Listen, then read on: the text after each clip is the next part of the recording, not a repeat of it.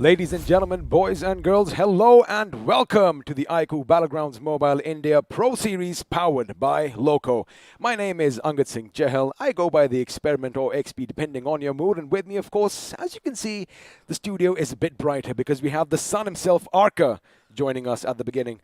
Arca, week 3, a monumental task for a lot of teams. How are you doing, buddy? I mean, I'm pretty much excited. I just hope that the teams are feeling the same because all they have is 1 week, 4 days and 16 matches to prove themselves whether they're going to be available in the final tour of this tournament.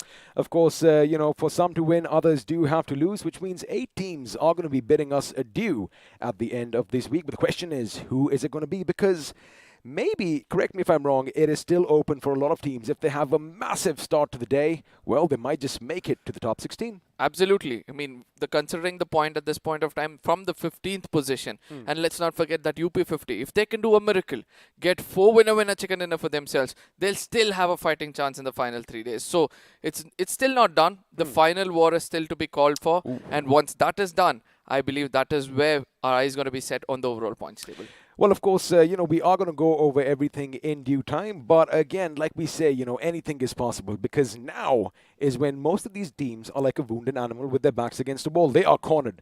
And all they can do is just come lashing out, bearing all their fangs. And, that is what this tournament is all about. And speaking of the tournament, none of this would have been possible without BGMI Crofton and our lovely sponsors, iQOO and Loco. So before we get into all the action, let's just have a talk about this bad boy that we have in our hands. I'm, of course, talking about the iQOO Neo 6. Absolutely. iQOO Neo 6, I mean, they have designed specially for the game, and the stats speak for itself. It's going to be Snapdragon 875G. With it comes 80-watt flash charging, which we have been speaking about, 12%, 50%, and half an hour, you're going to have 100% for yourself. Like 12 minutes, 50%, sorry. And then we have 1,200 hertz of intense.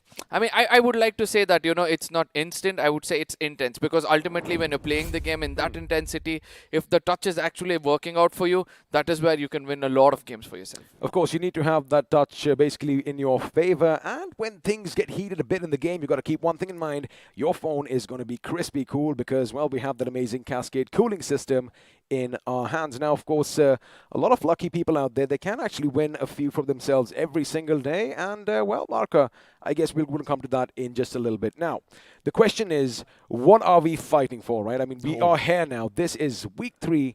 And again, it is going to be basically, forget David going up against Goliath. They're going up against a mammoth because, well, they've got to make it or break it. And speaking of making or breaking it, we are going to have a look and see what all the hullabaloo is about, because let me tell you one thing, your eyes are not going to deceive you. That is a massive 2 crore rupees on the line. Absolutely. And the first team taking home almost a crore for themselves at 75 lakh rupees is going to be a game changer or a life changer for all these players. And let's not forget, right behind that is going to be 35 lakhs.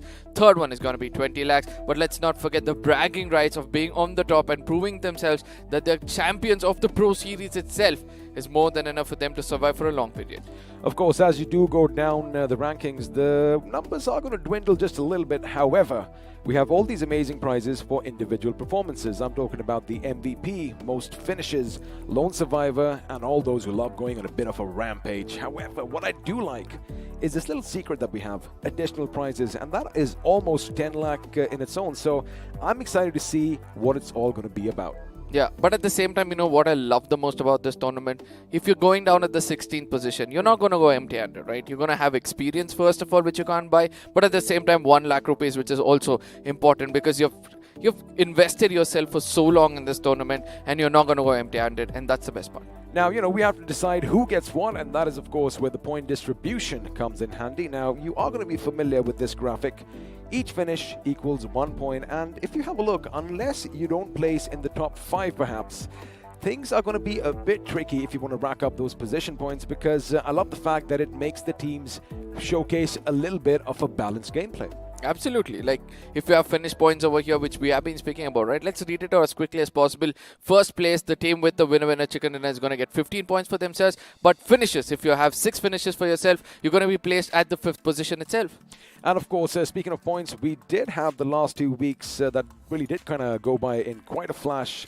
Things did kick off on the 19th of May, all through this month over here. And now we are in June, which means week 3 is going to be starting today, the 2nd of June to be precise. We are going to have league stage week 3. Again, I get it. The finals are still going to be something that everyone is anticipating. However, buddy, this week is going to be amazing. Absolutely, because this week is going to decide what's happening in the later stages of the tournament, which is the last week and where you would want to be from the 9th to the 12th of this month. Ladies and gentlemen, do not forget to mark your calendars over there. 9, 10, 11, 12 is where the champion of this tournament is going to be declared, and every single war they fight is going to be a very crucial one for themselves. Now, of course, speaking of wars, all these battles are going to take place in the maps on your screen now, and you will see a little bit of a switcheroo coming in. Now, last week, I love the fact that we had Vikendi in play, because it just it was a fresh breath of air, first of all, and second, it just kind of threw everyone's game plans out the window. But however, today We are going to have Erangel, Miramar, Sanhok is coming back in week 3. Erangel, Miramar, and, well, the crowd favorite, Erangel, to make sure we wrap up the day. Now, I'm excited because we do have, we did see which all groups are going to be playing. Everything is even Stevens right now. Yeah. The first game, in my opinion, is going to be one of those which even a team, I'm just going to say it out, suppose UP50 come out and they get a chicken dinner, that confidence that is going to be infused in them, that momentum that is going to be carrying them forth could be a bit of a game changer. Absolutely right. When you're at the bottom of the table, when you know that you're capable of doing it because they've already replicated it before, they've got one winner chicken dinner for themselves, and after that they couldn't capitalize. And now they know the mistake. Now this is where they would want to come in and capitalize and make sure that from here on the graph is going to be climbing up. At least give a fighting chance for themselves in the top 16 itself. But at the same time, let's not forget there's GOG also coming in over here. The bottom twos are here, and these are the Wounded Lions. And let's see whose breath is going to be deadlier. Well, of course, we are going to check out what happened in the previous weeks because for now, this is how things ended at the end of League Stage Week 1. Now, Team Seoul, oh boy, they came, they saw, they conquered because they did end things right at the tippity top with a total of 226 points, with OR Esports coming in close with 192. Now, Nigma Galaxy, again, 156 for them. Big Brothers ending up with 155. Out of these 4 names that I've just taken, a couple, well, not a couple, Enigma has kind of fallen down to the 5th position at the end of week 2, which of course we are going to see once these stats come up on our screens. But as far as Team Seoul is concerned, now when week 2 does pop up on our screens, you are going to see a little bit of a difference. They were kind of taking it easy, and you know what? I don't really blame them. At the same time, there's one more team, right? That's going to be Team Autobotz. Look at that. They're holding 7th position over here. And look what happens by the week 2 itself. And in the bottoms are few of the favorites who have performed the best, right? Our Esports, global Esports especially. The way they picked up after week 1. Look at that. They were on the 10th position. And they were almost on the verge of, going down to the bottom 16. But still, they held on. And we have Hydra officials as well. They were trying to play it between the 10th and the 15th position by the end of week 1. And the way they placed themselves after week 2 shows that they are one of the teams to watch out for in the complete tournament itself. Of course, it's not that we ever counted some teams out, but we were kind of wondering what's up with Hydra official, because 13th position is not something you'd expect. But before we head over to week 2, let's just have a look and see what was happening in the bottom. Now, UP50 did not have the best of starts, languishing in that position down here. However, if you have a look at Esports Walla WSF, 23, and once we have a look at week 2, they did climb up a few positions, in fact just shy of the top 16 by a few points. Again, this week is going to be big for these lads. Now, Team EXO at the 17th position was something which we have to focus on, because 17 and then you jump to 2 over here. I mean, immediately that shows what consistency is going to do to you, right? They have 7 winner chicken dinners, and just imagine in a 4 days game, in 16 matches, they've won almost 7 of them, or 6 of them approximately, to make sure that they come on the top 2. Shows that it's still possible for the teams on the bottom to do the same. Absolutely, and just speaking of Team EXO, you will notice that they do share the same points with Team Seoul, 350 to be precise. Now, you got to remember, we give precedence to position points over finish points, which is something, again, it's all about that survivability. However, OR Esports, 164 points is the lead that they've created for themselves, and they look nigh untouchable. Now, at the same time, let's not forget the side of Team Hydra, right? We did speak about Hydra official, who were there in the 15th position, suddenly shot up to the 4th position, and also Global Esports coming to the 6th position shows that, all these experienced teams had actually picked up the pace. Now, this is where few teams fell down, like Big Brother came down, and also we had the side of Blind Esports slowly climbing up. And let's not forget Team INS and ACBC, Team Walkouts. All of them are in the same fray and in the danger zone that they might get eliminated. Again, you know how it is. For one to climb up on the leaderboard, another must definitely be toppled over. And that is the thing that we have seen with most of the teams. But this is interesting. Now, if you have a look at the 3rd page, which is popping up on our screens right now, Autobotz out of the top 16 by a mere point. Now, they do have 3 chicken dinners for themselves. Let's see if they have what it takes to come back a little bit stronger in week 3. Now, exactly. 7th position to 17th position. And that is what Autobotz fan were not looking out for. 200 points is what they're holding. And if they want to get outnumbered yet again, the teams on the bottom, all they have to concentrate on is 50 points when they're vulnerable. But if Autobotz are having an average of 10 every single game, they're going to retain that spot or do better in the overall points table. But let's not forget, GOG at this point of time with the side of UP50, 149 and 126. This is where I say that UP50 needs 100 points in a single day to make sure that they have a fighting chance. And let's not forget, GOG needs 50 because of a little bit of a hard work they've done so far. Little hard work again, but they do need to come out swinging. That is, of course, something they are going to be keeping in mind. And I'm sure, they've had 3 days to go over a few things. And the best thing is, all these teams, they have a team behind them that does all the homework. We have analysts, we have people who read the maps. And, we're going to keep talking about that because now we are going to be heading into the pre-match segment powered by Loco. And, well, let's have a look and see if your favorite teams are kicking things off because it is Group A going up against Group C. Now, this is where I want to say these are the two groups which shouldn't have met in the first game because obviously teams on the top would want to fight and retain the top spot, whereas the teams of the bottom are going to be struggling to climb up. Where I refer to the side of GOG, UP50, and the teams of the top like Seoul, EXO are also over here. But at the same time, let's not forget the middle bracket where we have few teams. We have FS, we have Global, we have INS, we have WSF. These are the teams which are on the radar, to be specific, because every single time they have a bad game, they're going to be a pressure building up over their shoulder telling that, the teams in the below are catching up to us. We have to make sure that we perform better or else it's going to be the end of the story for us. Of course, it is their time right now to shine because, again, this is what this tournament is all about. You want to come in and showcase what you have, and that is what BGMI Crofton have given us a little bit of a pedestal. And speaking of pedestals, none of this would have been possible without our lovely sponsors, iQOO and, of course, Loco. So before we get on with the show, let's have a look at another promotional video from our lovely sponsors.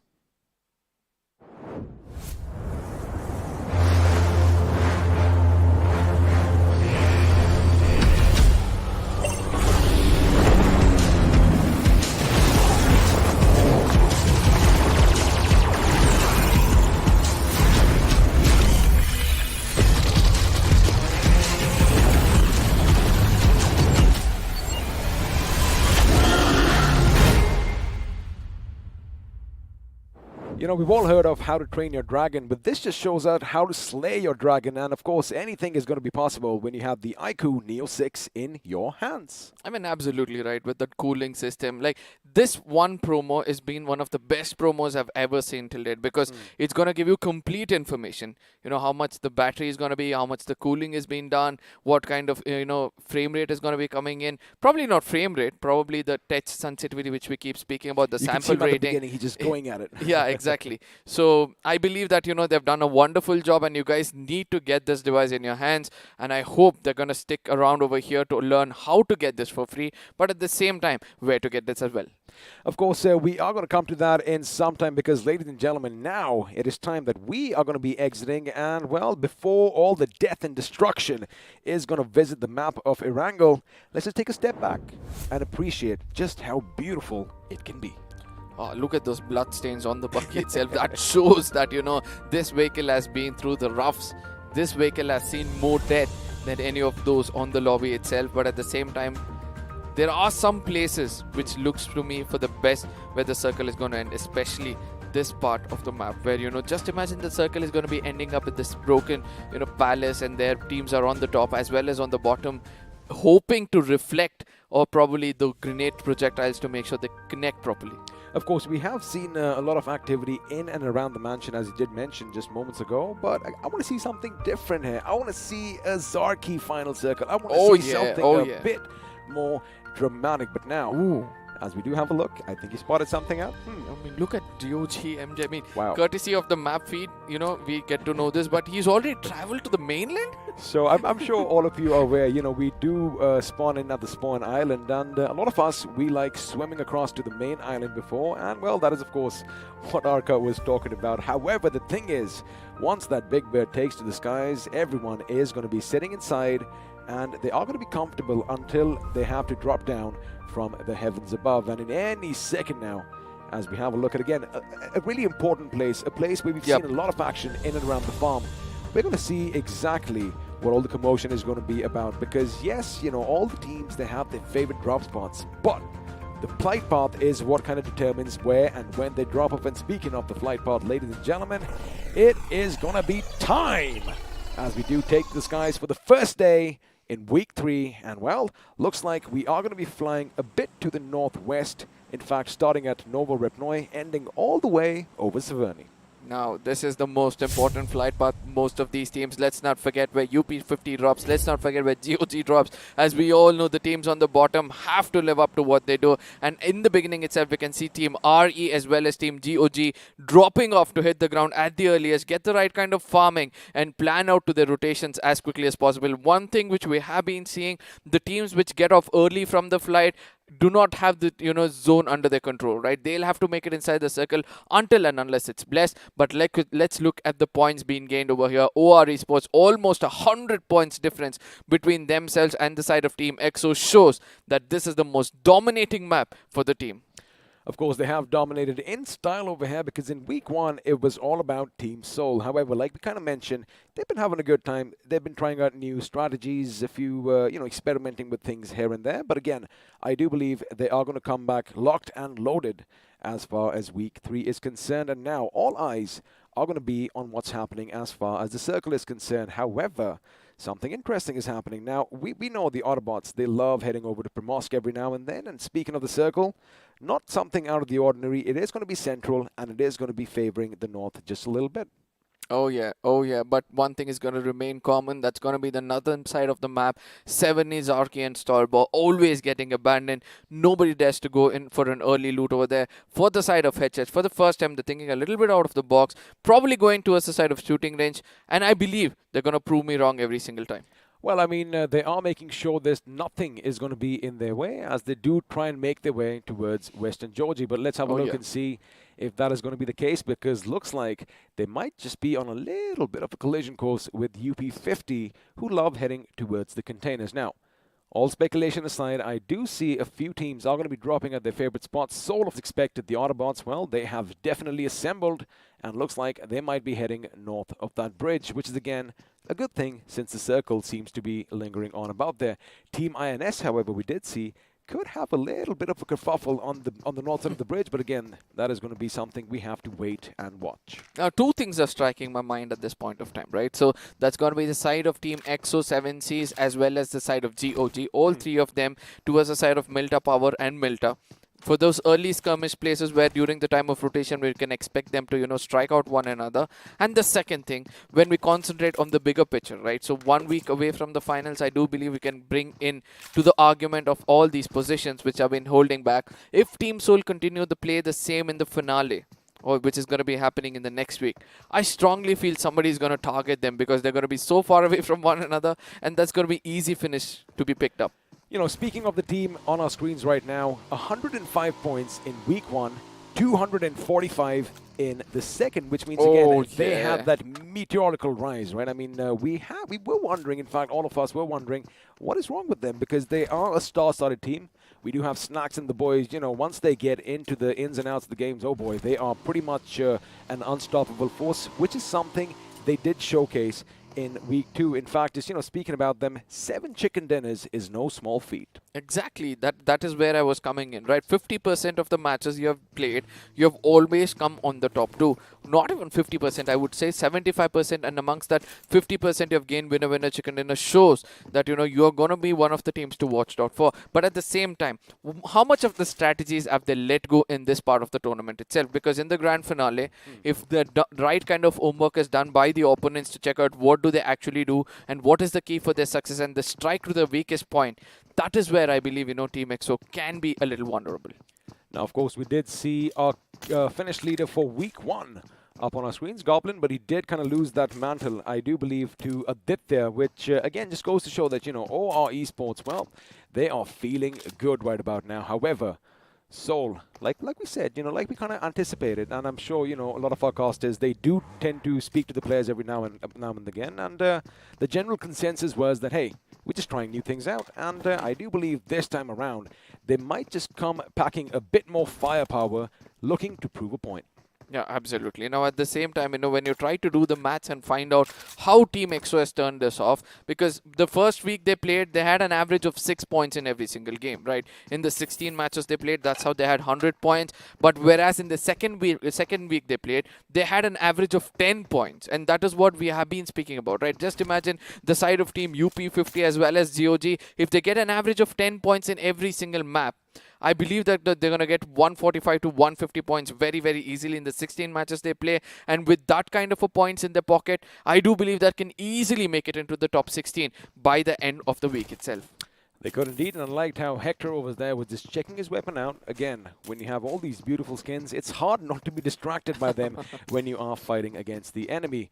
But as we mentioned, Soul Goblin up on our screens, 73 finishes to his name, and well, OR's Aditya is going to inch away just a little bit by 2 for himself. So again, the competition between these two lads is something we are going to look out for. And another thing that we are going to look out for are the boys from Hydra Official. Now, week 1, we were thinking, wait a second, it's a big team, right? It's a big name. Where are they? Well, they finally showed up in week 2, and for now, they've cemented their position, well, in the 4th position as far as the overall leaderboard is concerned. I do believe they've done enough to make it into the next round, right? Because there's not going to be any team which is going to be challenging the top 4 at this point of time, because most of them have crossed 250 pointers, and no matter what happens, if you have an average of 250 points by the end of the week 4, you're going to make sure that you make it into the next round. But that doesn't mean that, you know, they're going to let go of their guards, they're going to let down of their arms as well, because every single time they pick up a finish, it's going to be more confidence rooting in that, you know, they can do much better in the grand finale. They can indeed, and one thing that I'm looking forward to is where the next circle is going to shift, because normally, whenever we've seen Hydra Official get out of Yasnaya a bit early, because of course, you know, they want to make sure that they are going to be somewhere in the center of the map to take advantage of those drastic zone shifts. More often than not, whenever the circle has kind of shifted back to Yasnaya, oh boy, they've had a pretty hard time getting back in. Oh yeah. And this is one of those moments where we have to see how many teams are going in for a late rotation. But before that, let's look at the finished leaderboards coming in over here. We have 2 players of Team OR coming in. As we all know, they have never bought in, you know, any kind of changes in between the games. They had the 4 best playing always throughout the tournament. So Aditya is on the top with 75 points or finish points. Shows that the domination coming in from the side of Team OR is more in the frontal battle. But let's not forget, Goblin was holding that position for a long time, and just 1 week the tables have turned. Now, of course, we are going to be coming towards the 8-minute mark of the game, which again is kind of anticipated in the map of Erangel, as long as there are no clashes early on for vehicles, which means everyone is going to be looted to their heart's content, and then this is where the risk is going to start coming in, because all these teams, they want to maneuver in towards a nice little niche for themselves, and that is where, of course, we do have a little bit of drive-bys and a little bit of manslaughter taking place every now and again. I do believe a couple of shots might just be fired off. There you have it, perfect timing. 7C Esports going dangerously close by Team XO, and looks like, well, I did see one of the gentlemen from Team XO, Fairs to be precise, you know, alight from his vehicle, possibly just training his weapons at the team going by. However, looks like no shots have been fired so far, but you see something at the bridge. Obviously. INS are getting RTR pretty much right on their position. Could this be the first place for skirmish? Because ultimately both these teams need those average points of 6 to 7 every single game, and we can see that, you know, few of them are stopping by where the others are trying to spread around, and this is where, you know, Team INS, probably Team INS can dominate over here, right? Because there's a split coming in from the side of Team RTR. No, I think it's the other way around, because team side of RTR are having all 4-men stationed at one place, where INS are rotating around to get an angle. But at this point of time, what's going to happen is more important. Well, of course, the circle is going to shift further up north, and shooting range Severny and even parts of Rozhok are still going to be in play. But again, with Team INS, the thing is, as we expected, they are going to be cemented in that compound north of the gas station, and I'm sure RTR did kind of do their homework, as they are going to be taking that little left rotation over the hill and in towards the plains of Gatka, which means for now, although they are, you know, kind of avert a fight over here, we all know who loves dropping down in Gatka, and soon enough, they might be heading on a bit of a collision course with Team Soul. Elsewhere, all teams are still moving about. Of course, the Great Migration is going to be taking place due north, and Soul Omega realizes, wait a second, someone's coming by. I better get back to my team. Absolutely, and he also knows that this information given to the side of Team Soul will have a vague idea from which direction they have to place their crosshairs. And let's not forget the splash of colors getting into the circle, but at the same time, who is going to be choosing to go towards the side of 7A and wait out for all these teams to fight out and get those crucial position points for themselves is something which we have to watch out for. And again, you know, it's first come, first serve. Whoever makes it to a fortified position, a compound or such at the beginning will have a bit of an advantage, because vehicles coming towards you, well, if you haven't done your scouting, they are going to be oblivious that, uh-oh, this place is already occupied. And I do see a couple of teams, you know, they were heading towards one another, and suddenly somebody pulls the handbrake and is like, hey, wait a second, somebody is already up there. And I was talking about UP50 heading directly towards Team Seoul. They did a bit for Yui, and now they're going to be taking the bridge less traveled, which means they do have a little bit of a footing for themselves just now. Again, I am kind of surprised that not one shot has been fired at this point.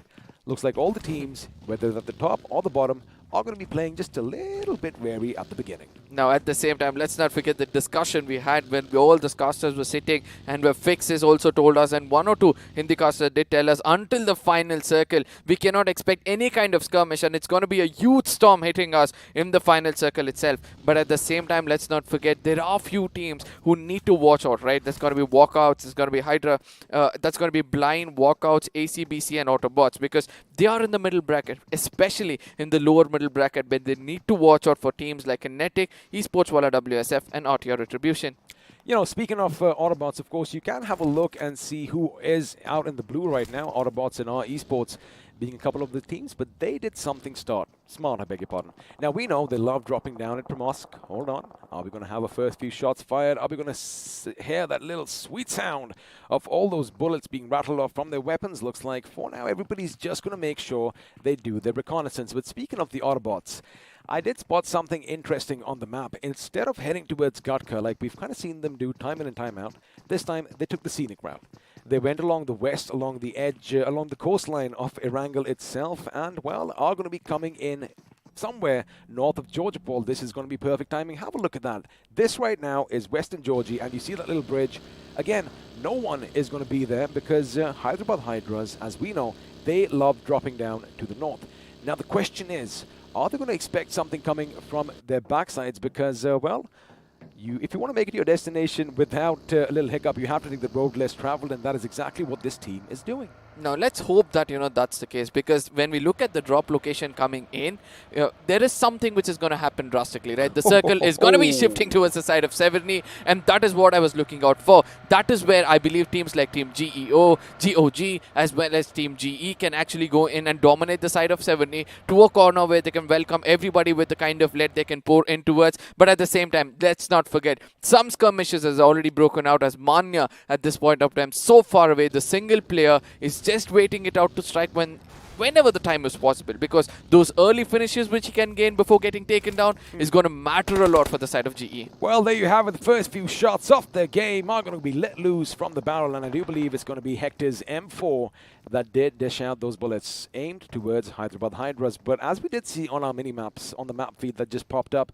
it's going to be a kaleidoscope of colors just clashing with one another, and Hector, I do believe you see something in the distance. There you have it. He rattled off a few more shots. That is music to my ears, as UP50 were the intended target. And wait a second, I hear something else where it looks like Soul Goblin just took a few shots to the noggin. Now, at the same time, I somewhere feel UP50 at this point of time is again making the same mistake they do. Try to get in close towards the side of Team Soul in the mid games, and that is where they get fired off from one side, and from the other side, they always have a backstab coming in. Now, with the change of mind, they're trying to move away, and this kind of rotation is where they're going to meet somebody at the corners of the circle. As the push comes in from the side of Foxshot, I just hope that he knows the location of a player from Team Hydra inside, and some shots have been coming in from behind, and I think that's the cover fire.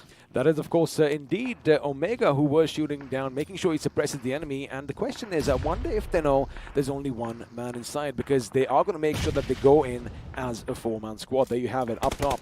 They are going to be assembling for a little bit of time. Maybe they might just be joined by Omega as well, but Dynamite, he is not going to take any chances. And for now, they're going to block whoever is inside with their buggies. Again, something we've done time in and time out, and looks like, well, that man's fate might be sealed, but first blood is going to come in, and it is going to be Team EXO's Punk who gets this to his name as Hydra take on RPR. Now, this is where most of these teams who are trying to get in for the path of collision has to watch out for how many points they're going to take before getting taken down. And let's not forget, the intensity is actually building up, as Team EXO on the other side always dares to, hold off that open field. Look at the kind of barrier they're going to create with a buggy, with two Dashias next to one another with the proper skins, and making sure that they have really good cover from either side of the map. And that is where the EXO Sensei comes into picture. But let's not forget to see where other plays the collision could take place, as I can see Team INS is coming closer towards the side of Team FS, and another Team Enigma.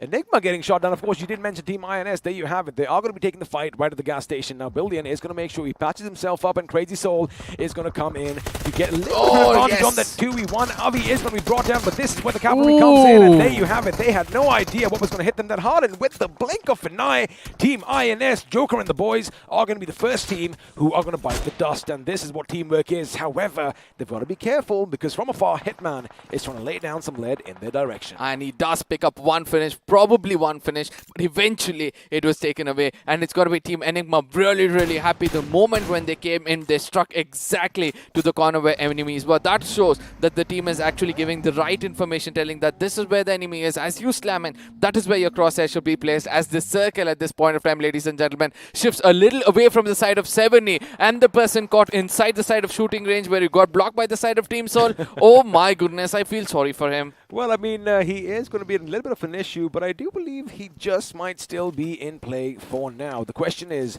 are the teammates going to come in and get a little bit of revenge? Because for now, despite losing Eggy early on, Enigma Esports, they have 4 finishes to their names, which means, well, they are going to be on a little bit of a high just now.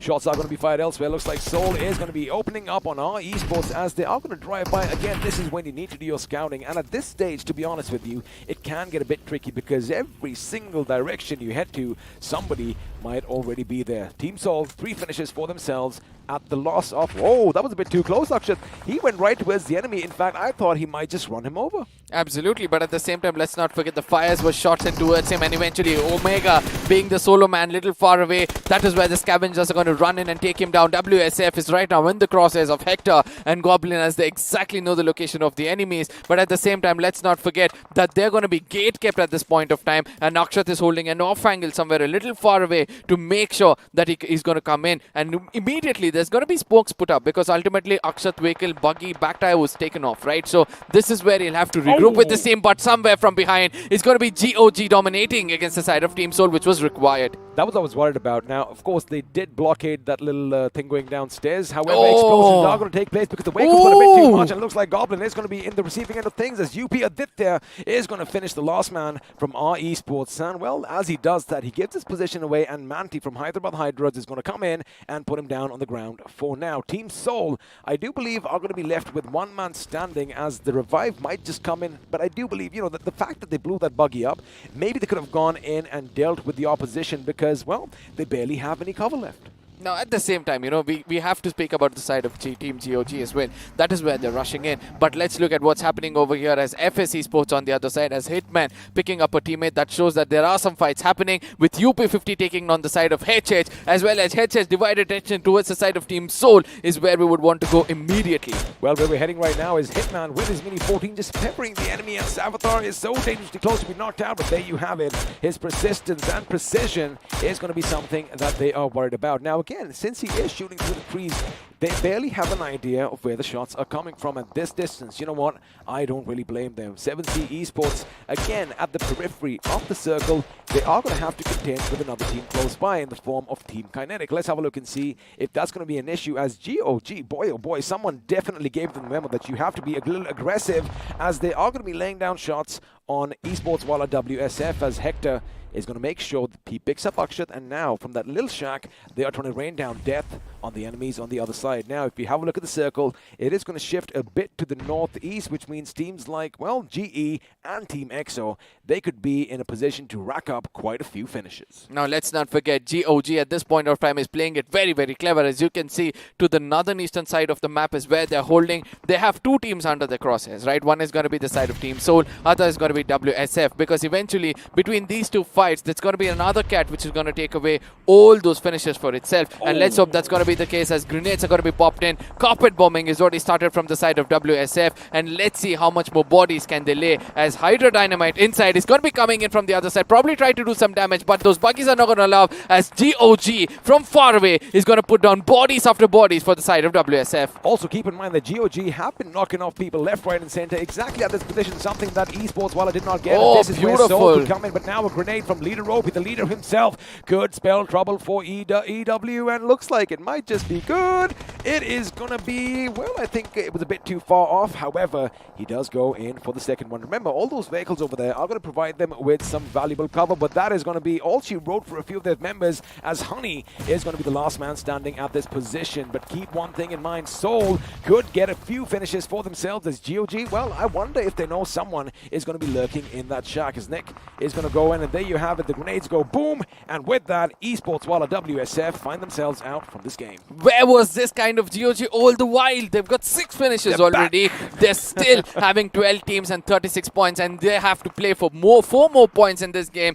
Do not push too much and make sure you get taken down. And let's not forget, from the other corner is side of UP50, who are under the radar, right? Because these are the 2 teams to watch out for, and they're going to take down the side of HH. And some throwables are going to be coming in as Ace Black is a bit more closer, throwing in some grenade towards the side of UP50. Not finding, but ultimately finds one at this point of time, as Aditya, the last man standing, has to do wonders, or UP50's hope to remain in this tournament is going to end. Well, I think that might just be the case over here, because they are going to be coming under fire from all sides. Against all odds, they are still standing up. Now, this is the position we've seen Hyderabad Hydras make a mistake in the past. You know, of course, they didn't have that little coordination as they went forth. However, this time around, looks like they are going to be playing as a team and taking no chances. They are going to let loose a few shots before they make their way into the circle. Now, another one is going to bite the dust is UB50 once again with an early exit, and looks like Team Kinetic is going to make quick work of Hydra official. The teams are going to be dwindling down. It is going to be a bit chaotic. It looks like Team Soul's position is going to be coming up, and Akshat over here is going to make sure he holds down his nerve. And although he did just lose his teammate a second ago,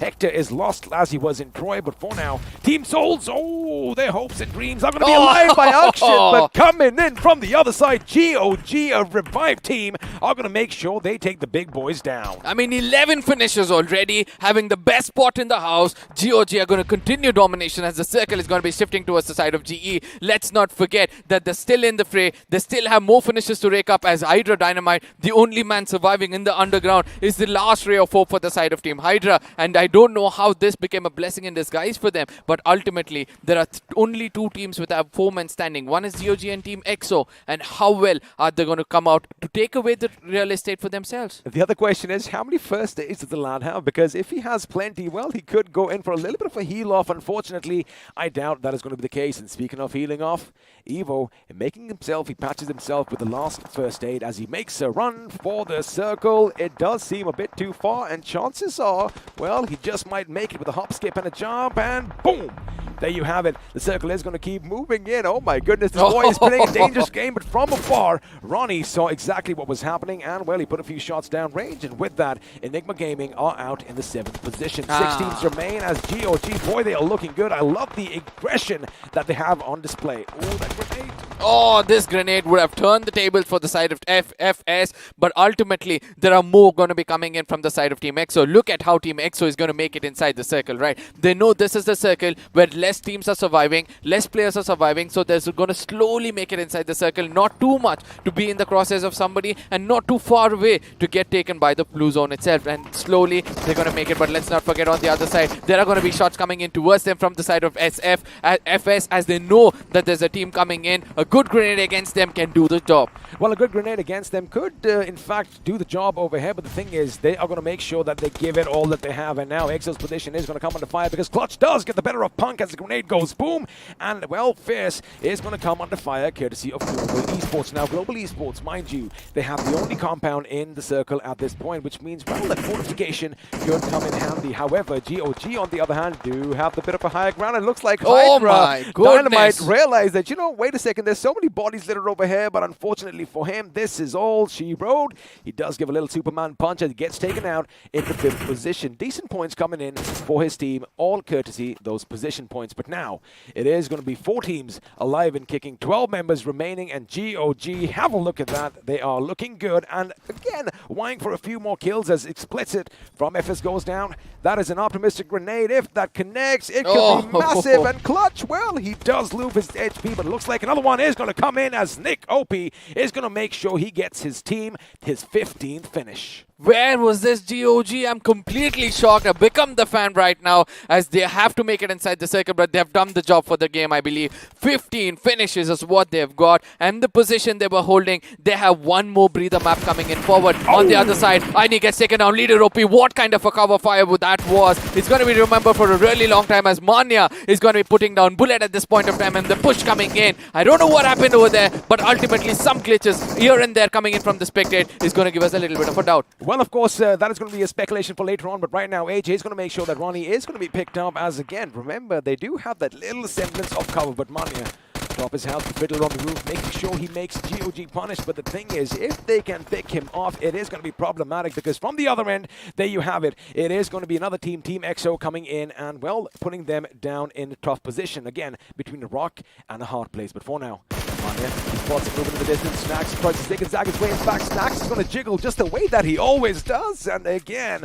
nothing comes out from Global Esports' offensive right here. But finally, GOG are going to be at the receiving end again. We did expect this little Mexican standoff coming in. Nice. As they are going to be pushing in the position. This could be a massive grenade. Bullet is going to be taken down, which means now MJ is the last man standing for his team. Global Esports in a prime position to actually win this first round, as all they have to do now is make sure they keep Team EXO at bay. Now MJ on the other side is way outside the circle, going in for a heal battle, obviously. But how many first states has he got is going to be the next big question, because ultimately they've done the job when it comes to placement points. 8 is going to be the answer. I don't think so he's going to survive to get the second position for himself. The fight between the side of Team EXO and GE is going to be for a little more longer, as they're coming out of the buildings, they're coming out of the hard cover, and slowly they're going to be slithering towards one another as MJ might run out of medkits. Now the thing is, this is where you expect GE to go up on the roof once again to make sure that they have all those angles. Have a look at that. Manya is going to be on the ground. In fact, he makes sure he aligns his grenade perfectly. That could be a massive one. It is going to come in fierce. It's going to have a little bit of his HP taken out. But in the distance, GOG still holding on, and the second grenade comes in. Manya is going to make sure fierce pays, but looks like he walks right in the line of that grenade, as Snacks is going to get some much-wanted redemption for himself, as finally the play zone is going to snuff out MG's life, and then there were two.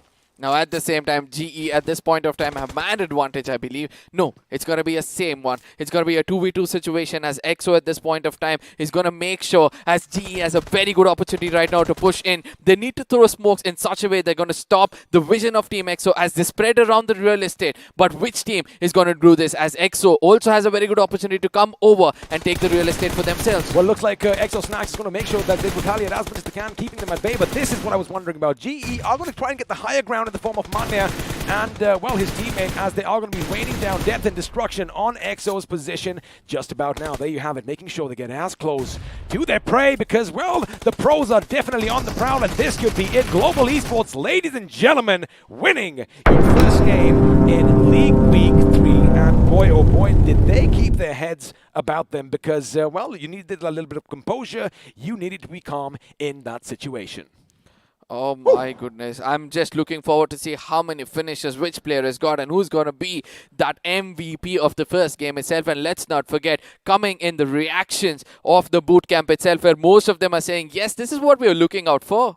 However, look at one boy down there. He is silencing his opposition, and still he's like, you ain't got nothing on me, as we head into the post-match segment powered by Loco. And have a look at that. GOG, a game of their lives, 15 finish points, and, well, they do share 25 points with your winners, Global Esports. Now at the same time, 25 points is what exactly GOG was looking out for, because at the end of the day, as I said, they needed 100 points to make sure they come a bit closer to the 16th and then play for another 50 points, and I hope that it's going to be the same. But ultimately, Team EXO, we all know whose signature move is that being silent, right? I mean, I do not want to put out some names, but this is going to be a war called in. This is going to be, I think GE at this point of time have stepped too much, and next time we see EXO and GE fight it out, we're going to see a lot of action. Hey man, listen, if you have the goods to back it up, by all means, you've got to have that attitude as well. That is a winner's mentality. Then, you can't touch us. But again,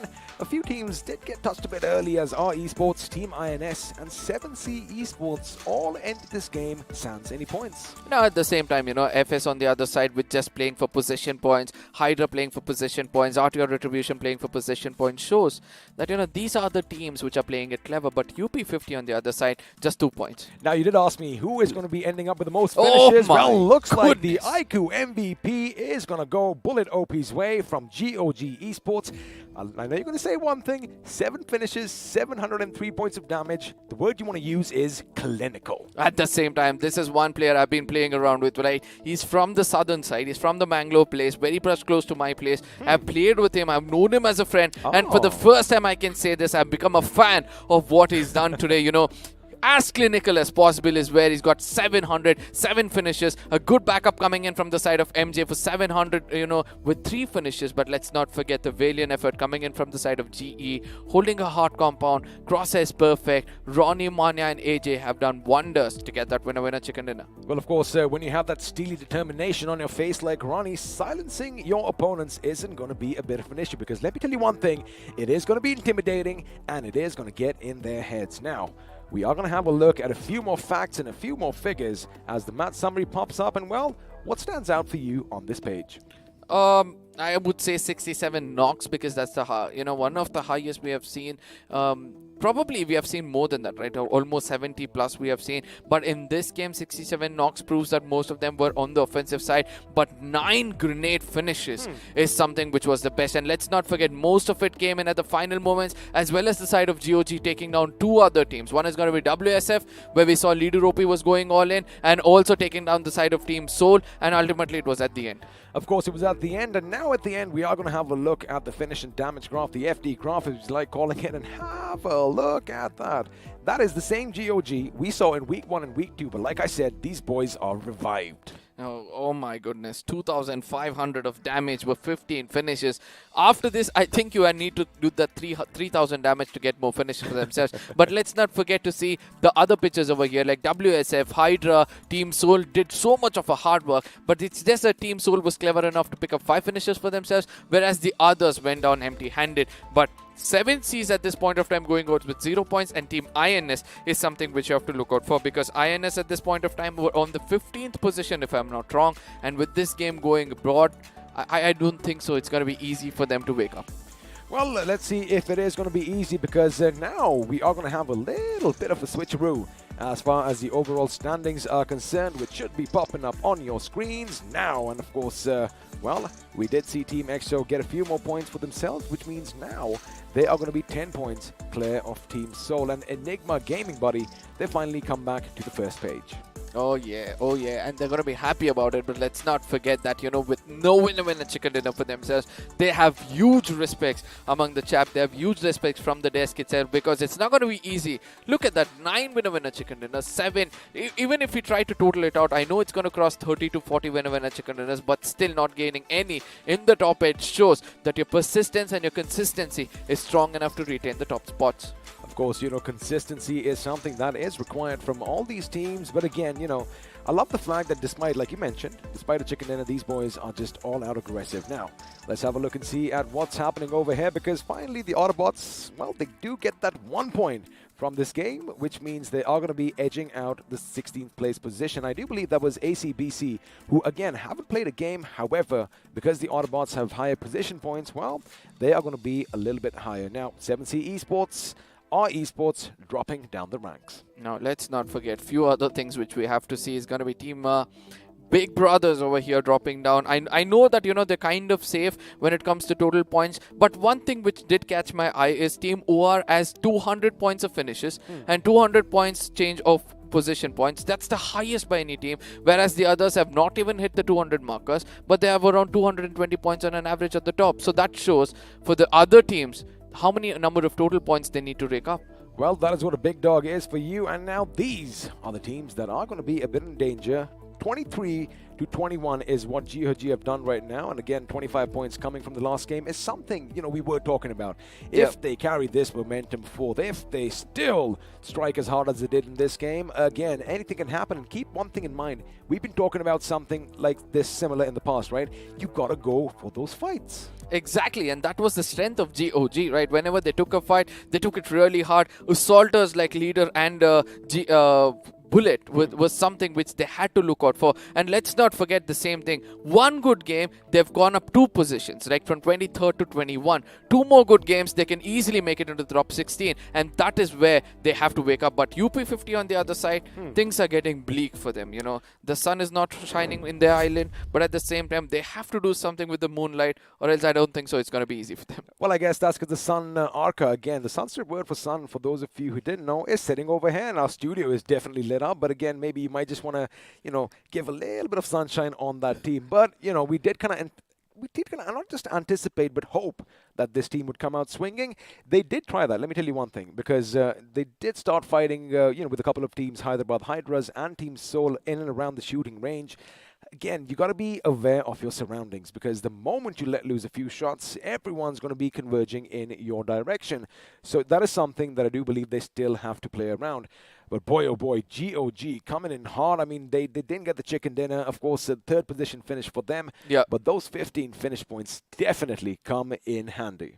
Yeah, absolutely. And one other thing which I would like to, you know, amongst all these actions, it's important for us to thank our sponsors, right? Because they have allowed us to, you know, perform really good. They have allowed all of the teams to, you know, have an opportunity over here, as well as the Neo 6, which is going to be coming in from the iQOO smartphones, is also a beauty for itself. And the promo itself says a lot, as we're going to be stepping into the promos in any second now. What do you have to say? Well, let's go and have a look at how to slay your dragon.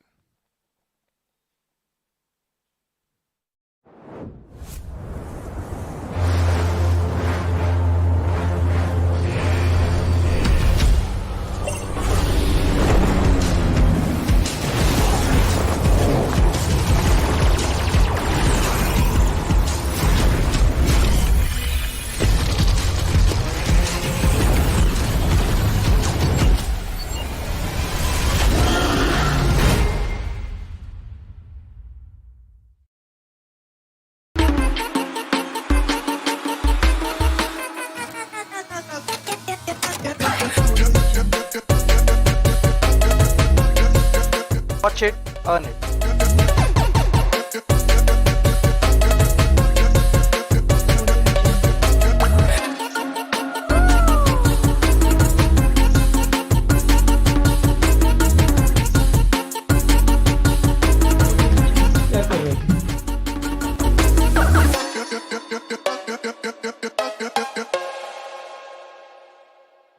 Well, there you have it. Watch, stream, play, repeat. Again, I love living by this mantra, because, you know, that is pretty much what we do. And, of course, you got to have this bad boy in your hand, which, again, reminding you, ooh, I just forgot to English for a second, is available exclusively on Amazon. But, boy, oh boy, we are still going to be talking about the last game. I mean, it was fantastic. Now, Global Esports, again, you know, they held their ground.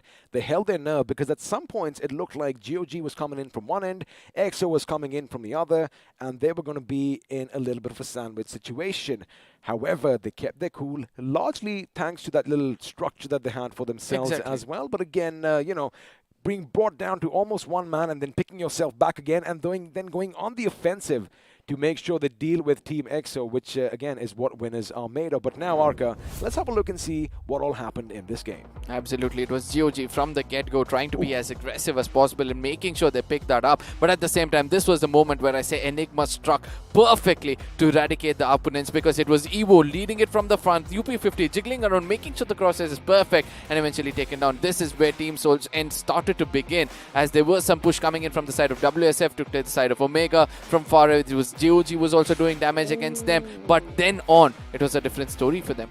It was indeed, and Karan almost blowing himself to smithereens. However, it was the enemy grenade that came in and did the job. Now, Hyderabad Hydras, you know, we did kind of agree, I'm sure Fixes will agree with this, that this is something similar we saw last time. I'm going to hold my thought right now, because, again, Team Seoul, they did try to do their best and put them out of their misery. Akshat going around and, well, making sure he capitalizes on their mistake.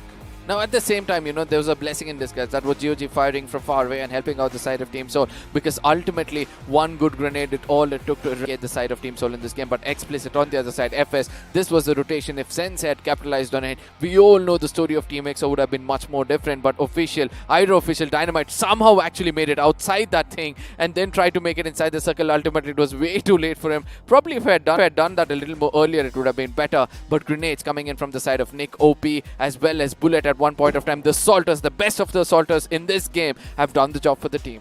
Oh, absolutely. And even speaking of this over here, GE, their position was under fire. And Global, GOG, I beg your pardon, the fact that they went in one by one was probably something that led to their demise. But right over here, Manya, going up, he does get a few grenades, but look at this, he's going to walk right into it and boom, in his face, all that shrapnel shredding his entire body. But this is the move I liked. They wanted to make sure that Team EXO do not have a chance to basically fire on them. They take that little ridge, have a look at how they deployed that smoke, right? They make sure they have the upper hand, and well, when you do have that little high ground advantage, chances are you can shoot anything that moves down below, and that is exactly what happened as Team EXO. They really didn't have anywhere else to go. Now, this is where the picture comes in for the smoke screen, right? So you put up smokes either to close the sight of the enemies, or you put up a smoke around you to make sure that the bullets don't hit you. And you have to choose that wise according to the, choose that wise according to the fight you're taking. Just imagine if Team EXO had put up a smoke screen just to block the side of GE, then rotate around the ridge they had and try to take the real estate and wait for the circle to come in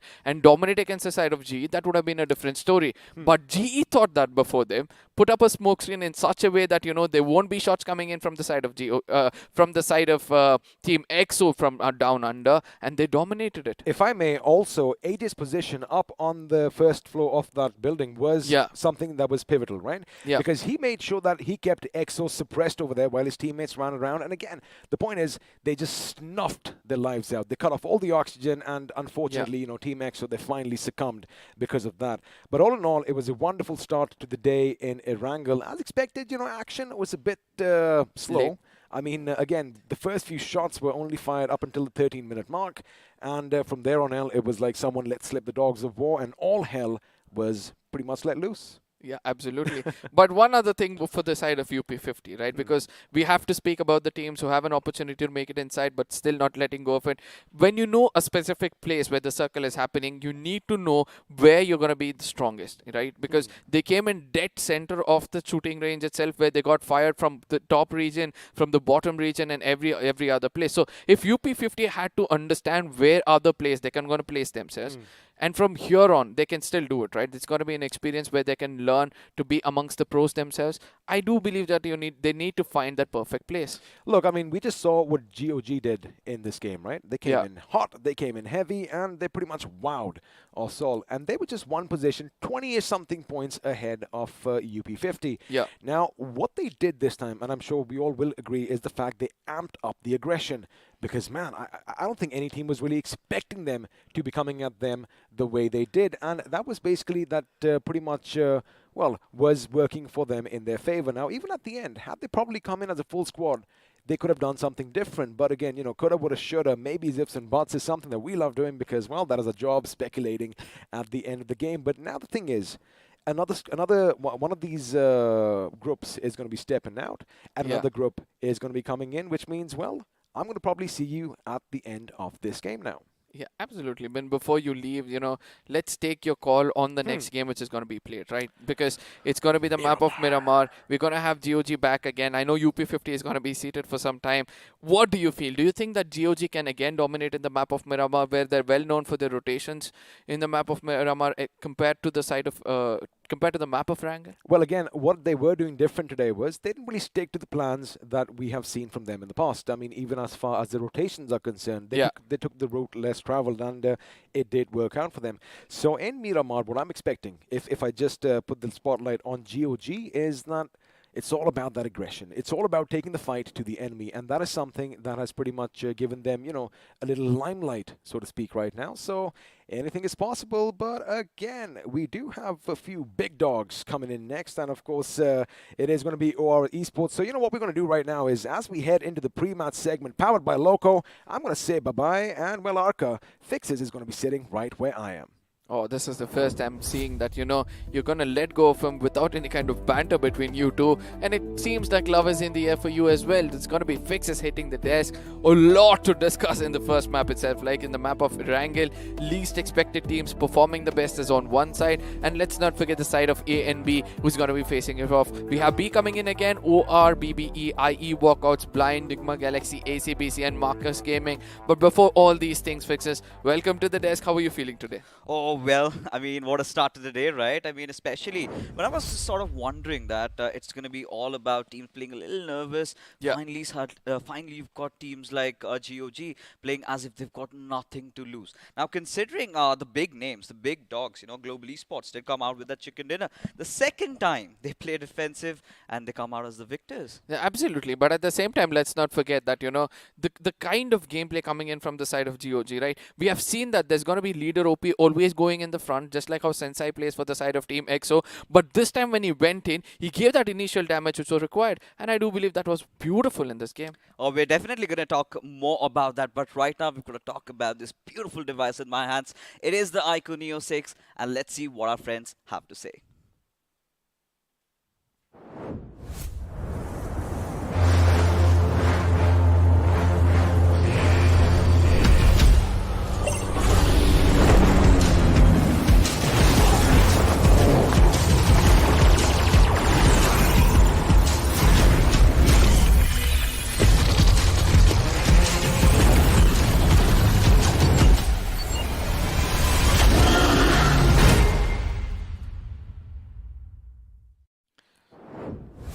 FPS in the game of BGMI is something you would want to have, because eventually every single move is going to be so smooth. Every single crossset placement is going to be so smooth that you're going to be putting down most of the bodies in the game. But yes, coming back into the game itself, where we were speaking about the side of GOG, where we were explaining about how the rotations were going in perfect. But this time, as they went in, more than the information they were gaining, it was more concentrating on the finish points. Is this the key for success for the side of GOG? I think they finally found out that missing piece that was lacking in week number 2, right?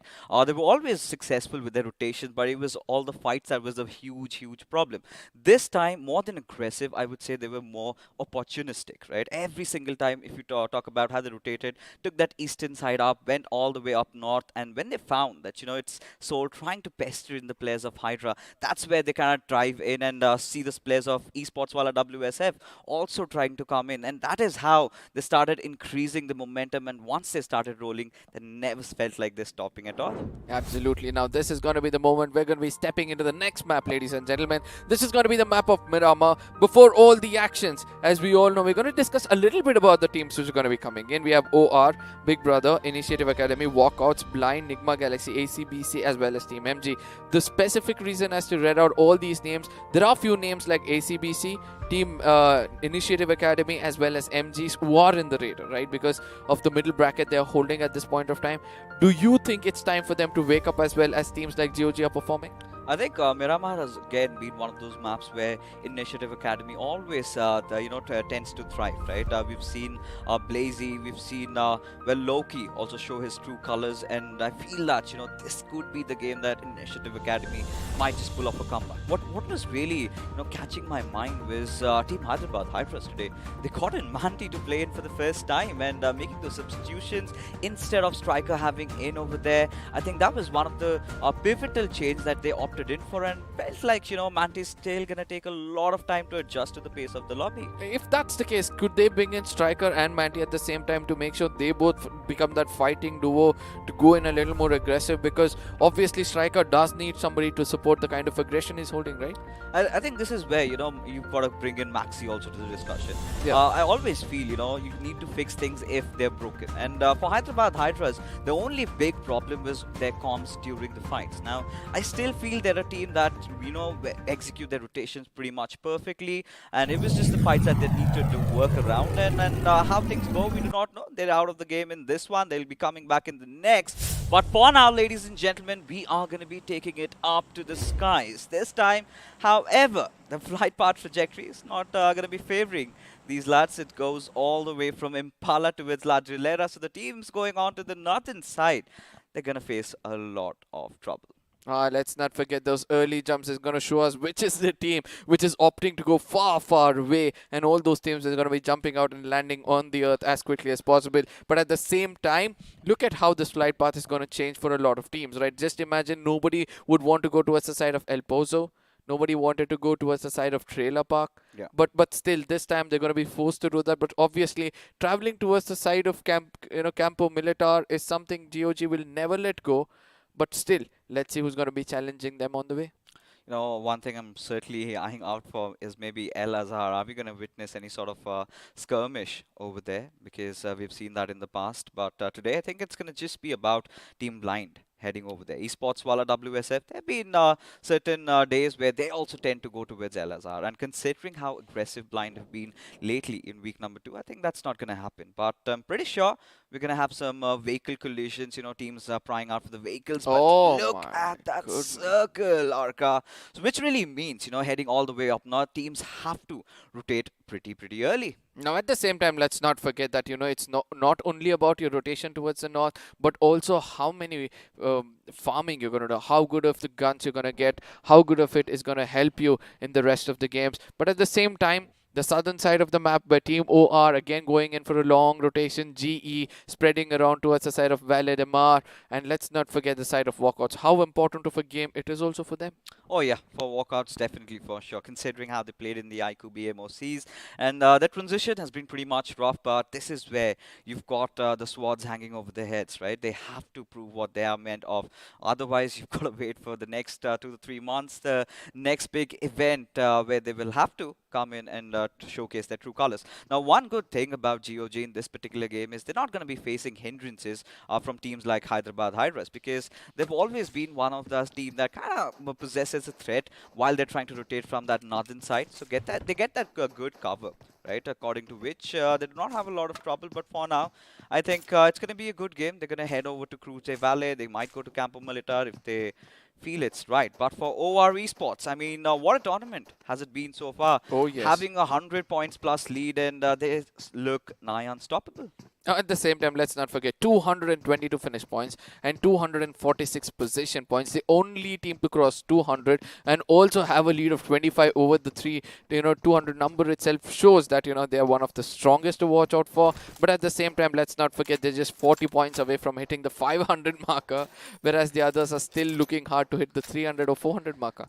I mean, for a team like OR Esports, like I've been saying time and again, they are a complete squad, right? They know what their roles are. They play strictly according to their roles. Now, we have had this conversation with the players lately. Now, you ask a lot of other teams, we don't have any fixed positions. But Team OR, they're very well disciplined at that. They are certain of the fact that we know what to do in situations. Let's say one of our players gets knocked out. The next moment, they get the trades. The smoke-in comes from another player. Aru has been such an important piece, because he's been making all those wonders from the backlines, which might not be so visible on the finish boards, considering it's all about the finishes that these players get.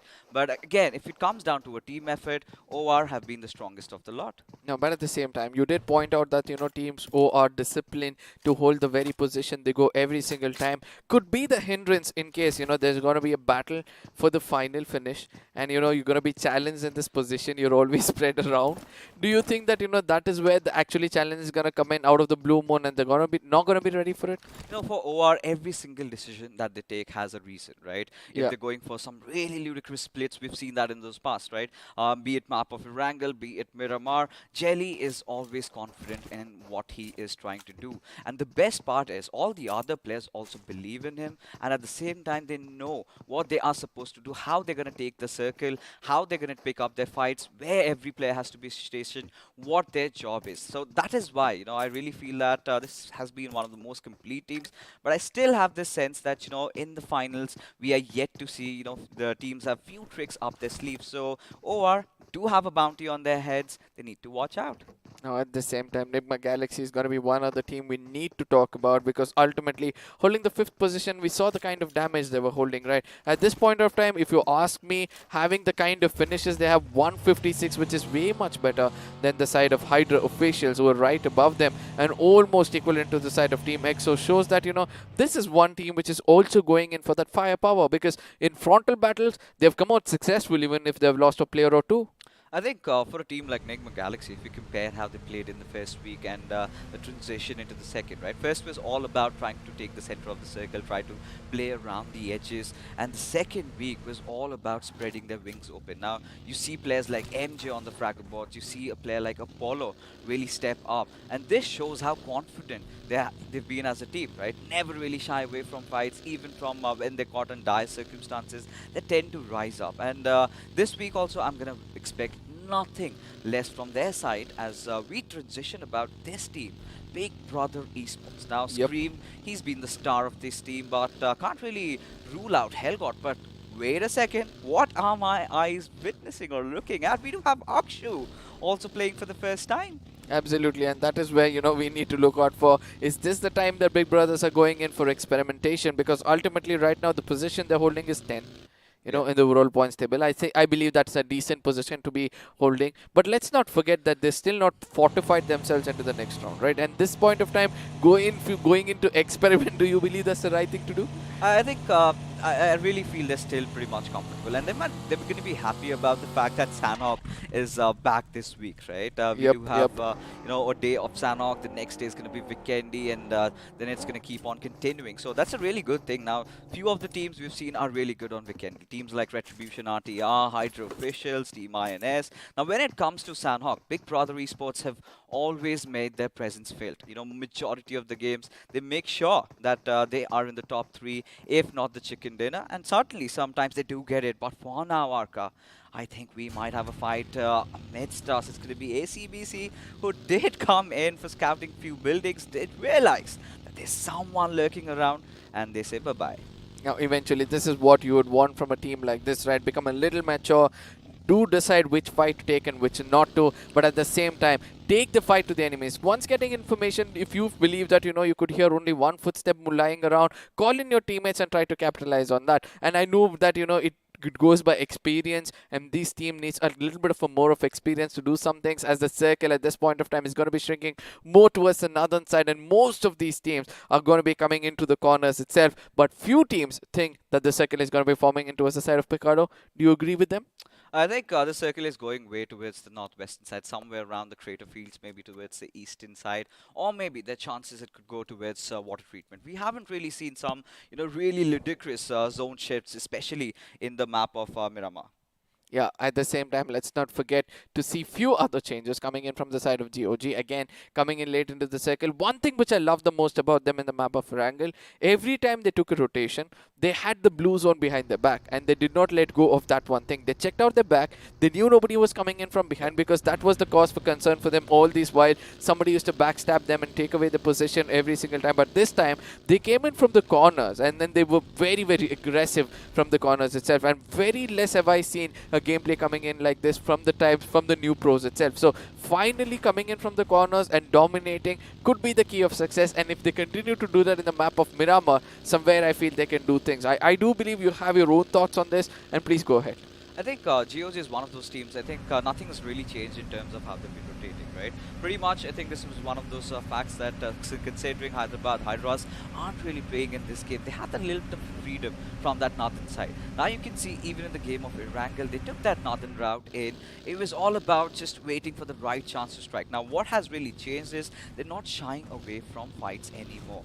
Now, other than that, GOG, they're going to keep that northern area to themselves. Maybe head over to the little bit of a hill that maybe Haxer might contest, but considering he's stopped over there, there's no vehicle movements, that's all right. Now, this is where we have that circle shifting a little bit towards that eastern side, the water treatment areas that we were talking about.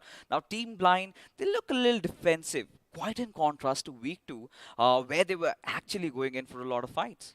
No, at the same time, GOG, I've never seen them take that high ground advantage, right? Once they tried to do that, they did put up some finish points for themselves, but eventually ruthlessly got taken on from the side of Team Soul. But this time, it looks like they might want to contest for that high ground rather than going in for the bottoms. And in case they do something different, let's see how long can they survive. And one other team to watch out for is going to be the side of Autobotz as well. Coming in from the southern side of the map, they are going to be coming on our screens towards the side of Graveyard.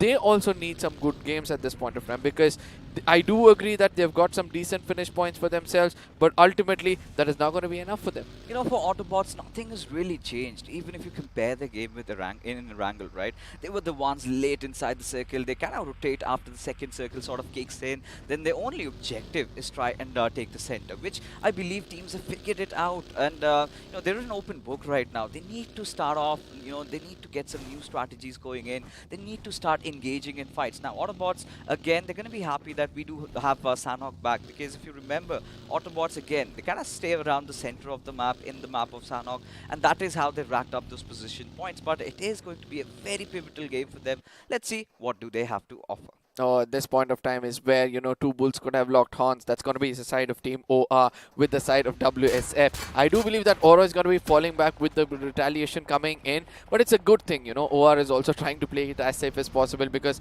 if it was someone else, I do believe they would have rushed in blankly. I think you know, this is something that I really never expected, right? I really thought, you know, Seoul might be continuing playing like how they were in Week 2, but I think they want to get a little serious, and the same goes for OR Esports, who've pretty much been serious throughout, and as a result of which, such a humongous lead being built for them. Now, we always know, right, OR tend to kind of hold around the edges, wait for that curveball to hit, and that is when they go in for the circle. And Aditya, he's having so much of confidence instilled inside of him, and we have seen him. He just goes in, does not have care about the world, and I love that confidence that comes out of him, because he knows his teammates are going to provide him that cover fire when needed.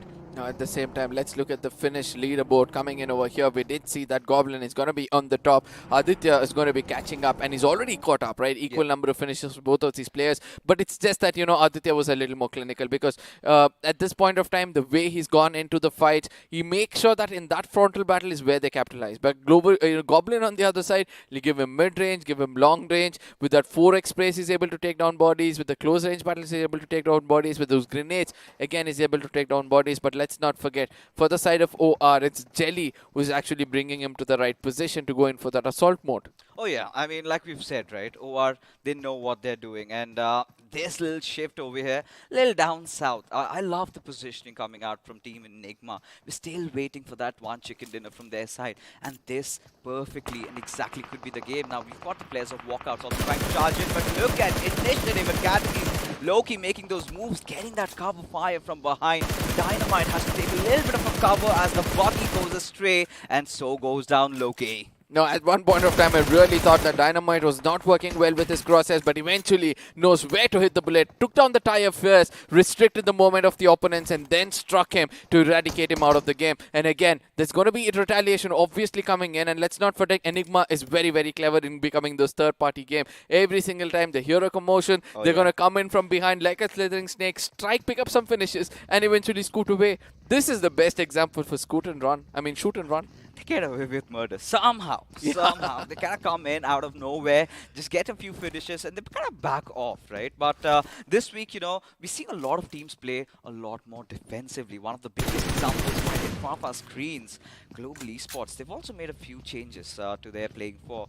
We did have Ronnie also coming in. Joker was out in one of those games. Then they're making switches here and there as Craniacs does open up on Aru. He's being taken down, and this is where OR Esports find themselves in a little bit of a trouble.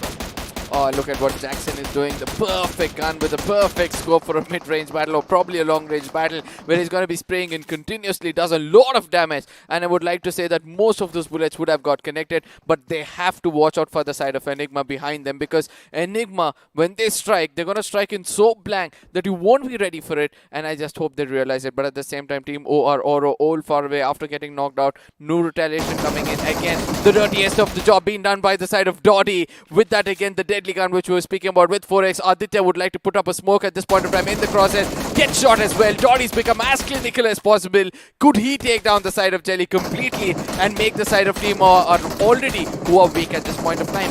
OR Esports. I mean, this is one of those compounds that they love to hold on to, right? I think they were trying to go for a better one, and as a result of which, they're kind of getting sandwiched between so many of these teams. First, we witnessed Aru. He was trying to rotate around, got picked off. The other players were in a constant little bit of a shuffle, a little bit of a mix that, you know, we need to try and get him back on his toes, and that is how the numbers kept on falling. Jelly, well, he's of course gotten that revive. I'm pretty sure OR at this point would want to hold off from where they are, wait for the next shift, and then make any movements. Now let's see what's going to happen next as Oro gets out of the game. We can see Hydra picked up one for themselves. WSF have picked up one for themselves. But still the rotations are working loud. Like a charm for the side of GOG as they've somehow made it to the high grounds. But this is where the challenge is going to get even more deeper for most of these teams outside the circle. Because Enigma's position dead to the center with so much of real estate under their control could be the dominators of this game. And let's not forget that, you know, the next circle shift, every single time we have seen a circle shift shrinking right to the dead center, is going to be another shift which is going to be so deadly. But on the other side, it's going to be Enigma finally coming towards the side of Walkouts and trying to challenge them out. Of course, you know, Walkouts love to take these compounds, those Hydra estate buildings, as Eggy dishing hell from above. Mr. Spray has nowhere to run and hide, and so have the players of Initiative Academy wanting to get that little bit of a real estate, have certainly managed to do so as Eggy goes all berserk at the remainder of the two players, but he needs to watch his sidelines. Absolutely, UI is going to be walking in, but ultimately gets taken down because it's important for you to understand where you're holding itself as well. Ayush is going to be in the open. The finish feed or the finish point for the side of Eggy is inevitable at this point of time if he's persistent to put his crosshairs over there. But let's not forget what's happening to the dead center of the circle as a lot of skirmishes come in. Nigma Galaxy from the other corner is picking up as many finishes as possible because this is where you come into third party. I really love the smokes being deployed by Initiative Academy, right? Saving their teammates from the cusps of getting eliminated over there. But this is where OR Esports, it's a very important fight. Now, Team Blind, we have to consider the fact that they are the ones who never really back off. But considering the fact that Rage is not playing, that's a cause of concern for me. Absolutely. Now look at the finish fade. Bullet is taken down the side of INS. Shows that again GOG has come on the offensive, picked up a finish point for themselves. But at the same time, they're pretty much doing it outside the circle as the circle is going to be coming in time closer. INS are going to tuck their tails and run away as GOG on the offensive mode is going to follow them up. WSF with the side of OR. Jelly getting taken down. Throwables is going to be coming into picture anytime soon. Indeed. Do they know that though, if it is OR? Because if they have a slight idea, they could have really gone in for the push, but not really taking chances. We know the players of Esports Wala WSF, they are under the hammer of a lot of the other teams. Everyone just wanting to thwart themselves out of the lobby as Global Esports again just playing from the edges. May fall under the jaws of Team Hydra officials. Now let's see whether that's going to be the case, because ultimately we can see that Hydra officials at this point of time have two other teams to work around with. That's going to be the side of GE as well as the side of GOG, as GOG is getting in a bit more closer. Let's not forget that this three-way Mexican standoff could be heavy for one other team, as OR or on the other side uses the gun to put down a player. As the push comes in, this is what happens as Nick OP is going to be putting up grenades with leader OP, taking the side of Team INS down. And I know Crazy Soul's location is also compromised. Kaboom goes the grenade, and seizing the opportunity is going to be the side of GOG, getting 4 finishes for themselves. 3 finishes to be specific, as 1 got stolen. They're going to be happy with what has happened here. I love what GOG are doing, but this is where Enigma come into the picture. Now they are in the exact same spot, in that exact same dune. Now Evo, if those grenades connect, GOG might fall into tatters, but still, Team Enigma, are they going to go for a full-fledged commitment? Because if you take a look at the mini-map, they're kind of scattered away. It's all about Evo keeping a watch at them. The moment they step out, they might be in a little bit of trouble. But look at Akshu. He can play spoil spot. But Evo, I love that little bit of alertness from his side, making sure he's got that smoke going in. And this is a shift that we are talking about. Enigma, I'm pretty sure they're just going to come in and help Iggy out in his endeavors as big brothers just go kaboom from the back lines as go down Team RTR out of the lobby. Now at the same time, Enigma have struck against the side of GOG, taken down a player, and I really want to see how GOG is going to continue playing from here on, as he's going to be coming into the crosshairs. Shots are going to be fired in towards him, but Evi on the other side has got GOG as well. Look at that. I don't know how he was trying to maintain that recoil. We all know how tough it is for them, as Manya is going to take down Evo at this point of time, pick up a finish point for themselves, as GOG is just waiting in the shadows to strike in against the side of GE. I love how Enigma Galaxy have also positioned, but right now Global Esports do understand the gravity of the situation. Few nades being already flung over. Haven't really connected though. AJ needs to drop and roll as the circle starts coming in. But how do they, considering that the players of GOG are watching out for them? Now they're going to make a run inside the circle. It's going to be rather difficult to find a perfect entry inside the circle. If Team Enigma somehow shoot at them, then it's going to be so much difficult for the lads. At the same time, let's not forget the side of GE. The way they're rotating at this point of time is wonderful, as GOG is going to stop out of nowhere. Bullet is also kind of stuck at this point of time. Could this be the beginning of the end, as the shots are going to be fired in towards them? Let's not forget Bullet has got a little bit of a cover where IE is going to find him as well, as the last player of GOG will have survived from here on. That's going to be MJ to play for placement points, but GE versus the side of Hydra, which was supposed to happen, comes in as Mania goes in, takes down a player. The second player also getting wiped off. Hydra again with left out with one last player. Hydra officials were kind of trying to stay aloof from all the fights, but right now Hellgod goes ram in directly a fight against the players of ACBC. It's going to be Haxer who he goes against, who eventually falls down, but the cavalry needs to arrive. Akshu already being taken down by Team Blind. It is pandemonium throughout the lobby as Creep barely surviving right now. One more grenade and he could basically be done. But Kepron's grenade kind of bounced back over there. He's going to be looking out for a molly, a fire trap to, restrict the players to one corner, and that is where a grenade might be going in. But let's not forget, with two men standing, this team can actually do wonders, as smokes are going to be deployed in the perfect position, as MJ from behind is actually doing damage against the side of Enigma, as he takes down a player and eventually gets erased off, as GOG goes down with just 3 finishes for themselves. A total of 28 points so far in 2 maps. I believe they're going to be having a decent day. So far so good right now, but focusing our attention back towards ACBC. Are they going to commit fully into this fight? Are they going to come out of their cover? Because the moment they do, they're going to be shot at by elsewhere. But look at Global Esports. Look at the kind of coverage that they might have. All they're looking out for is that next circle shift. If it goes to west, then they do have a really good chance. But for the first time, ladies and gentlemen, we're sort of having an urban circle, especially in San Martin, where I really feel Nigma Galaxy, this is their game to lose. Now, but let's not forget, GE was very close towards the side of Enigma, and the rotation they've taken to the complete western end has completely backfired at this point of time. And Marcus Gaming yet again playing for placement points. It's all 4 men standing with no finishes for themselves. Let's see how far they can survive as well. As to the eastern side of the corner, we have 5 teams facing off. A 5-way Mexican standoff is something which we have not witnessed before. Oh, indeed. But for now, we've got to see Enigma just dashing on at the compounds of Walkouts. They need to pick this fight up. Avi waiting for that perfect angle. Does find out, threading the needle over there. Gets the better out of a Brar. But eventually he's just going to get blown up by Yua. Absolutely, that vehicle explosion is something which I was not expecting, but at this point of time, Walkouts have a very good hard compound where they can exit the side of Enigma as they have to make it inside the circle, but stay away from their crosses is going to be the key for them, as grenades are going to be tossed in from the side of Ayush. One more perfect one could do a lot of damage, as Eggy has already flanked in from the right, as Rex gets taken down. This could be wrong, as Enigma gets eliminated at the most vulnerable spot, getting themselves probably 4 finishes. I mean, staying on the high ground didn't help them in those final few circles. Everyone had a safe haven for themselves.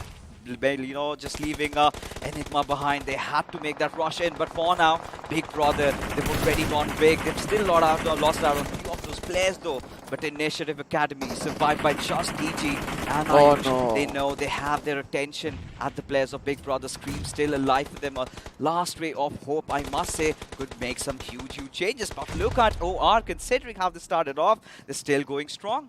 Now, at this point of time, a rush is going to come in from Aditya and Atanki. Is this the right move coming in against the side of Walkouts, as both of them with the throwables above are getting ready to welcome anybody coming in a bit more closer. Let's not forget, G on the other side gets eliminated with 7 finishes at the 10th position, is something which is going to open a window for few other teams, as Dionysus on the other side has started to damage the side of Walkouts. Could this be the opening, as Autobotz versus OR is going to continue? Nades have been flung over. Aditya still surviving though, as Atanki is already on his knees, and Autobotz trying to focus on the center. This might have just worked out for them, as Nades will follow suit again. Aditya somehow trying to patch himself up first before the players of Esports. While at WSF, look at them. They have a keen eye, but still Aditya trying to get in for that revive. Atanki will get himself patched up though, but the next circle shift is going to be so instrumental for all these teams, so important for them, as they have to fight as it kind of goes to the laps of the players of Team MG. Now this is the game MG was looking out for. Pick up all those finishes. Try to get the winner chicken dinner. Place yourself properly in the points table in such a way. But by the end of the day, you're going to have a smile on your face rather the pressure for the rest of the days itself. But now it's going to be OR to the corners itself as they're cooking up a grenade towards the side of WSF. Will this grenade connect as it does a little bit of a chip damage? That's going to the location given away of Aditya as Autobotz have jumped down and moved inside the circle. They're off to notorious ways right now. OR Esports in the nick of time, trying to battle it out, trying to get inside the circle, but that's not going to happen. As the watchdogs from the sidelines, Esports Wala WSF wipe them out of the server. But this is all being looked after by Orva, who knows that the two players of Esports Wala WSF are stationed there, are going to be making a move. As Tango almost surviving with a sliver of HP. Honey providing that instrumental cover fire will now resort to the healing battles as Autobotz. They also have to fight it inside the zone. Now, but at the same time, what's important for us to see is how much Marcus Gaming is going to be picking up, as it's going to be the fight still going on between the side of Autobotz as Blind is getting humiliated. Blind is getting taken down one player at a time as Autobotz with all 4 men standing have taken down one last player left. Is going to be the side from the side of Blind. I don't know who's that last player, but they all know their location as IE is going to be the next target for these big dogs. Initiative Academies really do have a good compound, but they have to get inside the circle. Autobots finally making a move. Finally, they're looking to rise up from all the gloomy days as Ayush just goes ham after the players of Walkouts, one after the other, just getting obliterated, survived by the last player as Tango has to fight against the entire horde of Autobots who seem to have reunited over here. And now, 6 finishes strong. Autobots, they're looking for nothing but a chicken dinner over here. Now let's not forget Marcus Gaming on the other side. They might look silent, but the finish feed says a different story altogether. 5 finishes what they've raked up.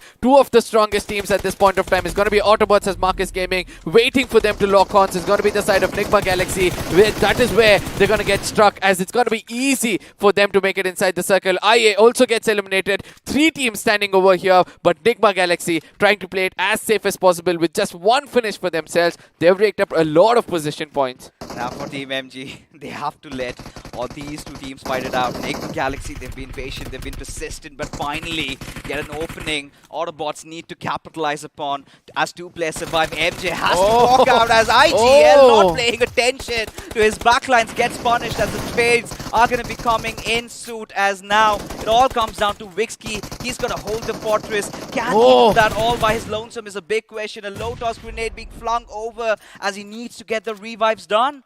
I mean, Marcus Gaming on the other side can dominate over here as Vexy comes in from the window, goes in for a jump shot, doesn't connect very hard all the time to actually do it, but eventually gives a ray of hope for the Autobots. But Marcus Gaming on the other side is waiting as the Innocence, the Beast, the God himself is going to be waiting for the last player to come out in the open, as the blue zone is going to be striking hard against the side of Autobots. Are they going to give the finishes to Marcus Gaming is going to be the next big question.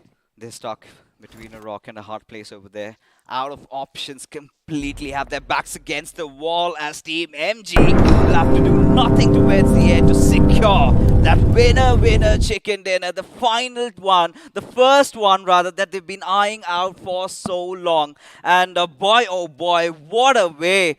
What a way to start the day off. You know, 2 of those teams that were somewhere down in the bottom, and they're finally risen back from the ashes. As, ladies and gentlemen, we head into the post-match segment powered by Loco. Team MG coming up top at the first position. Now, let's not forget, 23 points is a lot of points for the position they were holding, and they're going to be very, very happy. But we have to look at the bottoms and see which are the teams who have gone down early, right? Team INS, who actually required 5 points in this game. Hydra, Retribution, again, they were one of the teams who need to maintain average. OR Esports on the top. It's the first time after a lot of games I'm seeing them with just 1 finish and not any kind of finish point, 1 position point and no finish points for themselves. I mean, at this point, right, it was all about that urban circle that kind of built up, right? A lot of teams were just kind of trying to play it around the center. The moment the circle shifted away, they were left astounded, right? But what a game for Autobotz, right?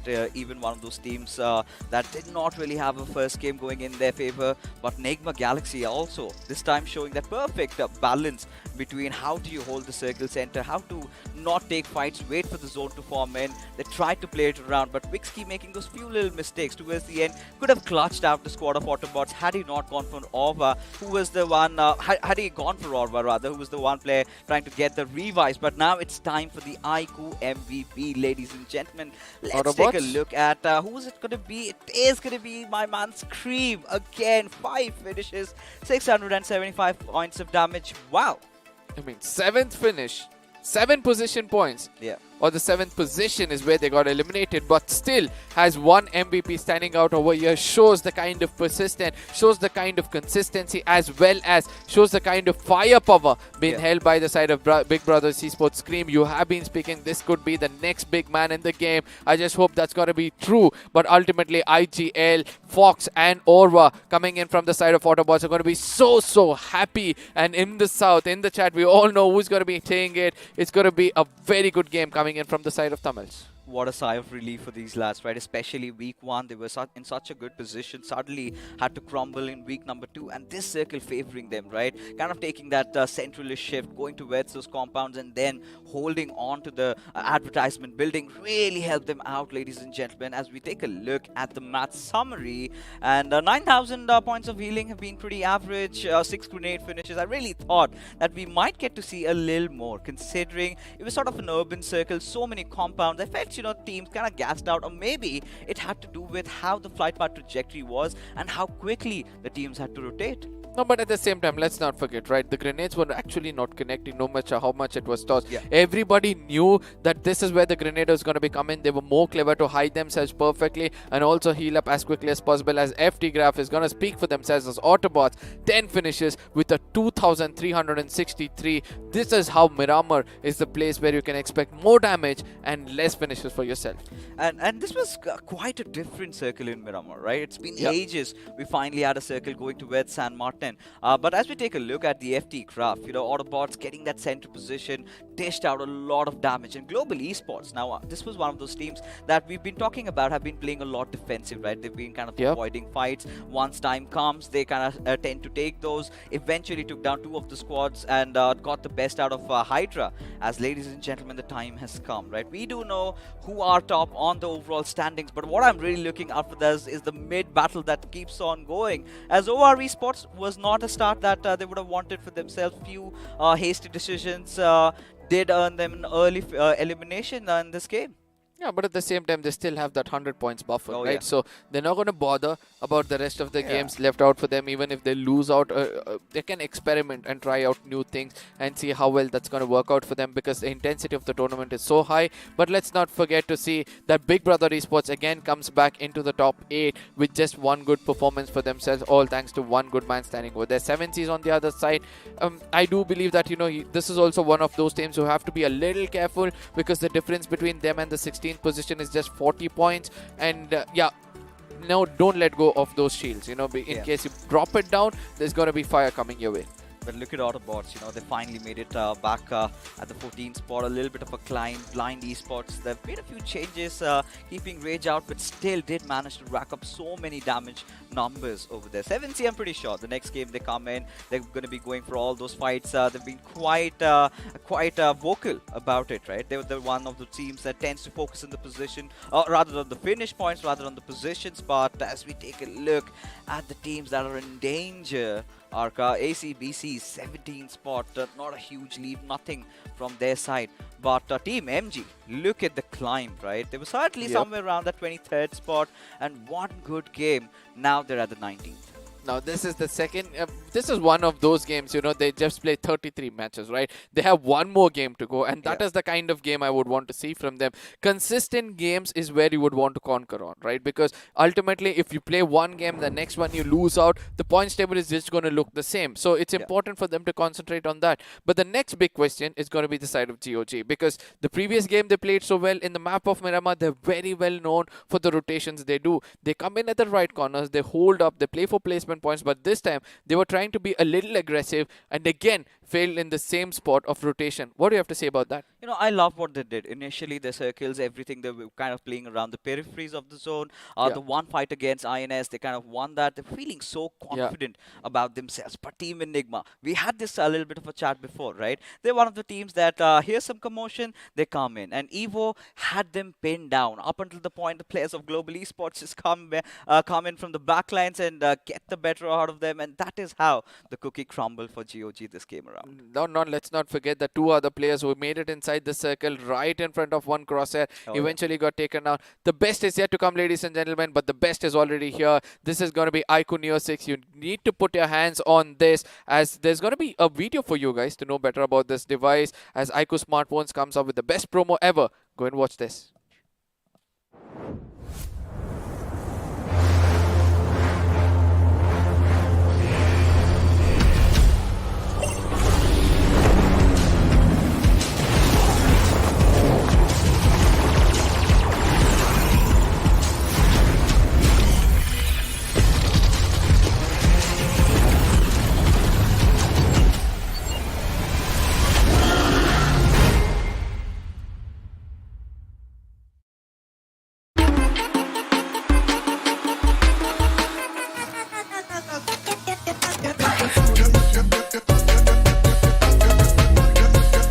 Watch it, earn it.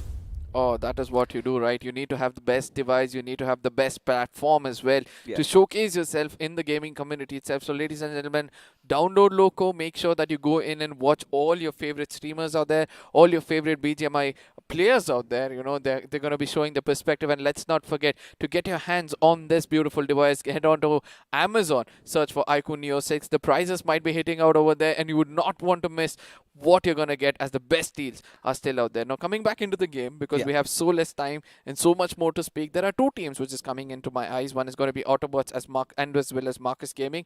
But concentrating on Marcus Gaming, one, for the first time, Mirama Zones favors them and the domination in this game. Of course, but you know, before we talk about them, there is a Loco giveaway going on, ladies and gentlemen. All you've got to do is head over to Loco and follow the BGMI official page over there and partake in the quiz. Now, if you've been watching the stream thoroughly, it's not going to be any difficult. It's going to be a breezer for you guys. But yeah, coming back, and if you're going to do that, you're going to win free UC if you're lucky. But yeah, coming back to the discussion, talking about teams like Autobotz over here, I think it's better that the highlights sort of pop up and we have more clarity into that situation, because this was one of those games where Autobotz really found themselves back into the zone, and this is where, you know, teams like MG made quick rotations inside the circle. They've done nothing really out of ordinary. That is the one of those hills that they always tend to hold on to, right beside the players of Nigma Galaxy, and the circle kept on favoring them. But what I loved initially was this beautiful spread coming out of Enigma.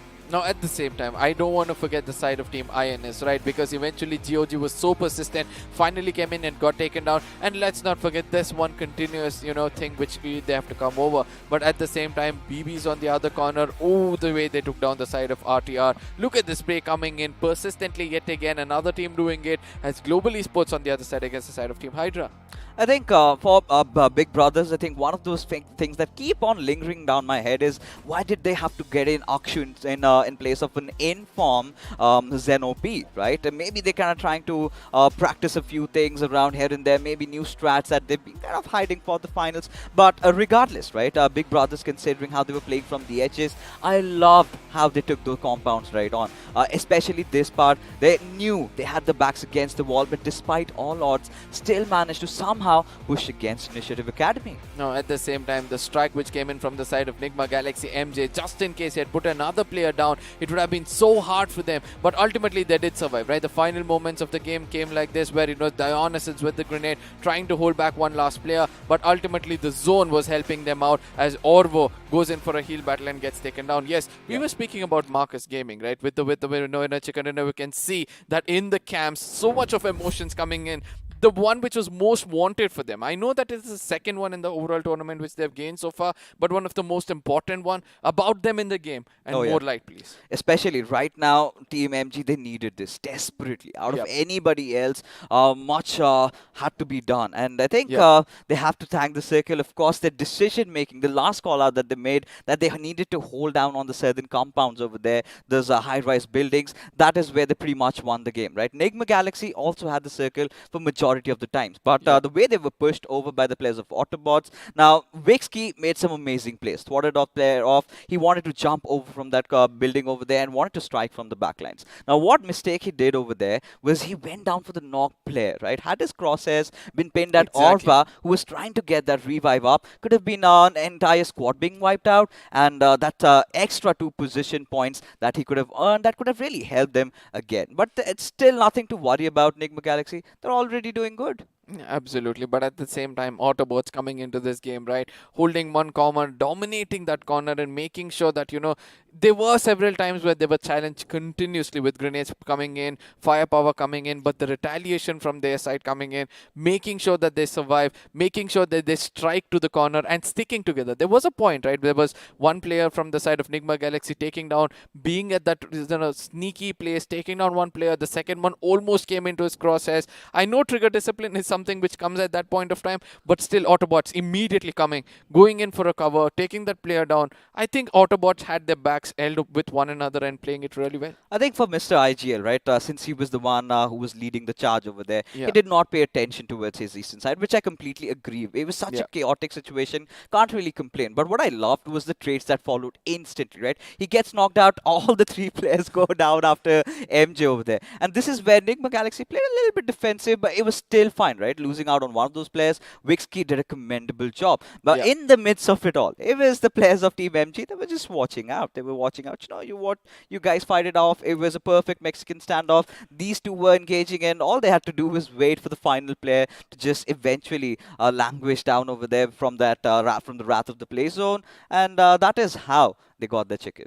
Now, at the same time, we have been saying this in this game of BGMI, you need to be in the right place at the right time, and that is how you're going to be getting that winner chicken dinner for yourself. But let's not forget, there were several other moments in this game which is going to be heavy for few of these teams. One single point which I want to ask about the side of 7Cs as well, right? Because in the points, I do understand that they're going to be playing a game now, and it's not important, but do you think that 7Cs have taken this a little lightly lately? Because the kind of gameplay they had in between the tournament, playing it a little safe, trying to rely on the firepower, Spray God, you know, doing the job for the team. What do you think is right now which is required for the side of Team 7Cs to bounce back in the next game? I think 7C have to do something like what Global Esports are doing right now. Try to get a few chicken dinners, because it is the last week of the league stages, and then we have the grand finals. We somehow do have this feeling in our guts that, 7C, they're going to head in. Now, what they need to do in those final games is that they need to have that chicken dinner coming in their favor. They need to do that. Now, Global Esports, they realize the gravity of the situation, and maybe Sandhawk could be the answer of all their prayers. But right now, ladies and gentlemen, let's head over to the pre-match segment powered by Loco, as Arca, well, is going to be stepping out. We have another group coming in. Of course, we're talking about Group C instead of Group A, as even on the desk, we've got a little bit of a shuffle as the big man himself arrives back. But, you know, of course, he needs a little bit of time to settle down, and he's been watching the games from the sidelines. And XP, after a long time, we've got a very central-ish circle around the San Martin areas, and it's been ages, right? And anything that you caught that was not discussed over in the panel? Well, you know, first of all, I did love the fact that finally we had a little bit of an urban circle at the end, right? Because we've been out in the dunes way too long, and the sun is always just shining down upon you.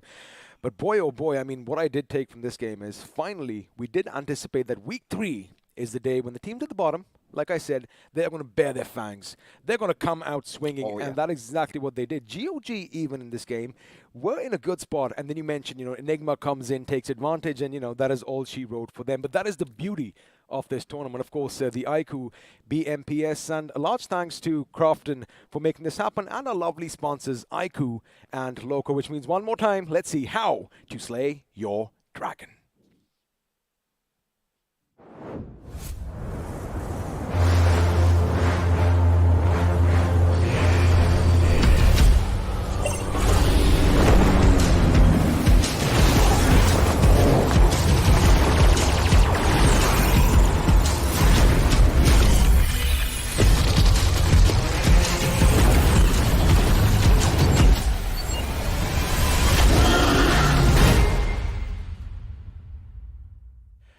Fixes, I kind of have this little inkling that, most of the teams, since they have shifted to the iQOO Neo 6, that flash charge is helping them because have a look at the revival, right? Oh, They yeah. are full of life. Oh, indeed they are. I mean, after every single game, in 12 minutes, you're going to get to 50% of charge.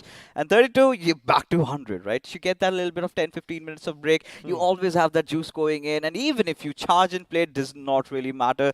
Courtesy to the cascade cooling system offered by iQOO. I mean, it's like icy cool in your hands, right? Even Yes. when things are heating up in the game, well, you are always going to have the best touches at your hand. Now, speaking of the best touches, it did kind of seem like, Team MG, like you mentioned, were in the right place at the right time, and you all watching are in the right place at the right time because, well, we are giving away a lot of BGMI merch, and all you have to do is head over to the Esports page and make sure you click the link down below, fill out your form, and, of course, correctly predict which team is going to be on top at the end of the day. And, of course, you got to spread some love. Make sure you spam those hashtags, and well, the action is going to begin next in Sanhok. We're going to have a lot of giggles, aren't we? Oh yeah, indeed. And considering the fact that it's been after a week, we need a little bit of a reset as well. We did get that time. We had a lot of weekendy action today. It's going to be Sanhok, of course, BNC coming in. This is where I really want to see the revival of Big Brother Esports. They come in, get that chicken for themselves. But what another thing that really pops up is OR Esports. They've also had very good games of Sanhok. They have indeed, but let's see again. You mentioned that we did have this little break. Have they kind of fallen off short? Because again, the RNG factor in this game is just, it's laughable, right? Because you think things are going your way, but suddenly in come the gods of BGMI and boom, the circle is on the other side. But for now, again, the prelude to the show, right? The calm before the storm. Because if you thought things were chaotic in Erangel, boy oh boy, once the bullets start flying and the bodies stop dropping, it's going to be a tough time getting to know what's happening. Finally, we get to see more of those healing battles, right? Considering you've got Team Soul and Team EXO, that we have seen them do it again in the past, back and forth, right? We've seen Hector resorting to do that. We've seen Immortal, but today's day has been quite interesting, I must say, XP, because a lot of teams have gone in for the substitute players. Even for Big Brother, we did see Akshu coming in. Even for Team EXO, we did have Snacks coming in instead of Immortal, and even for Hyderabad Hydras, they had Manti playing for the first time. And let me say one thing, up until the fact that they were wiped out, he was pretty much dishing out all the damage for his team as expected. He's one of the veteran players of this game, and well, like I said, they're one of my favorite teams for a very particular reason. And that's that they've stuck together. There you have it. Of course, they have that past, and now the Hyderabad Hydras. That goes to show that A, they are comfortable with one another, and they are open for interpretation amongst each other, right? I mean, yeah, we all love pointing fingers, but at the end of the day, if you can basically stop that, well, that is where action is going to be aplenty. And speaking of action being aplenty, Sanhok is now going to be underway, and looks like we are heading straight to the west. Indeed. All the way from Kampong towards Tambang. I'm pretty much sure players not going to have any trouble whatsoever. Team MG finally having a few laughter. But I think it's still a monumental task ahead for them, right? Considering how one game and the next game needs to be good. But we are kind of looking out for any sort of early skirmishes. Do you think that's going to happen today? Hey man, I mean, if they all drop close to one another, we've seen action break out right at the beginning in the maps of Sanhok, and by the look of things, a few of them might just be heading towards one another's position. But again, it all comes down to where that first circle is going to form, and have a look at that. We do have a little commotion taking place down south, as Seoul are going to mix things up, and it looks like they're going to be heading to Nakam, but the circle comes in. It is going to be to the north, which means all the teams to the south, oh boy, they have a tough road ahead. And more than that, look at Sensei, right? It feels like finally Team Blind have a little bit of an answer. If you talk about Team Exospray, they're way off, and finally Blind have realized that they need to capitalize upon that. But a little bit of an early battle maybe can engage, as Dreams does have that weapon right on his hands, but it is two players of Team RE that he needs to deal with. He does need to deal with them, but the thing is, have a look at your mini-map fixes. He is surrounded by the enemy on all sides, and well, this is where his dreams can in fact become a little bit of a nightmare, because Jadu, although he is trying to scour the terrain and find out where Dreams is, if this lad lets loose a few shots, look at that. We have another few members of our esports making sure they are going to be on hand. It looks like Guru is going to be coming in and playing one of his first few games as well. Oh yeah. So many teams are trying out the substitute players, giving them a little bit of an exposure inside this tournament. But Guru, well, I mean, considering the fact that Nigma Galaxy are pinned down to that one position, they really need to charge in. They can press in Dreams. He can be outstayed, or rather outsmarted by the players of our esports. But there's that lingering doubt. They do not know where the other players of Nigma Galaxy could be at this point, and they're not making a rush because of that. And finally, here they go. Well, here they go as Gunu is still going to be a bit wary. Of course, his footsteps are going to give away his position. I think he got a little bit of a visual, and now he knows there's a snake lurking inside. And, well, one way to do something is just go all in, and there you have it. 3 guns are going to be trained at you, which means, well, the nightmare has begun, I beg your pardon, for Nigma Galaxy. And, you did ask where their teammates are. Well, looks like MJ spotted Capron, and he is not going to move a muscle. Oh, Capron. I mean, at this point, so helpless. Look at how Nigma Galaxy. Well, I did hear a few shots from the far lines. Wixky's taken a couple of damage. Now, where did that come from? Well, I think Evil Sky is going to be a little lucky, as he is going to try and, avert their attention away from their nearly fallen comrade. But, buddy, I don't see any hope for him, as MJ finally is going to go down. And this is where the position might just be given away. But again, he's got to be careful. And Capron, well, he is swimming away. And this could be a bit problematic for him, because right now, speaking of problematic, it is going to be Sarkar.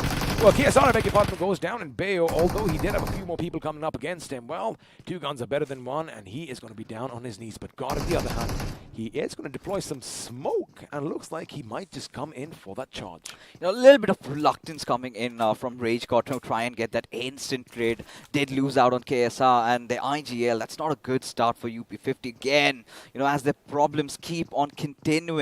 But at the same time, KU, look at him. Sarkar can really make good work out of him. But Onyx has been a threat from above. Ooh. He's going to take a leap, maybe at some point or the other. But the big question is Sarkar well prepared to deal against it? Now, this is the problem. KU at one end, and, well, Onyx at the other. In his element, he might just spot the glim off his helmet up there. Shots are going to be fired, and now he's going to switch to his M4, rattled a few shots, and there you have it. A bit there is going to be dropped down to his bloody knees. Now, Onyx goes up against him, but the Uzi is just going to be a bit too fast as far as damage goes. And now Sarkar again in the best position, making sure he didn't bat an eyelid, gets the better of both the gentlemen from Team Kinetic. I love this recovery coming in from the players of UP50, especially Sarkar, how he held the fort, but God doing the exact same thing on the other side. Now it comes down to a 1v1, and God, mind you, XP does not have a single first aid. Not a single first aid, but he does have those little bandages, and, well, if he does loot those crates, he might just get some valuable time and HP for himself. Now the question is, does Sarkar move in for the finish? Because he knows it is going to be a possible 1v1 situation. However, there's another team that could be heading their way. Because remember, the moment you let loose a shot in Sanhok, everyone and their mothers are going to hail it roll around. And, well, at the other end of things, looks like the god Dionysus himself is going to get the better of 7 Seas Savitar. Oh yeah, and this is one of those discussions that we were also having, right? 7C, I really thought they're going to implement the ways of global esports, focus a little bit more on the circle, try to steer off fights. But Team MG, they're on a whole different high right now, especially the adrenaline coursing through their veins. Now, this is one of those fights that's happening at the northwestern side, right, around the bridge area, where we've also seen these teams even collide in the past. We have indeed, and it looks like Team MG are doing something right now. They were split up on either side of the bridge early on, and the team on the bike is not the best there in Sanhok, as he is trying to go for the double knock. However, he's going to be happy getting the better of Ghosty for now. And, well, Ghosty is definitely going to be a bit ghastly right now, as he is going to be a spirit once again pretty early. Now, this is something where things get tricky, and, well, I think he spotted something interesting on the map here. Indeed. I mean, that is Team Soul again. This time, a different sort of rotation coming out from their side, kind of spreading out. And again, we know why it is that infamous healing battle as Team EXO. I was really wondering if Sensei could really survive the onslaught coming out from Team Blind, because he dropped right in the middle and instantly he swaps places, gets to his teammate and still survives. Now, for Soul, for EXO, it pretty much is evident, right? They're going for the healing battle. But is that the case also with Team Blind? Well, I wonder if that is going to be the case, because all of them, you got to keep one thing in mind, right? Dropped in the town of Sami, and there's only so much loot. So what Team Soul does is they spread themselves far and wide, and, well, as a result of that, there is more loot up for grabs. Now, Hyderabad Hydras. Not the best of days for them just yet. However, this being their second game, let's see what they bring to the table. Now, the circle has taken a bit of a northern shift, and, well, we're going to have to wait and find out what's going to happen later on. But, oh boy, I'm waiting for that little, chaos to come our way. Because keep in mind, UP50, we did see Sarkar, the last man standing. Our Esports, again, are going to try and block off any single way that he or anybody else can make it to the circle. I mean, it's already dropped down for UP50, right? Considering they just survived by one of their players, do not really have a little bit of an option. But you know what? I would love, the circle to take a little bit of a mischievous shift towards the western side, maybe towards the Western Island. That's going to change everything. It's going to be all about Team Soul being happy. But looks like so many teams are down south, right? Enigma Galaxy, you talk about ACBC, are going to be looting the entire docks area, get those meds up. So a lot of teams are resorting to such insurance measures as the final week does commence. I mean, of course, this week is going to be big for all the teams on the bottom, as, again, as evident from the first couple of games, anything can still happen. You have a couple of good games, you get that momentum rolling, and maybe you could be like a runaway truck with the brake lines clipped. But for now, Team XO, 9 first aids on Sensei, and I'm pretty sure he's going to grab a lot more for himself. But as the teams are going to be trying to move towards the center of the circle, I wonder if 7C will lock horns with Team FG once again. It's going to be interesting, right? Again, a lot of teams kind of tend to focus in the center of the map. That's the prime basic when you're playing Sandhawk. If the circle favors you, then you blessed. Your chances of taking the chicken dinner sort of increases. But I really love how the circle's been panning around. I have a slight feeling that it might head over towards where Team FS are, right? Have a little bit of a high ground advantage over those hills, because Hyderabad Hydras, they are holding towards the Paradise area. But we know for a fact, XP, that the circle's going to switch from there. And that is where every single time the players have been taken down while they kind of trying to maneuver around to a rather safe heaven. You know, if we go back to our gaming days, I mean, either we used to drop down at boot camp or Paradise Resort, so those hills were inevitably in our paths every single time. So I'm sure we know the lay of the land pretty well as that team that is over there. Now, Hector, he is going to be the man who's probably going to be getting all those first aids for himself, 10 for himself now, and, well, looks like he is going to try and find a few more. Now, a few teams still out in the blue, as it looks like Hitman has kind of sensed out that someone could be lurking down below. And this is what I was talking about, right? As FS, now they have their tensions focused on the players of Walkouts, but I'm kind of rather skeptical if he's actually going to be taking any shots, right? Does not want to give the position away, wants to maintain that a little bit of a stealth as the circle takes a rather northwestern shift. Now, this is going to favor teams like Big Brother. Now, look at them. They're positioned at Cow. If Initiative Academy could go on to the coastline compound, just the northwestern sides, they also could have a really good game. I agree with you, because you got to keep one thing in mind. There is a little bit of a hill that is going to be over there, and of course I'm talking about just east of Hathin. But for now, our Esports is hero. Is he going to be a hero for his team, or is he just going to let everybody pass on by, because Team XO are going to be making their way to the next circle? Have a look at how many teams are still out in the blue. Of course, Team Soul, we expect this from them. They are definitely going for the heal battle, but again, all the teams are going to be congregating in and around the Paradise Resorts, and this is where things might get just a little bit tricky. You know, for EXO, I really have a fear creeping in my heart that they might get sandwiched at this point, right?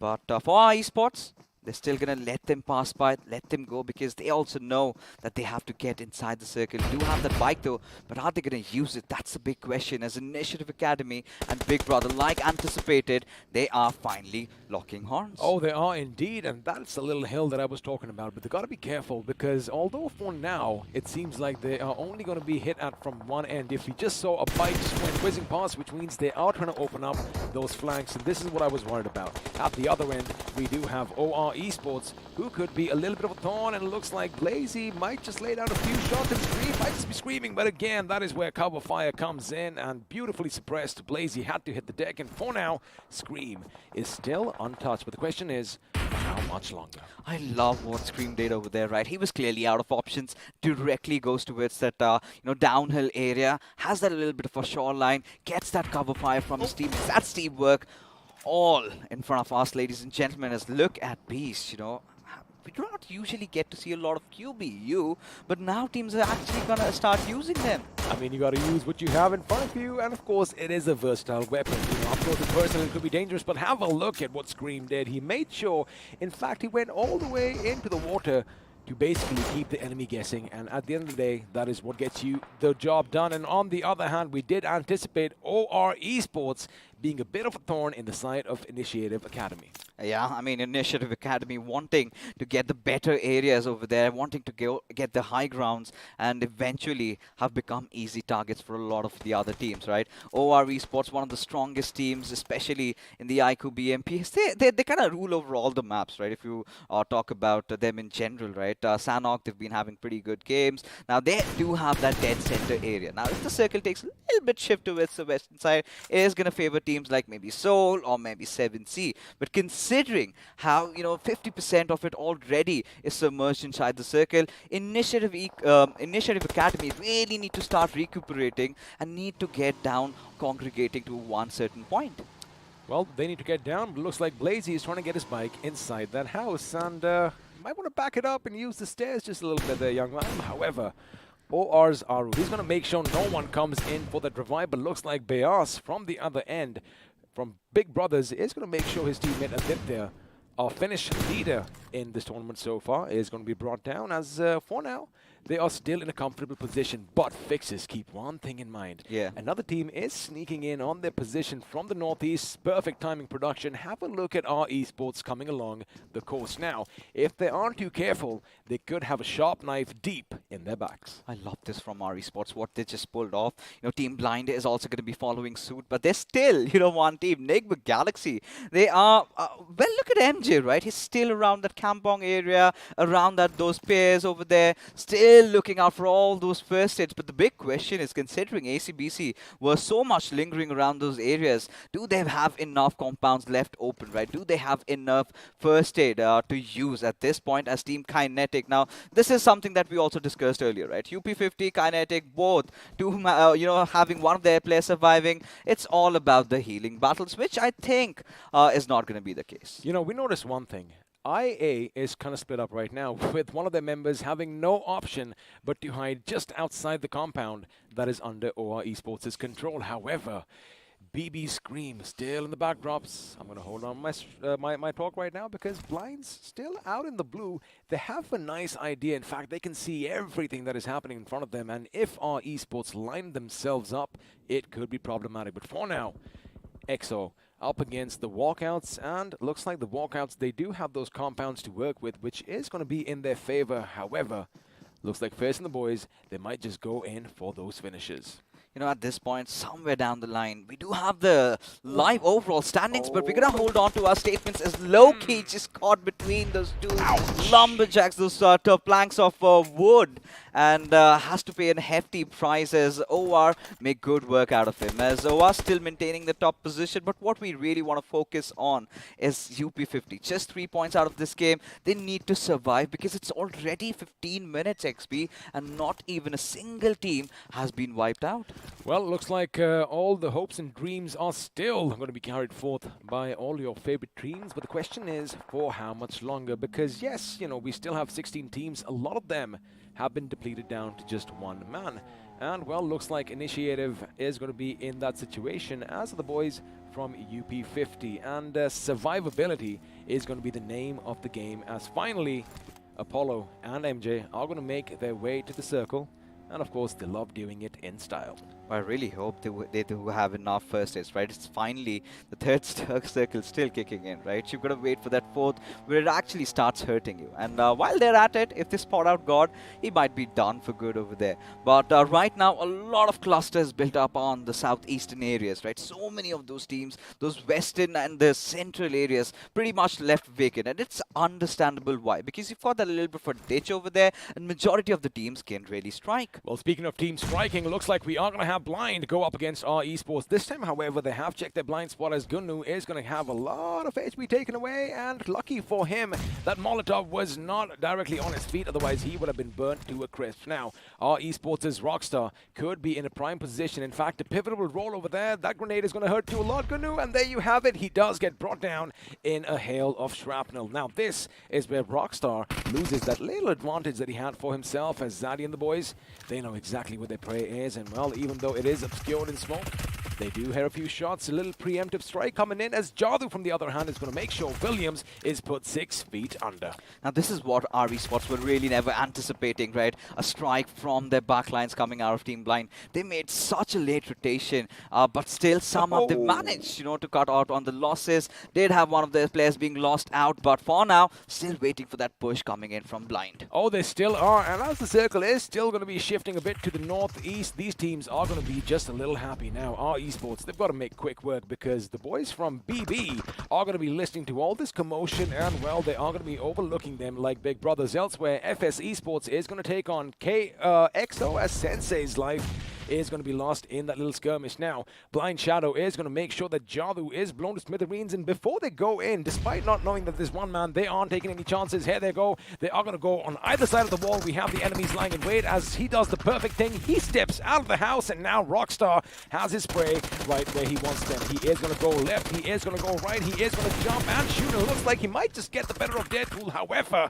he still survives on a sliver of HP. Team Blind, they've given all their first aid to one of those players, as Hero just comes in out of nowhere from the side. That's going to be Zaddy, of course, as Hero gets the entire squad over there, as Team Blind, they are eliminated by our Esports. Well, they've been taken out by our Esports. However, the victory might be short-lived, and oh my goodness, this is where God is going to strike down with his hammer, and now he gets taken down courtesy Snacks. Of course, those reflexes coming in handy, as he was almost wiped out, and well, it could have been a different story, but for now, Team Kinetic finally out in the 15th position with 3 points to their names, and Team EXO are still going to be a 3-man squad. However, they still have a long way ahead to make it to the circle, and if you have a look at what lies in wait, we have Team FS at one end and, well, a couple of members on the other. But this is what I was worried about. Our Esports now are going to have to face the wrath of BB Esports. Look at Scream, never really missing out on those shots. The skulls being cracked open as Rockstar. Nate's being flung over. Maybe it was the Molotov, but Hero, one with the nature, in the grass, but for how long can he survive? As iQOO, we see him playing for the first time, ladies and gentlemen, in this weekend, and has made some good work out of Rockstar. Just blows his head over. Keep in mind, BB are split up all across the map right now, because 2 of their members are going to make sure nothing come towards the city of Cow from the south, while these boys are going to make quick work of the last man standing, and that, of course, is Hero himself. Now, is he going to live up to his name? Because it looks like another one is going to bite the dust, as UP50 are finally going to bid us adieu, but it looks like Team EXO could be coming in a little bit of a pickle. Wait a second, Soul Omega going down outside the play zone, which means, well, it's not just the medkits that are going to be an issue. Someone definitely spotted them moving in. Maybe could have been 7C at this point, right? But Team MG, even Dawn, struggling to get in. As 7C, they know they can get a lot of finishes to their name. They have a slight idea that Soul's going to rotate right beside them. And if Aladdin can spot them out, they might land themselves in a little bit of trouble right now. But OR still holding on to the central spot, as BB are out on the edges, as FS, one after the other. The pairs keep on falling. All comes down to Clutch and Hitman. It does come down to the two, as OR is going to capitalize on whatever they see, and well, Atanki does get one finish, and now he wants another, and he sees it, and he shoots, and there you have one final connect coming in, but Explicit is going to be zigging and zagging his way, and looks like it's going to be our finish leader, Adit there, who's going to rack another one for himself. But the problem for FS Esports is, A, their position has been given away, and well, they are outside the circle. That means sooner or later, they are going to have to move in. Now, OR Esports, 5 finishes for themselves, do have the circle around themselves, and in fact, they have this lumberyard all for their taking, but on the other hand, we were almost counting FS out, And now they're going to be walking in all over the walkouts. Yuva, in fact, could just get a little bit of a knock over here. However, Clutch is going to make sure he gets the better of his opponents. You know, FS Esports, this has been an amazing game from their side as Hyderabad Hydras finally decide to strike, get the better out of two players of OR. But from the backlines, it's going to be ACBC. They come chiming in and make things worse for them. Well, they are going to make things a lot worse, and looks like Manti is going to be focusing on another team. But now this is where the retribution, retaliation, and the revenge comes in. However, precise shooting coming in from Capron and the boys is going to make sure they make quick work, and once again fixes Hyderabad Hydras out in an instant. And this is where OR Esports get the time to breathe, right? Instantly getting their players back up as ACBC sort of being the guardian angels from out of nowhere, and maybe could have dug their own graves. But now they again have all their players back on their feet. But Aditya seems to have administered that first aid coming in. Now the next circle is going to be very important XP as Atanki, he is going to be returning favor with all those leads right in their hearts. And looks like, speaking of the next circle, buddy, it is going to be on them. But have a look at that. Initiative Academy's Blazy still out at sea in a boat. But the thing is, he's got to move back in. The grenade is going to be good. In fact, it does take a chunk of Haxa's HP. But another one could be timed to perfection. It could just rain down shrapnel. But once again, it's going to be Jelly coming in from the other side to make sure, well, nothing is going to be moving anytime soon. Now, Capron is going to be the last man standing for his team. His position has been given away. However, the circle is still in his favor. But the question is, do they know his position? The short answer, pretty much yes. Oh, indeed, they do. Not a lot of angles to work around, but giving enough time for the players of Big Brothers also to come inside the circle. Look at Team Soul. They've been steering away from battle for quite some long time. And there you have it. They have the insurance policy. Who does have those first aid? It is again going to be Hector, who's already started doing that infamous healing battle. But Big Brother, considering the trail of smokes being laid in out, and this is where Big Brother could face the wrath. I'm sure you'll agree, though, that they are making the right move. They're not coming in from the open. They're going to come in behind ACBC, and this is where OR Esports, they might have thought that, wait a second, one of our flanks is secure, but now it could be problematic as Aru does spot 7C in the distance. In fact, does finish one of them, and now he's going to scour the land for a bit more. Goblin is going to be lost to the play zone, as of course he did come under fire from Sarang, which means Soul, again, in the form of Hector, still have a good chance. But now, it is going to be Big Brothers going up against OR Esports, and Jelly knows exactly where the enemy is. He throws a grenade. In fact, he takes some damage from elsewhere. Drop and roll, but he couldn't do it too quick, as he is going to be burnt to a crisp courtesy of Scream. Now this is where Aditya somehow needs to hold over to the fort, right? He's lobbed those Molotovs trying to stop that push coming in from Big Brothers as the other players. In fact, it's Atanki who is going to be giving that revive out there, but Scream making those big moves. A beautiful knock, and here he goes charging. Oh, he's going in, but he's got to make sure his left flank is secure. He does hear them behind the vehicle. He does get one, and it looks like he almost got the second, but it was going to be Aditya who comes in from the side with the help of Atanki, who is going to make him scream instead as Hellgod. Now, the last man standing. One good grenade could spell trouble for OR Esports. He does fling it. Unfortunately, it is going to be good enough for Atanki, but now Aditya could be coming in for a little bit of a rush. Now, the thing is, they're still in the circle, but no, from behind, it is going to be Team EXO out in the blue, playing a little bit of spoil sport, which means, well, OR Esports finally have the number advantage once again. How lucky are they? Every time getting some help for the second time as Aru steps over those wooden logs. Does manage to dish out some damage as from the backgrounds. Aru is going to be having his work cut out, wiping out the players of Big Brother Esports as the final two remain. And Team Soul, they've made it to the second spot once again. Well, they have, but this time, however, they still have Akshat, who is in the circle. Now, it is a 2-on-1 situation. He is in a good position, and Jelly is trying to figure out which tree could he be hiding behind. I love the fact that, you know, Hector did his job, mate. Although we did see him getting knocked out earlier, he didn't really face any single battle. But Akshat over here, he could snatch victory away from OR Esports and, well, gain those 3 extra finish points. Well, actually 5 if he does manage to get both these knocks. But this is where OR Esports, they could get a little overconfident, but now the circle is going to force Akshat to come out of hiding. Does not have any sort of healings over here. Those bandages right now are not really going to be working. But Akshat, he might hit the triggers anytime soon. The moment he spots maybe Aditya or Jelly coming out of cover, that is the point to strike. Well, For now, Aditya is going to make sure no stone is left unturned as every single blade of brass is going to be taken down. But look at that, Akshat is going to strike at Jolly. He goes down, Aditya is going to be spotted. Akshat shoots, he's going to make sure he suppresses his enemy. Of course, his attention is all going to be towards the left side of the lag. He goes left, he goes right, he whips out his AKM, he shoots, he almost connects, and this could be a massive win coming in for Team Soul. Of course, the second position was phenomenal, but OR Esports, boy oh boy, did they become complacent, and as expected, they went down one by one, and finally, it was Akshat who got them that delicious chicken as we head in to the post-match segment powered by Loco. Woo!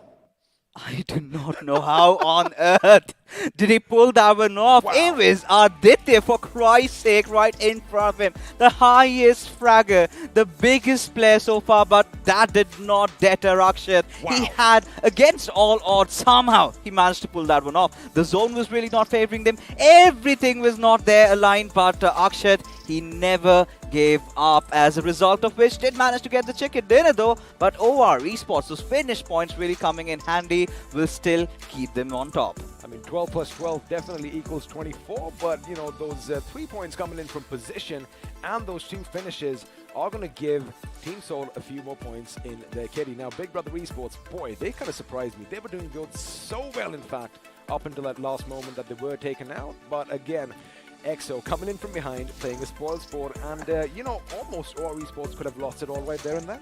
Not just that, right? There was again another one of those moments, right, when ACBC also provided them that help. But now, XP, it's time. Who will be the iQOO MVP? You know, it is going to be tough, but of course it is going to be your Finnish leader who is going to be crowned the iQOO MVP. It's Aditya from OR Esports. I love the Phoenix tattoo on his arms right out there. But I do not know. For me personally, I really felt Akshat held my MVP spot over here. But as statistics do speak, ladies and gentlemen, we have to take a look at the top 5 players over here. Aditya, Aru, Atanki, all the known players inside the lobby, all the known players that have been making a lot of moves over there, a lot of noise, even for Scream. He was phenomenal as well. 717 points of damage. I mean, again, you know, all this damage does kind of add up to your top 5 leaders as well. But again, the play of the game definitely has to be Akshat. Oh, who yeah. knew, A, he's got nothing to lose, and he went out and got the better of OR Esports. As we, of course, are going to have a look at a few more facts and a few more figures as the match summary comes up. And as expected, I'm pretty sure it's largely due to Hector over here. And look at the healings, 12,890. I wonder how much he had individually. I really thought, you know, we would get a glance at how many first hits he was really holding on to. But it was about Hector. It was one of those players from FS. Even Fierce, as a matter of fact, did resort for the healing battle. Team Blind did have one of those players stationed to get those healings done, but eventually had to get themselves in the midst of the fights. And wow, I mean, our esports also really played their hearts out. But now it's time to take a look at who had been the most devastating in terms of damage, as the FD graph is going to be in front of us. Also, I like the longest finish distance. 300 for Sanhok is kind of unprecedented. Yeah. And now, let's have a look at those tall skyscrapers. And as expected, OR Esports, you know, in the thick and thin of the action towards the end of the game, of course, they were going to dish out damage in every single direction, as did the boys from Big Brother Esports. But all in all,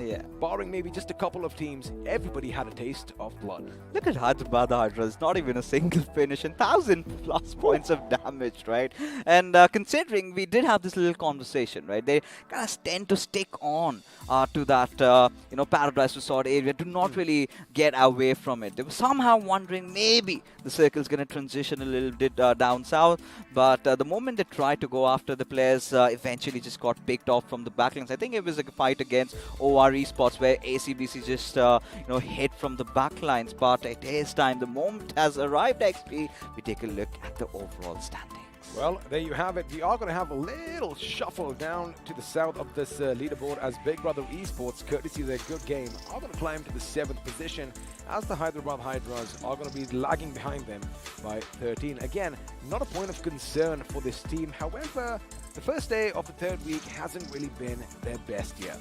I think somewhere down the line, Hyderabad Hydras, they've been making a lot of changes, right? Again, getting Manti in, putting Striker out, who was one of their in-form players, right? And maybe again, Hyderabad Hydras do feel that they've already qualified, give Manti a little bit of a playing time, and hasn't really made a lot of noise, to be honest. But as we move on to the second page, now this is where the entire shuffle is constantly happening.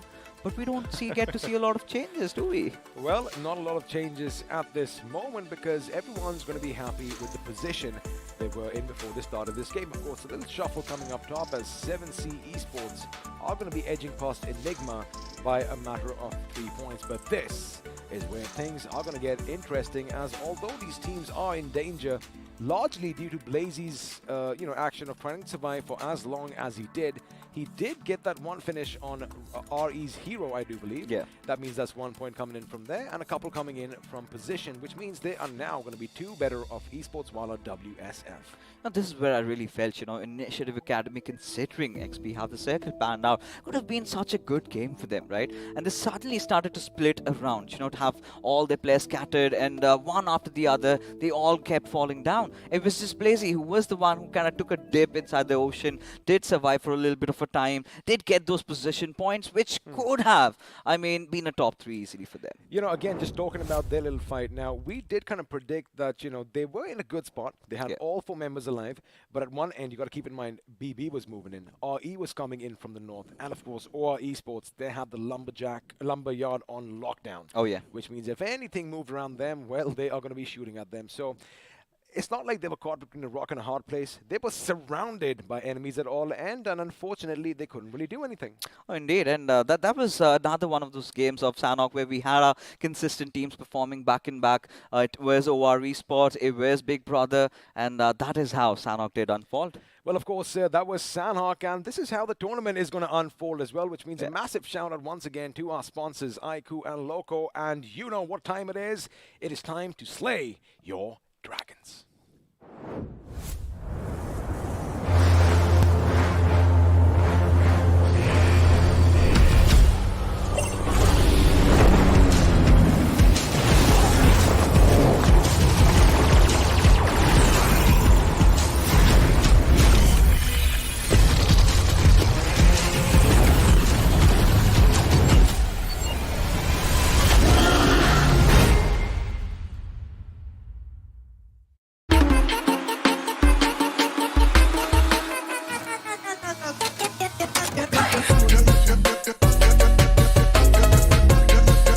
Watch it, earn it.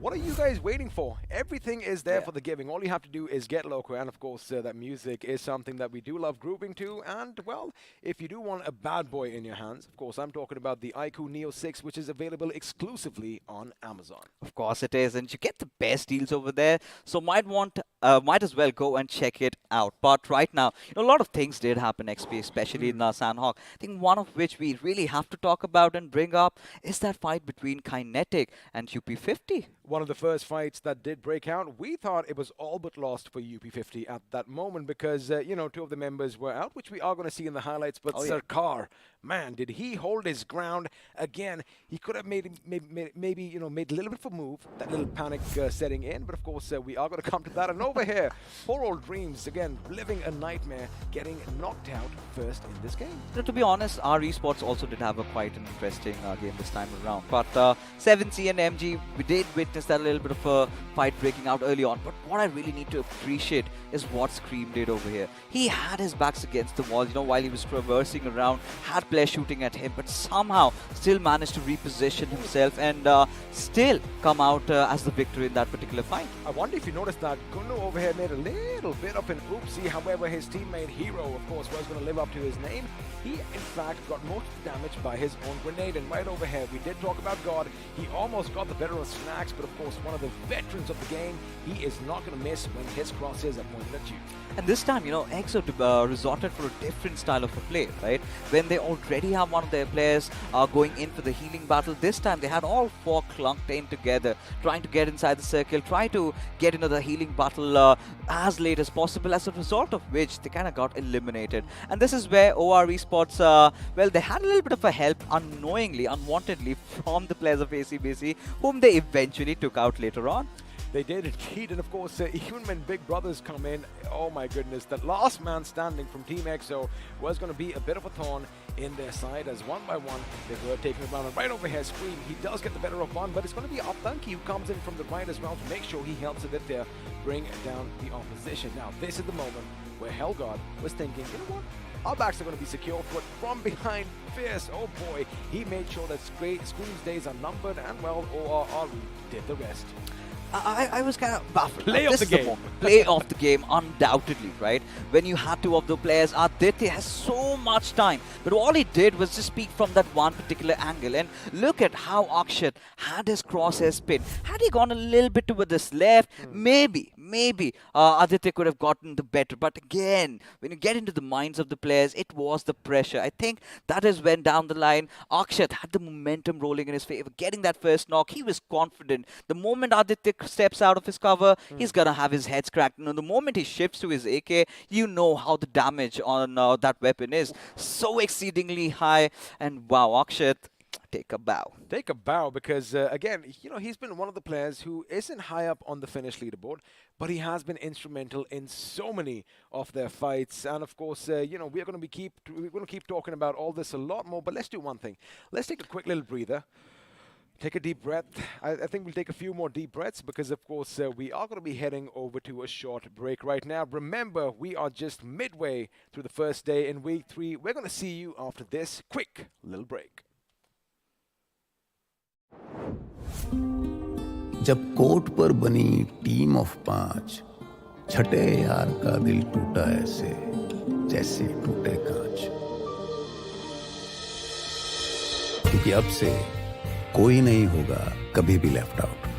Battlegrounds Mobile India brings you the new 8v8 TDM mode. Let the action begin in Santorini.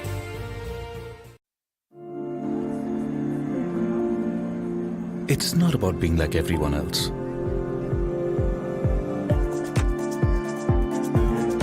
It's about having your own destination.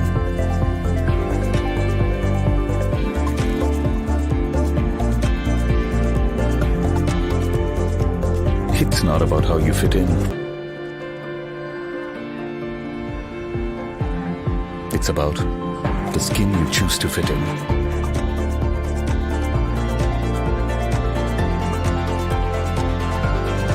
It's not about you belonging somewhere. It's about you belonging with your squad. Because everyone can be a player in Battlegrounds Mobile India. All new Battlegrounds Mobile India with new modes and maps. Let the battle begin. Download now. Train और tracks के छिचक के बीच अगर local में बैठी team Mumbai अपनी game पटरी पे ला रही है, तो बनारस की पतली गलियों में राजेश गेम में पतली गली पकड़ रहा है. थैंक्स टू सिमरन, उसके क्लैन के रैंक का कोई बाल भी बांका नहीं कर सकता. बड़ा बाजार में कैसा भी हो वाईफाई, पिंटू अपनी स्क्वाड को दे रहा है हाई फाई. और अरविंद उर्फ शार्प शूटर को है पता, the one who shows the way is the real तला. चार मीनार के पास एवरीबॉडी नोज ये सिंगल हीरो और 2 हाथ का गेम नहीं है. इरंगल और मिरामार से भी बड़ा एक मैप है जहां हर कोई अपना रैंक पुश कर रहा है. Battlegrounds Mobile India, India rank push कर रहा है यहाँ. आप हो कहाँ? Download now. This car won't drive itself, right? Where to go, when to stop, read the map. अब ये सब तो in-game reader ही कर सकता है. And danger rarely announces itself. इसलिए आगे बढ़ने के लिए एक स्काउट भी जरूरी है.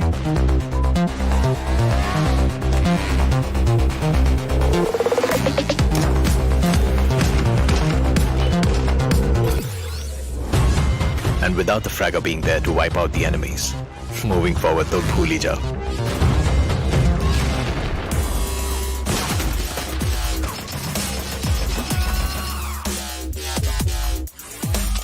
और फाइनली गाड़ी आगे बढ़ाने के लिए सिर्फ पहिए नहीं, जैक भी जरूरी है. कोई भी मैप हो और कोई भी रास्ता, जैक ऑफ ऑल ट्रेड्स के बिना टीम नहीं बनती. Without you as the support ये गेम नहीं चलती. Your friends are waiting for you on the battlegrounds. फिर से अपने यारों के साथ चिकन डिनर करोगे, साथ मिलके रैंक पुश करोगे. Battlegrounds mobile India, download now. What's your biggest weakness? My biggest weakness? If I had to pick one, I'd say that My biggest weakness is that I'm a real giver, you know. I give more than I should. Are you going to keep all the loot for yourself, huh? We don't need glory hunters on the team. I'm firing on all cylinders, 100% of the time. Gives others a huge complex. Arey bhai, can't find any guns here. I'll be toast if I have to carry on with this frying pan. I'm too calm and composed for my own good. Nothing can rattle me. I'm in constant zen mode. Beast mode, guys! Come on, let's go!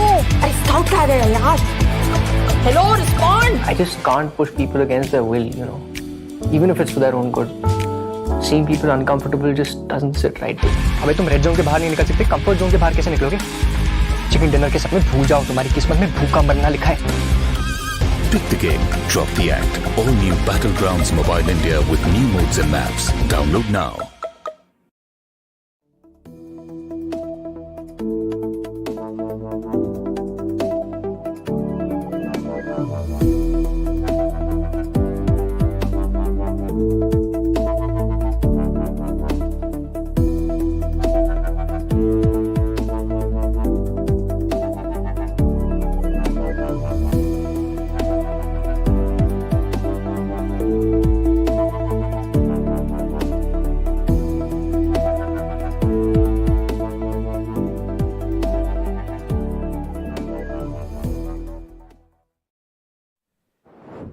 We did say one thing, it is going to be a short, sweet break. Welcome back once again to the iQOO BattleGrounds Mobile India Pro Series powered by Loco and Arca. Looks like finally the teams from down below are, waking up a little bit, and as we said, they have nothing to lose. They're finally showcasing that on our screens. But at the same time, is it too late for them? Is going to be the next question. Because ultimately, it's important for us to understand few things, right? Because the heavy lifting being done in the initial days will always save you by the end of the tournament itself. So I do believe that, it's not too late, but I just hope that it's not late for the side of UP50 at this point of time as things are getting bleak. UP50. Now, we did kind of, speculate before the day started that if they want to make something out of this, they have to come out swinging. However, they did kind of maybe try and pick a few fights here and there, but again, they weren't too aware of the surroundings, and one by one, they kept falling like dominoes because, well, everyone was just taking pop shots at them. And once you realize, oh, wait a second, I just knocked out a member from UP50, the aggressors are going to think, hey, that's 4 finishes in our bag. So again, they're going to be giving it their all to make sure they wipe them out. If eventually, one other team which has actually made this the other way around is going to be GOG, right? In one game, they were so aggressive, so strong. Now, any team goes in for a finish against them, they're going to be careful as well. But let's not forget that, the next map is going to be coming in. But before all those things, one question to ask you. Akshat doing a 1v2 behind hard cover, what would you like to say as a player, perspective of that game? Well, as we are going to be heading into the pre-match segment powered by Loco, the same teams from the last game are still going to be locking horns, which means we might just see another Seoul versus OR Esports coming up. And boy, oh boy, let me tell you one thing. Jelly isn't going to be hop, skip, and jumping around this time, just try and find the enemy lying in the grass, because, of course, it is going to be a wrangle, and I'm pretty sure they want that little bit of revenge back, because, again, we do talk about bragging rights. We do know that they did not end up getting the chicken. However, they still had a lot more points as compared to Team Seoul, and you know what? They are going to be happy with their position. Now, a couple of teams that I'm sure you also would agree that did surprise us are Esports coming in from the north, doing a good job. Big Brothers, they are going to be climbing up that leaderboard as well. But the question is, can they sustain this momentum? Because again, Sandhawk, we do like saying that anything can happen. But what do you think? I would like to say this, right, because it's important for you to make sure you capitalize on the game changer map, and eventually only few teams have actually made it. But ultimately, let's look at this game changer mobile, which is going to be hitting the market. Just hit the market, you'll get to know more about this device if you head on to Amazon. But for you guys, the promo is over here. Please go and enjoy.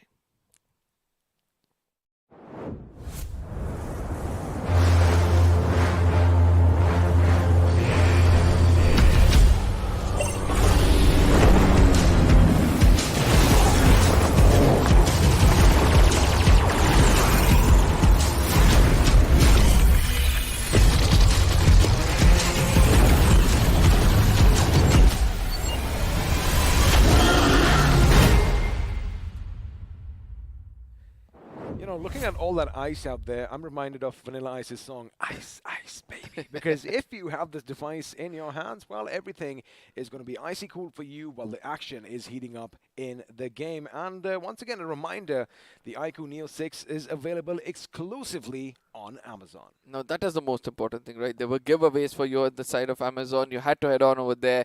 Okay, for now, it just give you a little bit of more information about this device. Get on to Amazon right away. Search for iQOO Neo 6. Go get to know more about this device, and eventually, probably, if there are questions out there, you're going to answer that and get your hands on this beautiful device. But at the same time, coming back into the game, the crucial games are going to be starting in yet again, because 16 matches is each of these teams had in their hand right now.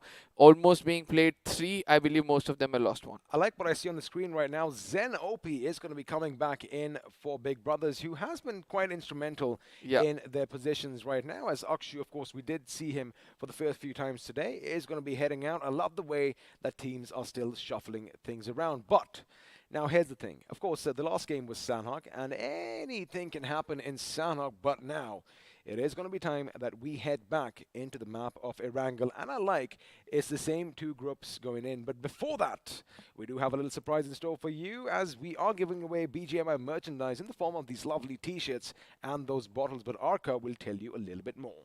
Yeah, you guys have to make sure you head on to BGMI Esports channel, or you guys head on to the links given below, or in the description you'll find a link on which you're gonna click, and make sure that you fill in a form and eventually wait for your chance. But at the same time, do not forget to spam your favorite team who's gonna be coming on the top of the day by the end of the day itself. And if you predicted it correctly, that is where you're gonna be receiving merchandises for yourself. As we step into the map of Pochinki, into the map of Erangel, in the parts of Pochinki at this point of time, this is where the fun is going to get intense. Of course, it is going to get a bit intense over there, but I wonder if the action is going to be shifting towards that position towards the end of the game, because you've got to keep one thing in mind. There's one team who love calling it their home. I'm, of course, talking about Blind Esports, and, well, chances are that, well, I want to see a Pochinki circle, to be honest with you. It's been far too long. Yeah, exactly. And now, also, the church area has not been contested in a really long time. If the final circle is forming up new as the side of church, there is one hiding spot in the side of church, right above where the bell was placed before, and every single time you go and hide in over there and have a bird's eye view as well. Those are the few things which we're looking out for. But again, looking at the teams playing in over here, we have Team MG coming in, we have R Esports, UP50, we have the side of Initiative Academy, all these teams on the bottom who need to do wonders, right? So I just hope at this point of time they all wake up, because ultimately now we have seen, right, from the 17th position, the difference is now just 40 points. Well, it is just 40. Let's see if they can rack up a few more as the flight is finally taken off. And this time, we are going to be heading a bit to the northeast as we do fly over the hospital. Of course, the ruins could be spotted high above, from high above the ground. And, well, things are going to be ending just northeast of Yasnaya Polyana. But the question is, again, where is that circle going to form, as Initiative Academy are going to be one of the first teams to drop down?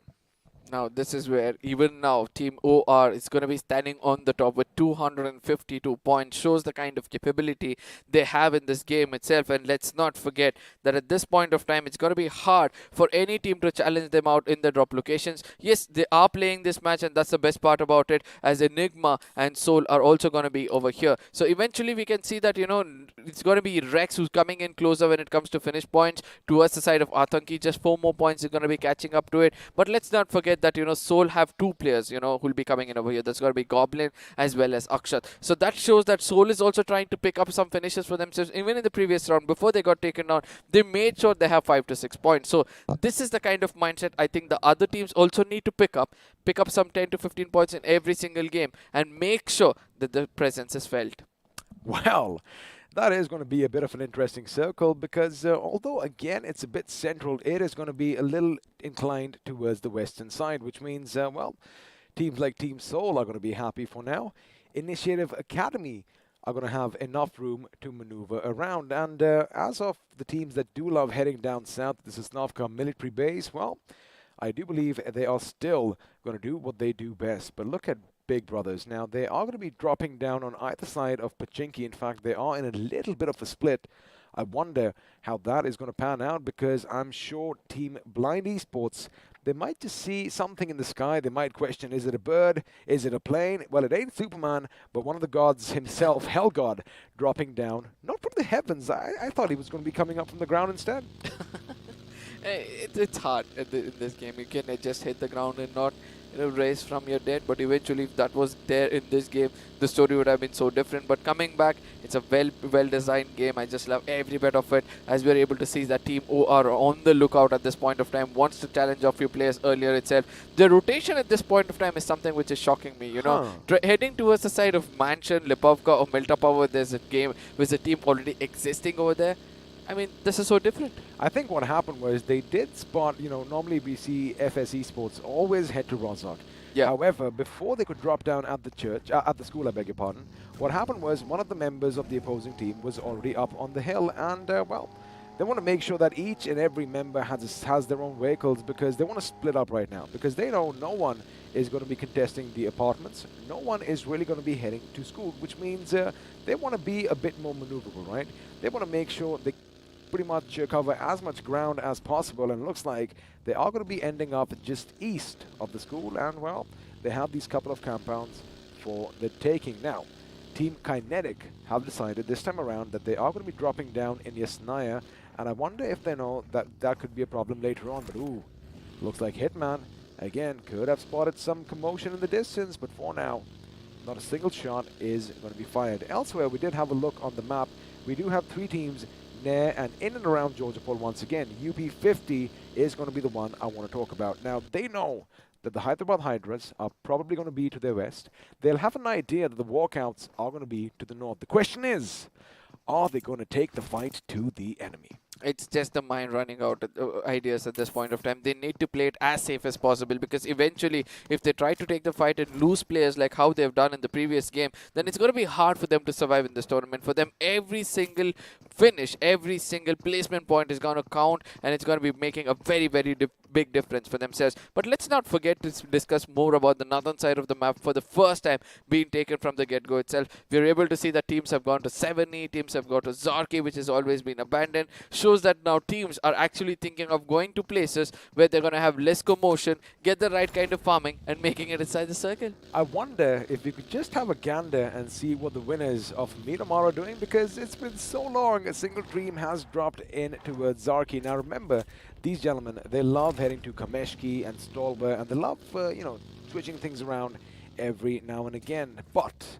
if we do head over to the north, looks like we just might see that autumn is finally going to be in the air, because once again, oh boy, we have some beautiful spots in and around that quaint little town. But for now, Team XO, boy oh boy, did Fairs play a little bit of a spoil sport last game, just making sure he, snatched away the little opportunity that Big Brothers had taking out OR Esports.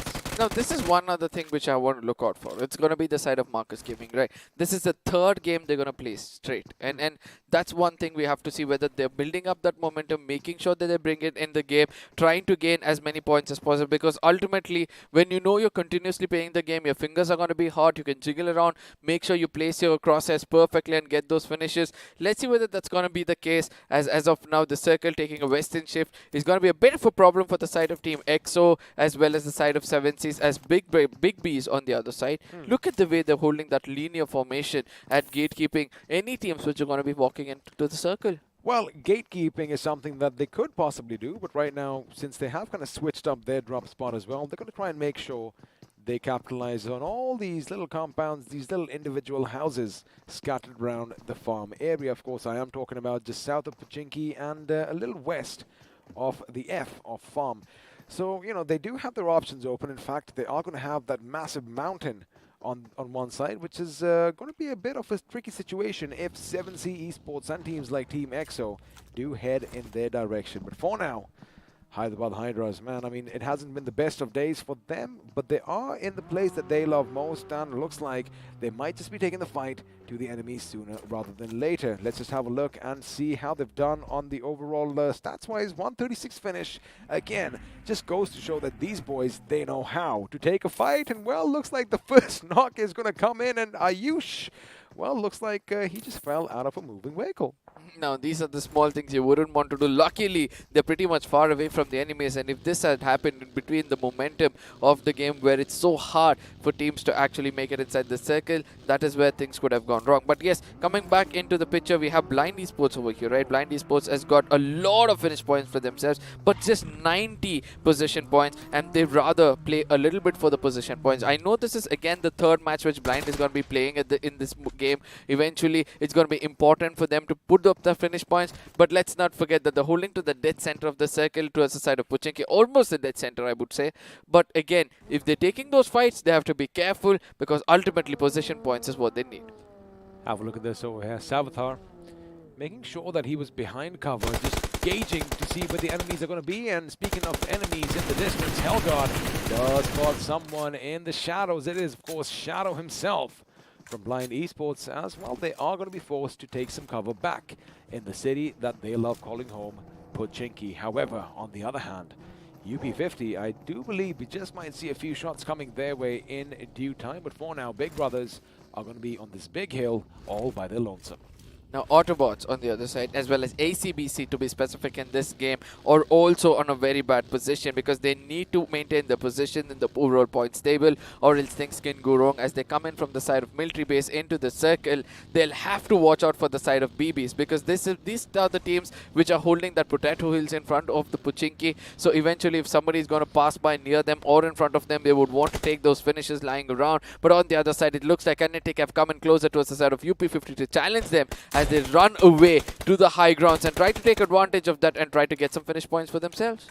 Well, they definitely have the high ground advantage for now, as the circle is going to be closing in a few seconds. And for now, it does seem like Everest, or Olympus, as we like calling it, is still going to be in play, as it does kind of implode in on itself, having a little bit of an eastern trend. But the problem for them is, now a couple of teams could be coming in from either side to be king of the hill, because have a look at that. Walkouts suddenly realize, wait a second, the tippity top of the mountain is occupied right now, and they are going to be going down to the compounds just towards the southeast. Elsewhere, it looks like FS Esports, they made a good rotation as well, and we just might see a few fights breaking out. But once again, Spray God, he's going to make sure he doesn't give his position away, as I love the fact that, you know, even though he's out in the blue, he's going to be relaying all this information to his teammate. And speaking of his teammate, Savitar is going to be in front of him. He does lay down a few shots, and now the vehicles are going to move, and Team EXO, oh boy, they are going to be chasing down Sarung. But have a look at them coming in hard. Sarung gets out of his vehicle. He shoots. He does connect a few. However,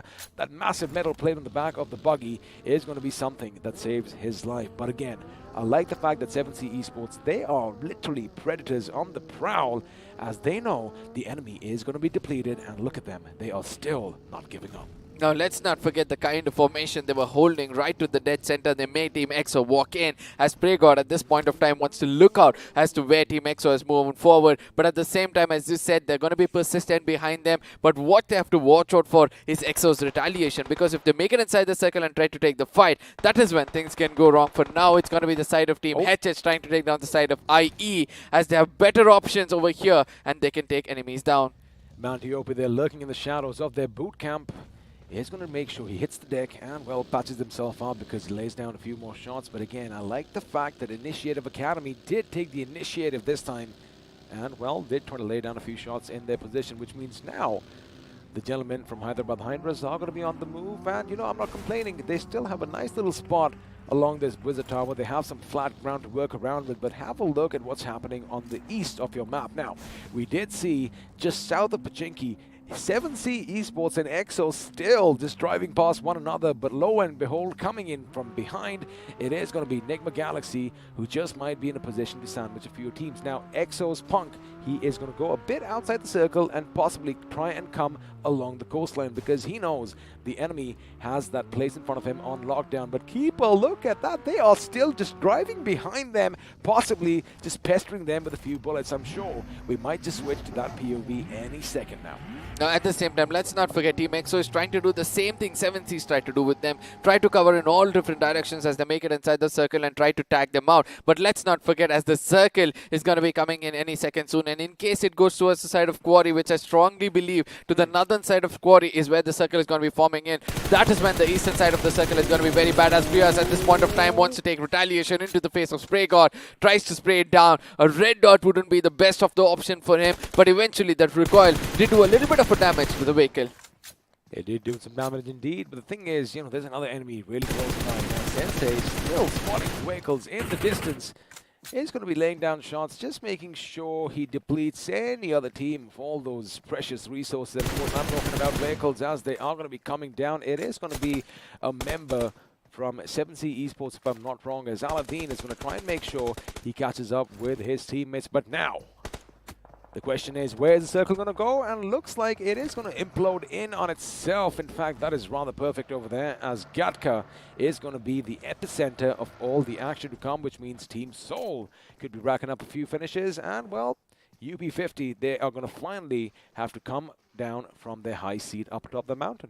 Yeah, but at the same time, Team Seoul, if they're going to play the same split as the rush is going to be coming in towards them, that is where the problem can occur. We all know they're capable of actually taking a 1v2 or a 1v3s. Let's see how well they're going to play this out, as they're going to be playing a split gameplay at this point of time. 2 players in one corner, the other 2 in the other. I think they're trying to play it in the water canals, you know, where they can actually hold control of the region of Gatka. But I do understand that, you know, there are the side of Hyderabad Hydras pretty much close to it. But at the same time, with the number of teams rushing in on the northeastern side of the map, that is where the fights can happen. But at the same time, let's not forget that 7C's Enigma Galaxy's clever gameplay to go in from the southern side could actually pay them off.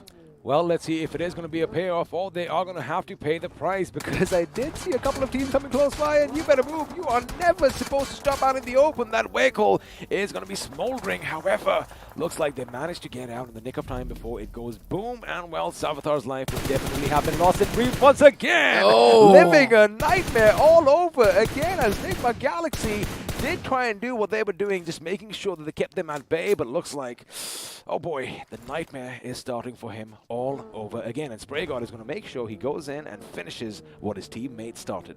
No, but at the same time, this is where the challenge, trying to challenge the zone as well, right? Because they have to make it inside the circle. There's going to be Team EXO, who are 2 of the strongest teams, waiting it out at the gates and trying to restrict them. As outside, it's going to be Enigma Galaxy already starting to lose players. But let's not forget one more thing, that, you know, with 3 other men standing and them getting closer towards the side of Team EXO, how long can they survive? Oh, well, look at this. He waited perfect. He was hiding behind the tree as one of them could be taken down, but now Sensei does have to go in for the reverse. Oh, nice! Now it's going to be Apollo who's going to make sure that he puts him down on the ground. Apollo taken down instead by the fair shots coming in from EXO Bears. Now Snacks, he's going to be snacking on the enemy, and there you have it. With the blink of an eye, Enigma Galaxy have been sent to a galaxy far, far away, as they are the first team to be eliminated in this game. Now, at the same time, look at what they did. They tried to face off 3 different teams, right? It was the biggest problem for them trying to take the fight with 7C's. When they had to prioritize the zone, they tried to hold back outside the circle, take a fight, but eventually got taken down, as MG on the other side is getting taken down by ACBC.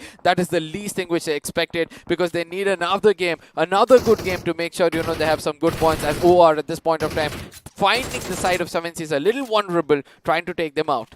Well, they are going to be in a vulnerable position. Lucky for them, however, they do have the little shack to work with. What I'm worried about is EXO. There you have it. Sarung is going to be on the left flank for his team's point of view. And now he gets one. He gets another. That means Snacks and Punk are going to be the last 2 members remaining for their team. But have a look at that. Snack whips out that DP28 because he knows there's some distance, but he wants that stability. Oh! Looks like the M4 is going to be a bit quicker, as Sarung finds the 3rd for himself. And, well, Aladdin is going to make sure Snacks is going to be a quick snack for them now. Punk's position might just be given away. In fact, he's got to be a bit careful. They might want to look around because in the smoke there is a man lurking. They are going to open up, and there you have it. That is all she wrote for Team XO, as 7C right from the beginning have been a thorn in their side, and well, now they completely wiped them out. Now this is the point where Sarang just did wonders with the crosshairs. I mean, every single time he locked his crosshairs, it was making sure that they take the players down, and eventually that is the kind of assaulter you need in your team. But now they have to make it inside the circle.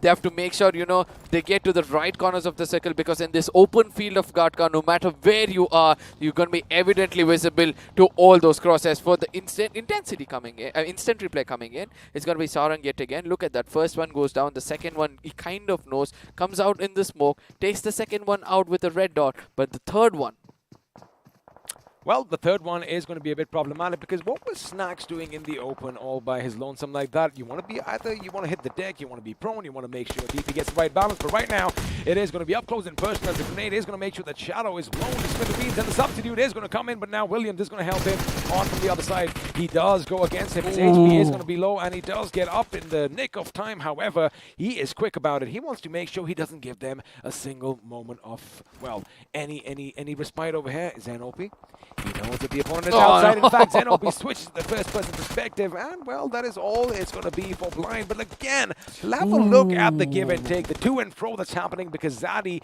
although he gave his position away, is going to be out in the open, and mate, that is your teammate down on the ground over there. But this is where things could be problematic. However, it does look like Zenopi is doing the right thing. He is going to go for a revive. Elsewhere, looks like Savthar just ran over Atanki.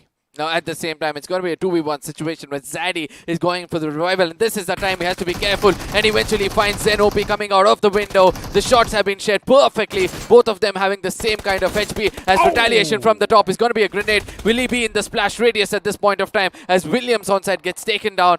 I don't know how things have turned out against the side of Blind, as one last man standing has to rush in. A fire is going to be tossed in from both the sides. Both of them are singing the same, and eventually he gets eliminated with that fire touching in. Keep in mind, he did get shot at from elsewhere, which did kind of help Bias over there, but right now we're going to switch to another fight taking place in the compound, as UP50 is trying to get the better of Team Kinetic. Now Aditya is going to make sure he throws that grenade. In fact, the grenade is going to force Team Kinetic to move up top, as Bio is still going to be outside playing a little bit of a sprawl spot. There you have it. KSR is going to be brought down, and I do believe God knew there was a grenade nearby as well. That is all she wrote for this team, and once again, an early exit for UP50, as Oraditya and his teammate Jelly are heading to Palpilo's position. In fact, he is going to spot them. He hits the deck in the nick of time. It looks like they're going to get fired upon from elsewhere, as Team MG are going to come in, and well, that could be it for Team OR Esports. Absolutely, because MG at this point of time, the kind of formation they're holding, the kind of distance they're holding with one another, and trying to spray from different angles, making sure that's an end for the side of Team OR, opens up the door for a lot of other teams. MG has a very good chance, HH has a very good chance, ACBC has a very good chance, IE. These are the teams who need to perform, and they need those valuable points when it comes to the overall points table, as the zone is still going to come in towards the side of Team Soul. Let's see how much more damage can they do in this game. Well, they are going to make sure they converge to the center, as ACBC are now going to take the fight up against two squads. They have 7C Esports at one end, and well, Team MG at another. And speaking of 7C Esports, Sarang is going to be the man of the moment. 7 finishes to his name already, and he is vying for a few more. 806 points of damage coming in, and now Spraygon wants to run over the enemy. Unfortunately, he did take a little bit of an oopsie, as the vehicle did kind of swerve out of control, and now this is where 7C Esports are going to be in trouble. But there you have it. Capron is going to be run over, in fact, by Savthar. In fact, the second little vehicular manslaughter coming in over here, but he does have the upper ground. There you have it. A grenade is going to go off, and now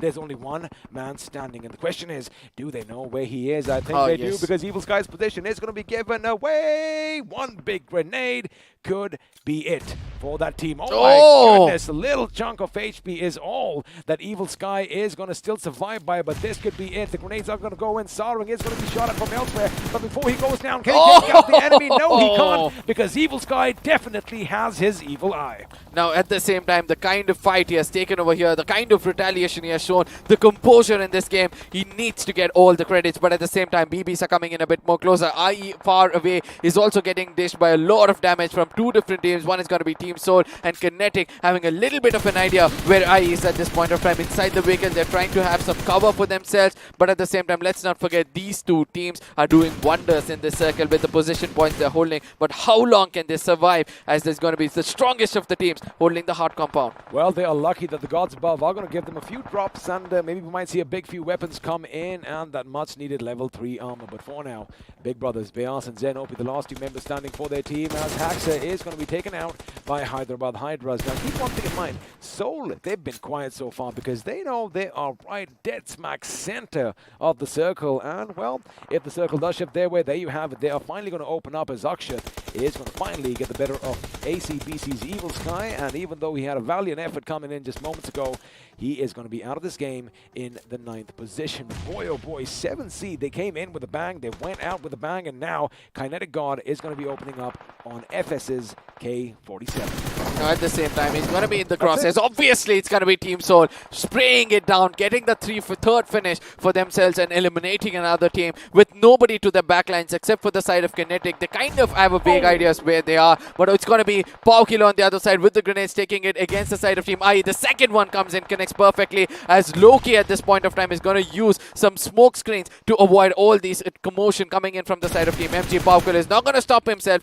as he has a little bit of an idea. He's got 2 more players coming in from his team in 2 different angles, and having a real estate in the final circle, they could be the dominators of this game. You know, if you think about it, Paukilo and Dionysus' position is pretty decent right now because they are on that little gradual slope. But again, her person who's not going to be in a good squad are the gentlemen from Hyderabad Hydras. And it looks like even though Manti is going to get high atop his roof, BB are going to be in some trouble. Now Ace Black with the grenade knows exactly where the last man is. That grenade, even if it touches him, is going to be problematic. But there you have it. He does have an ace up his sleeve, as Zenopi is going to be blown to bits. And that is going to be the end of another team, as Big Brother Esports, oh baby, this is problematic. Loki does know the enemy is right next to him, gets out his UMP. He in fact is going to get up, he shoots, he does connect a few. Unfortunately for him, Bayo is going to be a bit quicker on the trigger.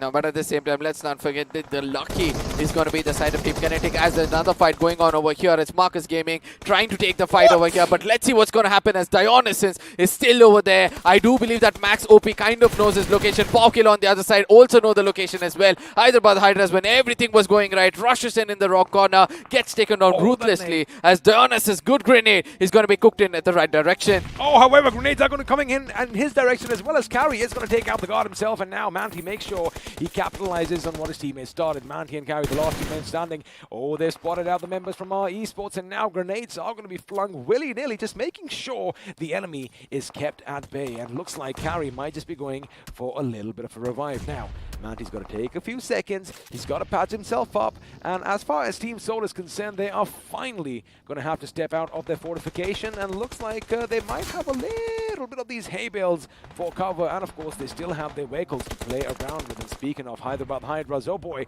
although Carry did get a few revives over here, Manti is going to be brought down, which means still they are a 3-man squad. Now this is where Team Soul can rack up a few finishes. They have the high ground. In fact, Gunu is going to be spotted out, and as expected, shots are going to be headed in his direction.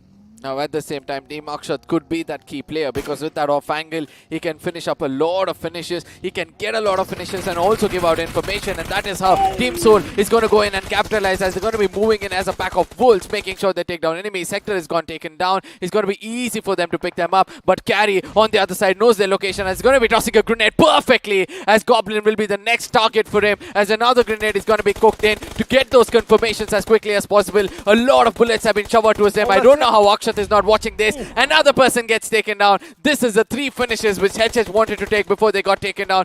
Got some more in throughout the way. Keep in mind now, they are going to come under fire from Team Kinetic. However, Onyx is going to be taken down, even though he got the better of one of their members. Now this is where Manti OP is going to shine. This boy does have a lot of potential, and well, he is showcasing that. And I love the fact that Hyderabad Hydras, despite almost coming down to a one-man squad, have all 4 members still intact, which means, well, we were saying they didn't have the best of days. They might just get their first chicken dinner, but again, they have to face a team that does have a lot of potential energy on their side, as Team Kinetic themselves have 8 finishes to their name. Now, their position is going to be good. Their weaponry is going to be good. They do have those Grotzas for all that close quarter combat, and if a grenade comes in over here, it could be problematic for the boys from Team Soul. But again, problems are going to be arising for Maxi and Manti, who have been taken down in the hail of bullets, and a grenade to shoot, and there you have it, a finish and a knock coming in from HH Carry, which means again the positions of Team Soul are looking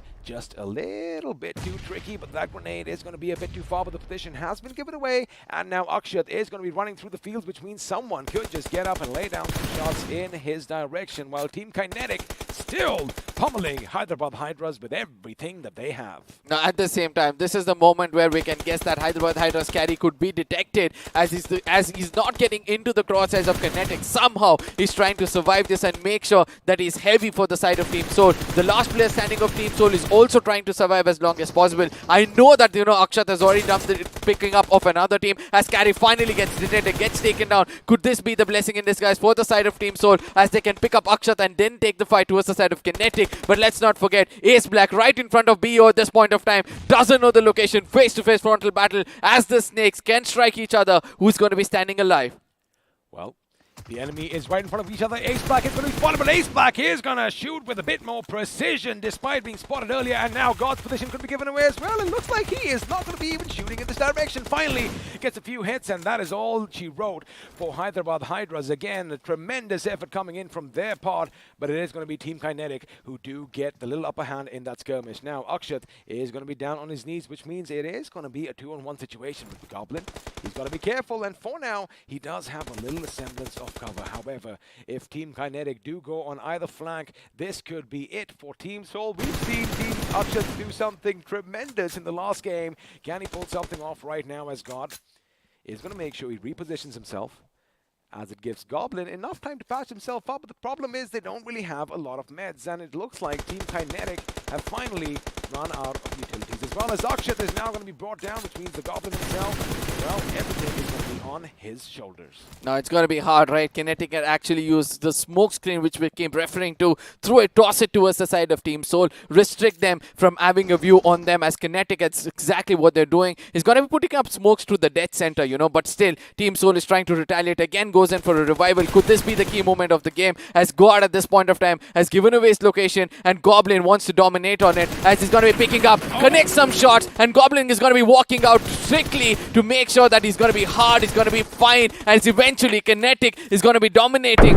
as the knock comes in from the other side first, and eventually this is going to be the winner chicken dinner coming in from the side of Kinetic. I love this game. Every single inch was so exciting, and look at the reaction coming in. There are some people who are putting their head down and taking a huge breather, because this is one of the most important things for them. Their first chicken dinner, as we do head into the post-match segment powered by Loco, and they had a big game, just 1 point shy of the big 3-0. 14 finishes for themselves, and let me tell you one thing, they did it in style. But I like the fact that Hyderabad Hydras finally were being a bit more aggressive, and as expected, once they go in for the finish, well, chances are they will end up in the top 3, which is exactly what they did.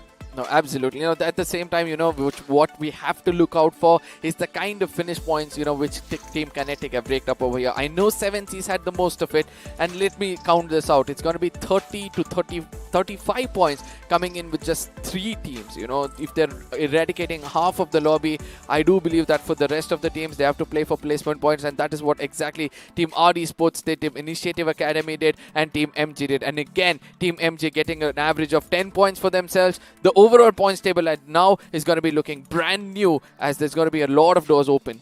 Well, now let's have a look and see which god is going to be crowned the iQOO MVP, but it isn't going to be someone from Kinetic. It's going to be Sarang from 7C Esports, because let me tell you one thing. You're talking about wiping people out. 7 finishes for himself, but just have a look at the amount of damage he dished out. 1,133 points to be precise. But joining him, of course, we do have the god himself from Team Kinetic with 7 finishes for himself. No, this is clinical, right? 793 damage coming in from him. But let's not forget 2 other players of Hyderabad Hydras are coming in. That's going to be Manti and Caddy. And finally, that one player, Manti, has done the damage for the team, has carried his team forward for a really, really long time, helped it out. At the same time, 8 points for 2 players with 1,400 damage in total, as Kinetic's other player is going to be coming in at the end. Again, 2 finishes for themselves. I don't think so it's going to be a hard game from here on for the side of Kinetic. It isn't going to be a hard game, but what is going to be hard is when all those grenades come at you, it's going to be a bit tricky to find some cover, because we do have grenade finishes in double digits this time around in the map of Wrangle. Of course, in the first one, I do believe we had 8 on that screen. But if you have a look at everything else now, we do just see 1 vehicle finish. But let me tell you something, a lot of people will run over in this game than all the games combined together today. Yes, but at the same time, 7,000 healing, I was expecting a little better, to be specific, because most of them were trying to come in late into the circle. But the southern eastern side of the map, where most of the commotion happened, when Nigma, Galaxy 7 Seas, everybody were, trying to take a fight. I do believe that that is one corner you wouldn't want to be in this game. Now, we are going to have the FD graph popping up, and as expected, there you have it. 7C Esports, even though they did kind of, go out a bit earlier, they had 2,011 points of damage for themselves as the Hyderabad Hydras. Finally, we saw in the last game, right? I mean, 1,000 points of damage, no finish. This time, they have 11 for themselves, but Team Kinetic with their first chicken dinner, and they did it in style. 14 points coming in from finishes, and, well, 2,474 points of damage to boot. Now, this is where I want to look at the overall points table and check how much of a difference has it made for the other teams, right? Because Marcus Gaming at this point of time did put up 11 points for themselves, and which was most important for them. Well, ask and ye shall receive, buddy, because the overall standings are popping up, and, well, at the tippity top, Team Soul finally are going to retake their second spot away from Team EXO, as Hyderabad Hydras and Big Brothers once again exchanging their positions on the leaderboard. Now, at the same time, we have to see the point difference between these two, right? This time, I strongly feel Hyderabad Hydras have picked up a little more than, the Big Brothers, and they can maintain that lead because both of them have played 35 points. But Global Esports and Hydra officials have still got a very good opportunity because both of them have another game which is left out to be played. But the second page is where all the interest is going to be coming in from the 13th to the 16th position. Which team is holding how many points? Because later, after that, the bottom of the table will be challenging exactly what is required. Well, it looks like the Walkouts are going to be walking over just a little bit over Team INS, as 1 point is going to separate the two, and our Esports, despite not having the best of games, are going to have a 1 point lead over Team Enigma. But the thing is, I do believe now, of course, you've got to look at the cutoff over here, right? Yeah. 222 is what Team INS is at. Now, Team Kinetic, before they started this day, they had a total of 183 points. And when you have 29 coming from the next game, they've crossed the 200 mark barrier. Yep. The question is, where are they going to be? As we have a look at page 3, and, well, right at the tippity top with 221, just 1 point behind Team INS is Team Kinetic. Now, at the same time, ACBC is also not having such a great day, and that's why they're going to be suppressed to the 18th position. 215 points shows another 6 to 7 points is what they need approximately to make it to the next round. Team MG catching up as quickly as possible. 200 points for them. Initiative Academy, Esports Walla, RTR Retribution, and GOG. These are the teams who need to wake up. I know that they have one more game to play where they can catch up to a bit, but at the same time, by the end of the day, they need to make sure that from the 16th to the 24th position, everybody needs to be having at least 210 points to have a fighting chance from tomorrow itself. Well, again, speaking of fighting chances, even the teams like Team GOG, I mean, a valiant effort coming in Game 1. Of course, getting the job done over there. 15 finishes is nothing to scoff about. But, let's just quickly talk about UP50. Yeah. 3 games played so far, and they haven't really been able to find a footing, which, again, is going to be weighing down on their minds. And, maybe they just might lose a little bit of their drive. But the thing is, this tournament is all about this, right? You come in, you do have a few days to basically qualify for the next round. And, of course, it's largely thanks to BGMI Crofton for making all of this possible, because without them, we wouldn't be able to shine a light on all these teams. And, of course, I am going to talk about iQOO and Loco, which means it's time once again to see how to slay a dragon. I love that.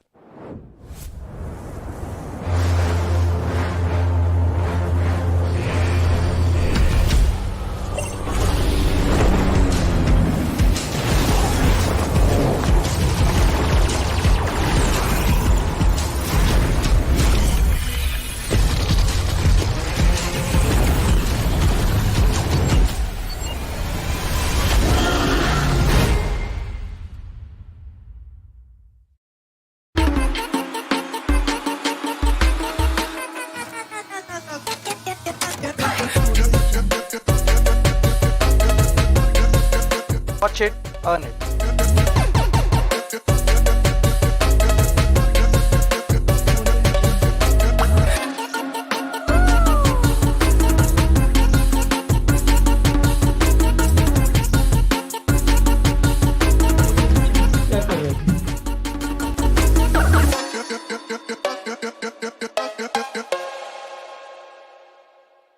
Well, I like that. Where else would you want to be? You want to be on Loco, India's largest gaming community, and of course, you want to have the best devices in your hand if you want to be a part of it too. Because, well, when you have the iQOO Neo 6 in your grubby little fingers, just like mine, anything is possible. Absolutely. And how do you get it? You have to head on to Amazon, find out what are the best of the prices they afford. And I do believe that, most of it is going to be in a range where you guys can actually take this device, go in for a grinding, and then think about the bigger picture later. But yes, the highlight's going to be something which is going to be coming on our screens to understand how the game went in the map of Erangel. A lot of commotion. Of course, once the action starts, it is pretty much going to be never ending right up until the end. But let me tell you one thing. 7C Esports just getting the better of Nigma Galaxy's dream once again. And it was just brilliant. But I like the fact that, they were on pretty much the tail of EXO right from the beginning. In fact, if you notice one thing, we did bring this up, that Savitar was keeping a keen eye on the movement of Team EXO, and one by one, well, they did wipe them out from the face of Erangel. Now, this is where I thought maybe the enemy could have got the better. Unfortunately, had Pong pretty much stayed in his position and, gunned them down as soon as the vehicle was heading his way, it could have been a different story altogether.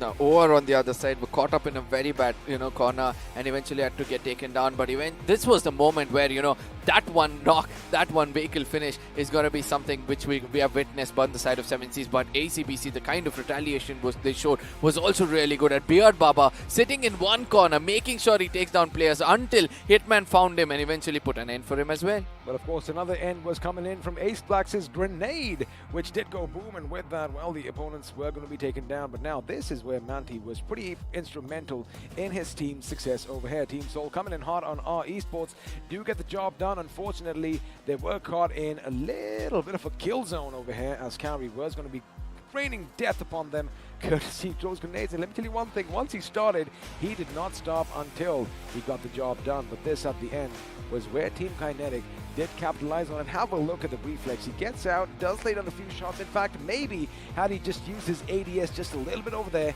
he could have potentially gotten the better of Team Kinetic's guard. But again, it is what it is. And even though, Team Soul were in such a precarious position because A, they don't have any healings on them, B, none of the teams really had utilities, which was, it was good old-fashioned warfare, right? You were relying on your bullets to do all the talking. And finally, Team Kinetic held their ground. They didn't overextend because that could have been problematic, and well, won their first chicken dinner. Now this is what we need to learn, right? There was similar situation coming in the previous game where we had the side of Team OR holding a very strong ground against the side of Team Soul, and Akshat did wonders trying to take advantage of that, disadvantage which was held by the side of Team OR. At the same time, the next match happens where, it's Kinetic place, it's a 2v1 situation yet again, but again, lesson learned in a hard way for the side of Team OR, but Kinetics holding on to the composure, waiting it out, and that was the best part amongst them all. It just goes to show that, all the teams have been doing their homework because, you obviously want to learn from the best as well, which is, of course, at this point of time, OR Esports, which means, well, a lot of teams are going to be scrutinizing them really carefully under the microscope and are going to take advantage of any weakness that they do sense. But all in all, man, I mean, I love the fact that, all these teams at the bottom are finally waking up because they have nothing left to lose. And like Loco likes saying, what are you waiting for? Eventually, I mean, I know that, when you have nothing to lose, that is where you actually bring out the best in you. And this was something which we have been saying to the teams that, play like as if this is the last game of your life. And that is where you can kind of outperform yourself, outperform the enemies, and try to get all those finishes as possible, as much as possible. And we have been seeing this, right? I would say 3 good games for the side of Marcus Gaming, and the jump they have from bottom of the table to the almost the 16th position. 1 point. Yeah, 1 point away to the 16th position shows that the kind of gameplay they have. And also Kinetic on the other side. This one good game, again 1 point away from the 16th position. And, again, we like beating around the same bush that anyone can still do it. So we still have no idea who is going to be in the top 16 when the grand finals start. Now, of course, you might say, hey, wait a second, think about it. UP50, they're pretty much out of it. But you got to keep one thing in mind. 4 games have already been dealt with this day. And, we did say that there are 16 games that each single team is going to have to play this week. So, like Team Kinetic, like the boys from, I do believe, Team MG, if they come out swinging, things could be going in their favor. Even if I just quickly talk about GOG Esports, the way they started the day off, 15 finishes for themselves, a 3rd position finish, which again, a little bit of a mishap coming at the end, goes to show maybe if UP50 again just give it every single thing they have, they just might surprise us. No, at the same time, what's running in my mind from the time you're doing the maths? Just imagine that 14, 15, 16, 17, all 4 positions have the same number of points, and the only team which has got the highest number of winner chicken dinners as well as the highest number of placement points will make it into the next round. So teams have to realize this. When you're trying to play those points, you have to watch out for the team above you, and this is the kind of pressure which builds up. You have to make sure you have better points than them. If you're trying to play it for the 16th position, then better have better placement points from the team on the top, or else you might get eliminated. Because at the end of the day, you got to keep one thing in mind. Once you make it to the top 16, it's an even play. It's going to be a clean slate, and you all are going to be pretty much, even Steven and neck to neck. And that is where the real battle, of course, begins. And who knows? Maybe the top dogs could be at the bottom, but again, that is all speculation that we're not doing over here. But, all in all, Erangel was kind of like we expected. Action was there from the beginning. However, it was spread far and wide, and I love that it was out in the open this time. Yeah. Because, again, that just goes to show how well the teams are going to be well-versed with the terrain. And, we see the fact that they deploy grenades for cover or for obscuring the vision of the enemy. And all these little strategies do come into our screens. Yeah, but at the same time, it was the circle yet again which played a major part, right? It was just another ordinary circle. It was nothing out of the blue. And the teams which are holding the dead center always had the best of what they can. Yes, ladies and gentlemen, we are going to be heading into the pre-match segment powered by Loco. And this is where we're going to have the big man telling bye-bye to us for now. But again, he's going to be back in the last game as we're going to have fixes on the table. And I know that there's going to be a lot of discussion coming our way with big dogs again coming in, UP50 GOG again coming into the picture with RTR Retribution. But a quick discussion on what happened in the previous match. It went on so fast at the end. It was so hard for us casters to actually look out as what has happened. So if you have to, lay a small picture over here as to explain what exactly happened over there. Of course, I mean, it was a shift towards the western side. Majority of the teams, as we do know, tend to lurk around the eastern areas, right? We had those fights breaking out on the southeastern side. It was a lot of teams, right? 7C, Exo, Nigma Galaxy, everyone getting caught in the mix. But one thing for sure, I really want to point out, Team Seoul, they're back to their old ways, right? Especially how they played in week number 1. But they were really focusing on the positions of the circle, not really engaging in fights that they should not take. And as a result, they're having 2 back-to-back good games. But this is where we bring teams that have been struggling, right? Especially Kinetic. Right from the day's beginning, they have been showing what they've got. And ever since the fight against UP50, they never seem to have stopped at all. No, at the same time, we have to speak about Hyderabad Hydras as well. Yeah. I do understand that, they are kind of pretty safe at this point of time, but the way they took that fight was also very impressive. Oh, indeed it was, right? Especially how they shifted from the northern side to this southern side. But now, I guess, we're going to talk more about them. But for now, ladies and gentlemen, this beautiful smartphone in my hands is already out in the open. We all know a lot about it as we take a look at our sponsors for iQOO as they have a special message for you guys.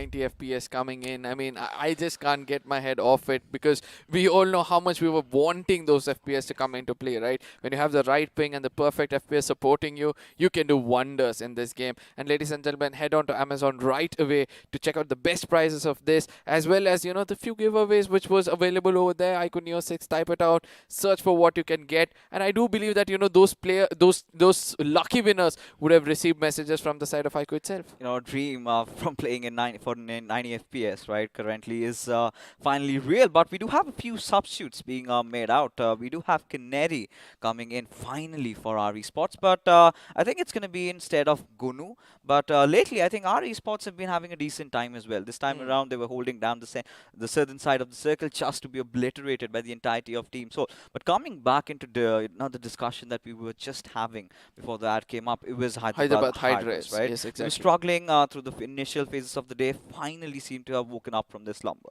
And the best thing that they did was take those compounds down south, right? Just opposite to them was, of course, Team Soul. They did manage to rotate out and carry in those final moments. Little did they rise. I mean, at the same time, I really love the way the rest of the teams were also supporting him, right? Because they knew that there was one player trying to take all the fight to the eastern side, where the rest of the players were just looking forward to make sure they restrict the crosshairs to be placed to the teammates. And this is one of the best thing I want to, you know, I witnessed in this game. But there is something best for us to also give you, audience. There are some giveaways coming in, the merchandisers to give away. I do believe in a very short way, I think he's going to put it up for you guys. Of course, I mean, it's so difficult today, especially so many teams are playing Oh, yeah, out exactly. their minds. But hashtag your favorite teams in the BGMI official esports channel. And if you are lucky, if your team ends up on top by the end of the evening, all you've got to do is fill up a link on the description. And hey, if you're lucky, 10 winners are going to be getting those beautiful t-shirts and those sippers that we have for you guys. As ladies and gentlemen, we head into Miramar. It is going to be teams from groups A and C battling it out, which really means GOG and Hyderabad Hydras. We're going to see more of them on the northern side. Yep. At the same time, let's not forget the flight path is going to be something really, really important, because just in case it starts from the side of Porto and ends up towards the side of Valle de Mar, and that is when, you know, the challenge is going to arise for the teams who tend to go to the northern side of the map. But again, I'm just still praying. I'm going to keep my fingers crossed, because I want a circle going towards the side of prison. When will that ever happen? I really hope it does in the grand finals. Imagine, you know, a circle where it matters a lot. Suddenly, It'll we be get worth a the wait. whammy. It will be worth the wait, 100%. But now today, you know, today has been a revelation for all these teams, especially when you have them on the cliff, on the threads, just of being eliminated, the journey getting over. They suddenly seem to have woken up, right? Suddenly are starting to play like there's nothing to lose. It's last game of their lives as we head into, ladies and gentlemen, yet another beautiful game of Miramar. And this time, Arka, the flight path trajectory, well, I mean, it's quite ordinary, right? El Positivids, Minash and Rales, a lot of teams will get to their favorite or rather desired drop locations. But what we are witnessing, or rather what we're going to anticipate for, is those fights breaking out. At the same time, what I'm anticipating is the circle itself, because every single time the circle has formed up in a very unique way, a new team it's come out on the top. And I was hoping that, you know, there are a few teams that will be playing it out. Let's not forget to see the side of GOG as well as the side of UP50 have come into this game, if I'm not wrong. Oh, yeah, of course. I mean, C is playing, so they're also with us. But yeah, I think for UP50, their chances of making it to the finals look really, really bleak right now. Especially their body language. They can't really confident, right? They kind of make those hasty moves, and that is how the cookie has crumbled so far. But what we're in pursuit for, Arka, is the circle. Quick predictions. Southern side of the map to Chumasera is what I would like to place my bets as of now.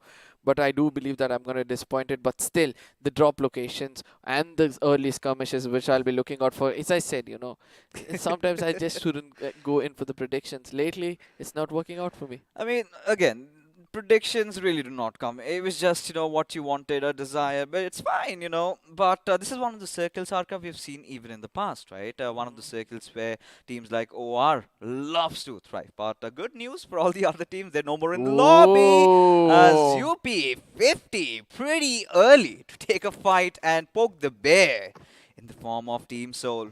Never have they been infiltrated, never have they felt exposed, vulnerable, especially in this particular area, the Picado, that has always been a strong house for them, but now they're being challenged. Are they prepared for it though? I don't know. I think UP50 is just pushing too much. They need all four men standing. And this is the kind of, you know, I do understand. Probably they're just like, let's forget about this game as of now. Let's just come in and enjoy. As Aditya kind of knows the location of Soul, Hector at this point of time. But Omega from far away, how much cover fire can he give? But eventually Akshat is also holding a very good off angle from the other side. Even he has a lot of job to do. But this UP50, I have missed in a really long time. You know, Hector, he's isolated. The only semblance of cover he gets is from Omega, from the backlines, wanting to retreat. That's not gonna happen, buddy. As Sarkar, he's gonna be unloading all that mag. Now, UP50, they have their work cut out. What they're gonna do is go after Omega, but Aditya making so bold and ballsy moves and still not being punished. This shows that Team Soul were really not expecting this. No, at the same time, I was getting a little bit of a deja vu moment that Team Soul will be trying to take down the side of UP50, because every single time they've gone in for a fight, they've not come out successful. But this time, the story is a little bit different for them. And the next play which they're going to look out for is something which you have to watch out for, because one corner we have Akshat coming in, who is again doing the same old thing, which is the new thing coming in from players. Try to jump in and punch in the air so that your footsteps are not heard. Does that actually work is my question. Yeah, 100%. It's been there for a long, long time, and the players have been using it. And a lot of players have made such big and huge plays out of it, right? Kind of completely suppresses your movements, those scale moves that you need to make. But now, I mean, Team Soul seem to have dealt with the weakest link right now, going after the strongest, as Akshat caught all awry, astray outside. There's not even a single chance. Or maybe UP50 needed this, right? Needed that little bit of a boost in the confidence, which is sort of all, you know, gone you know, into the drains, right? Especially with the way they have been playing. But for now, you know, going after the big guns, this should give them that little spark, and from here onwards could mark the comeback of these lads. I don't know whether I should be saying this, but UP50, I believe, has born an extra ball. I mean, I literally, man, and look at them push. Like. You know, look at the push. They've taken down 2 players of Soul and still not satisfied. They want to go in and take down another one, but from far away, Goblin is going to be coming into the picture. I don't think so that's going to be stopping them. They're not going to bother about it, no matter how much spray is going to be coming in from the side of Goblin. Look at the retaliation coming in, trying to tag him out, immediately going against the side of Team Soul. Would have never expected this to happen, as you said, but at the same time, UP50, all the best for you guys. I mean, UP50, they have done their homework, right?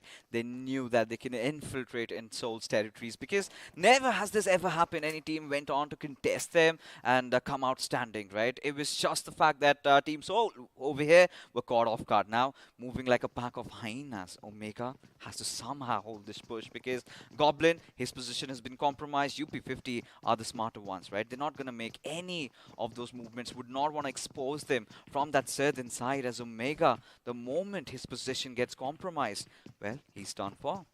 Yeah, at the same time, look at the scavenger circling around towards the side of Omega. His only hope is going to be this. Take down one player before getting taken down and get that finish point for the team, so that, you know, Goblin can actually do wonders. And there was an opening for Goblin to actually rush in at this point of time. Can open it as Omega at this point of time. No, the grenade is not where they want it to be. But eventually the push is going to be coming in from the scavengers. Even though retaliation came in, a drop shot from Aditya is going to make sure they put an end for another player of Team Soul. As the last man, Goblin, is going to be running away for the first time. We'll be able to see that Soul is going to be tucking their tail and running away. This is what I was talking about. 7C, finally hearing all the commotion, reading that finish feed, realize that Soul is in trouble. It's the right time to strike. The iron is hot, just go for it. But now, UP50, are they anticipating it? Because Goblin, well, he might have come to and dig his own graves. Getting back to the casino, all he's going to be looking for is getting some revenge. But is he aware of 7C making all these moves, all these interventions over here? Oh, I don't think so. As shots are going to be fired in towards the side of Goblin as he's going to be running away to cover, try to take the fight. Healing will be his first priority at this point of time. But how will he strategize against the side of 7Cs as Savitar, yet again not giving up its footsteps, gotten a bit more closer, has a view on Goblin at this point of time. It's just information which is going to be relayed to the teammates telling that, you know, let's try to push him out of the cover to make sure that we put an end to him. But Goblin on the other side is going to be pushing up, wants to take the fight towards the enemy's face as the grenade was about to be cooked in. Takes down one player, the second one almost getting taken out. Goblin in huge trouble as retaliation comes in from the side of 7C. Sarang, the man with the iron finger today, has done the job again. Oh yeah, he's feeling it, absolutely. But at this point, you know, what I'm rather more concerned about is how do UP50 relocate themselves? How do they reorient their positions? Are they going to fight it out against 7C? Because, you know, they have already dug in deep, and considering how aggressive 7C have been, I think that could be a really bad decision. And eventually, what I'm looking forward next is how do they manage to escape from the situation, right? They do not have any vehicles. They have all they focused on was trying and take down Team Soul. They've accomplished that objective. Now, take a look at the circle, right? Again, we do have Team Enigma having the center of the circle, but we will have a little bit of an instant replay as Omega was just pushed upon, a little late, a little nervy moments, but despite all odds, he still managed to take one of the players out, and UP50 pushing like a pack of hyenas got the job well done.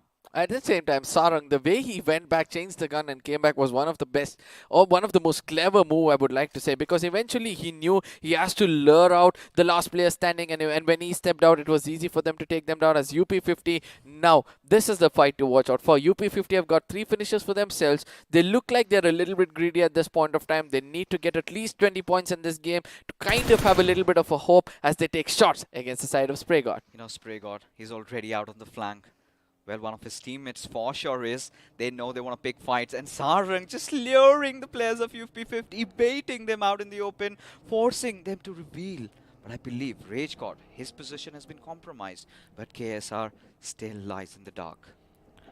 I don't know how this game is going to turn out. I think Sarang is going in, he's pushing towards at this point of time, trying to make sure that, you know, lure out enemies, but it's going to be a suicide probably suicide mission to be specific, because ultimately, you know, cover fire might come in, but the kind of mindset which UP50 is playing with to get all those finish points for themselves, oh my goodness, not the right move.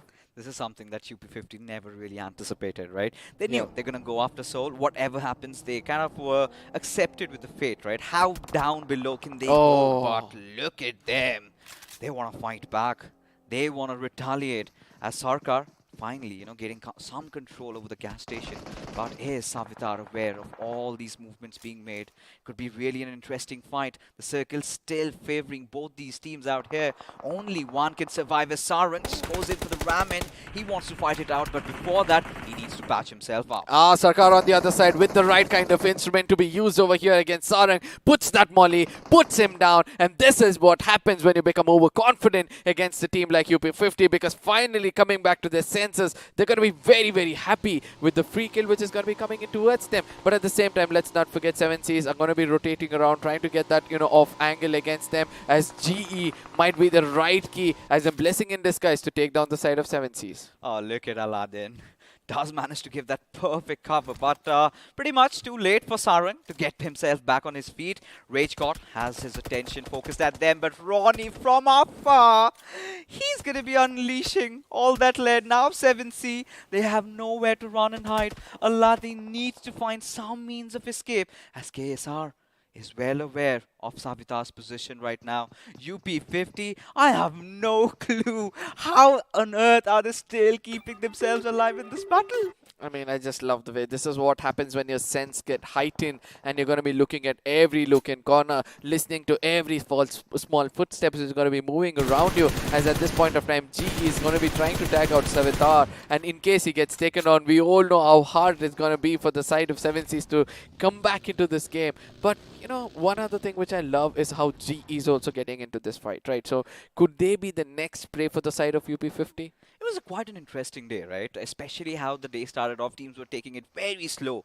But right now, when we kind of come towards those final matches, especially for the other teams, right? I think it's for C that they're playing the last final game of the evening. Yes, now they're starting to step up eventually, right? UP50 know they need to go after with a good laugh at their faces. And for Global Esports, it's all about, capitalizing on situation. And 7C Esports, this is something that has been really a cause for concern, right? They do not really know when to draw the leash and when to draw a line as not, just overextend. And finally, seem to have paid a heavy price, have lost out on their top fragger. But still, for now, ladies and gentlemen, as the way the circle is going on, we have to wait for the next circle shift. And where do you think could it be, Arka? I somewhere feel it's going to come to us a side of Picardo Graveyard yet again, and still favoring out the fight which is going to be breaking out between 7Cs as well as the Hydras. Because at this point of time, Hydra, I don't know whether Aladdin realizes this, a team which is going to be coming in close and try to dominate, as they know the location as the spray comes in from the side of Murph. It's not going to be easy for Aladdin from here on to escape.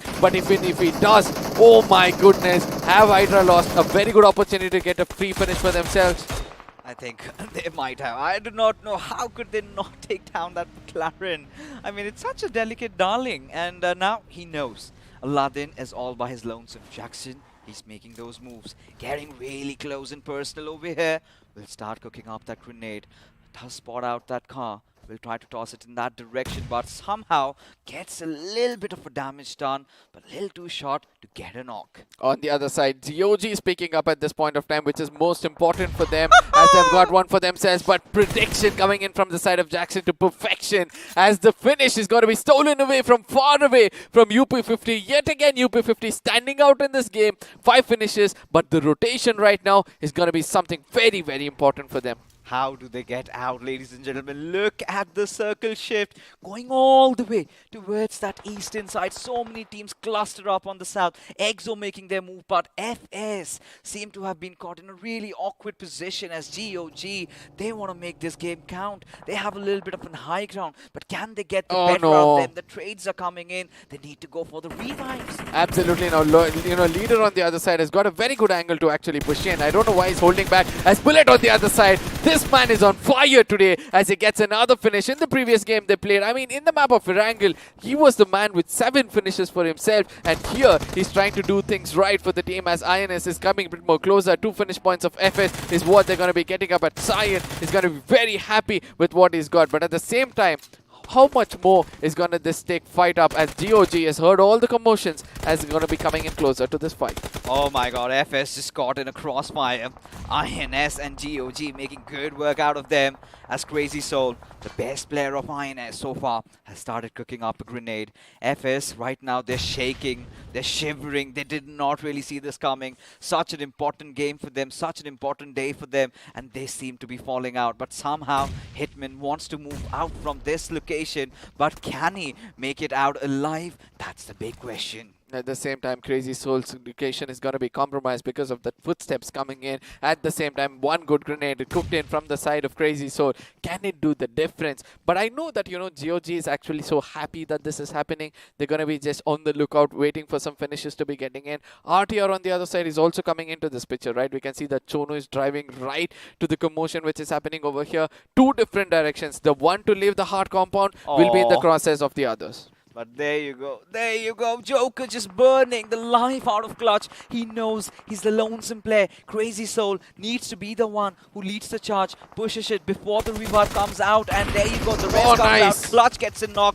but can he get it more as Hitman just comes out of cover, and suddenly FS have pulled out a clutch of their lives. I mean, Hitman over there did all the difference because, the timing which he took for the revival was amazing. We're going to be looking at the instant reply, getting to what exactly happens. Look at the placement of Crosshair. As soon as the first person got taken on, he came out from the outside, put the Crosshair to the helmet of the first one. Second one, already damage was being dealt by the teammates, and eventually teamwork. This is the kind of fights you need to take. Make sure you stick together, get your teammate alive as quickly as possible, put him on his foot. 1 or 2 bullets from his side can help out a lot. Teamwork makes the dream work, ladies and gentlemen. That has been the mantra as FS out of nowhere just pulled out. And INS, they're going to start sweating right now. Not a good day so far. And look at the circle shift all the way down south. And UP 50? Did they just get wiped out? I think it's the zone which ate them up at this point of time. I saw them, coming in the finish speed, but I just hope that, they had enough points before they got taken down. If not, all those valiant efforts are going to go in vain. But now inside the circle is where we can see that Team EXO is holding a very, very good compound for themselves and a little bit of a high ground.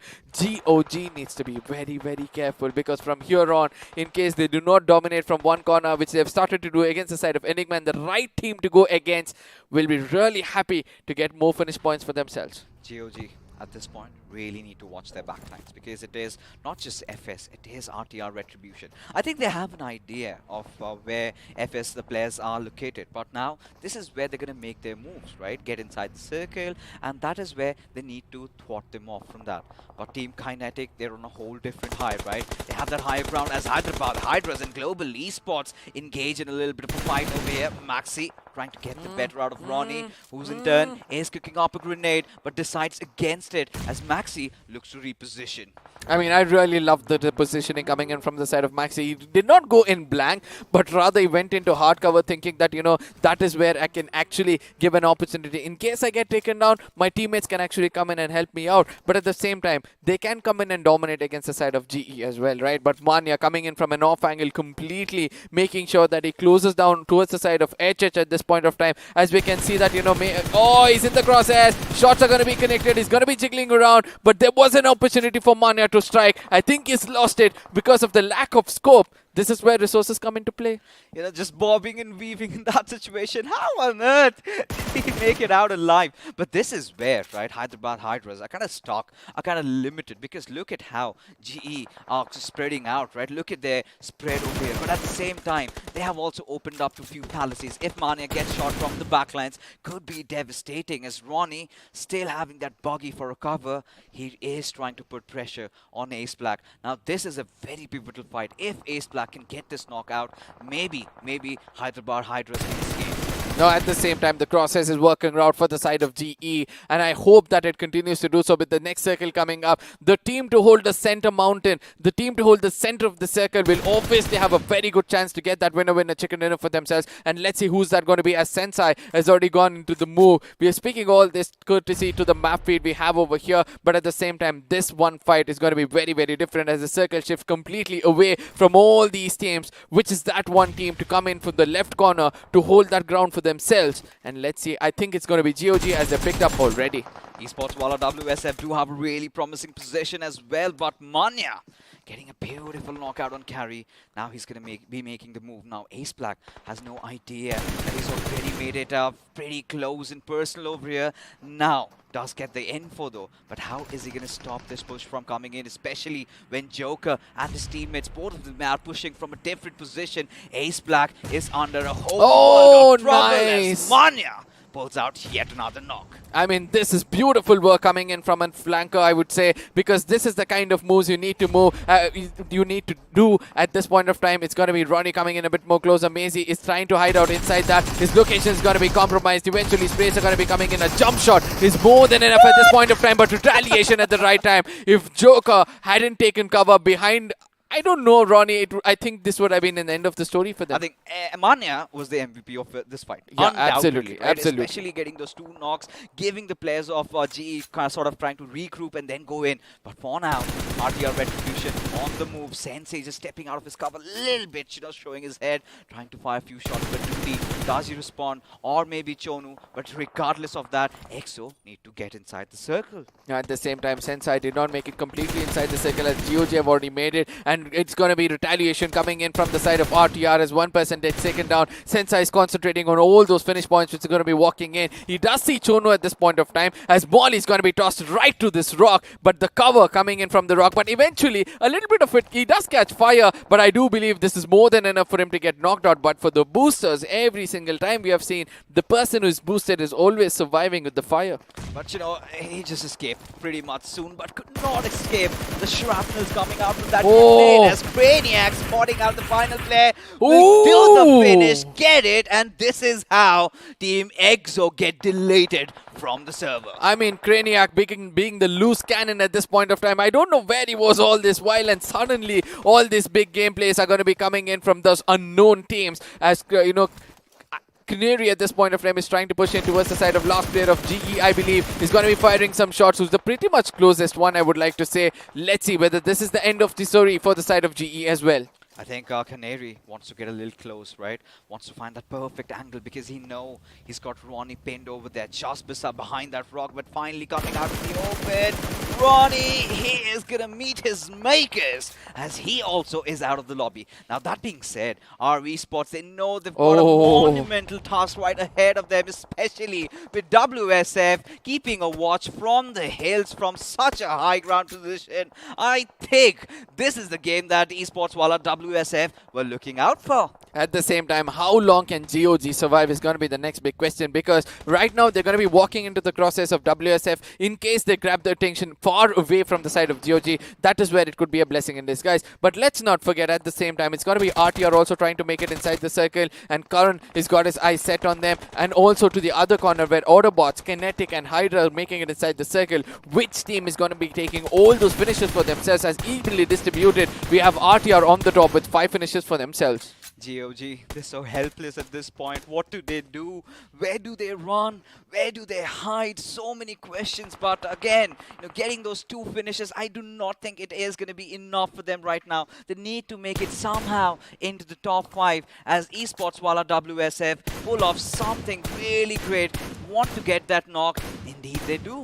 At the same time, can you see the location of GOG? MJ coming in so close to the side of WSF. That one movement coming in from his side could be the key movement for the side of GOG. But let's see whether that's going to be the case, as Doddy is trying to push in towards the side of Nick OP and try to take him out, as the crosshairs of Karan is still going to find the players of RTR at this point of time. How much more can they survive? As Kinetic is also trying to push in, as Yonex is going to be coming in the crosshairs, makes a mistake trying to be in the open. Bajwa is going to rain fire against him and eventually get that finish.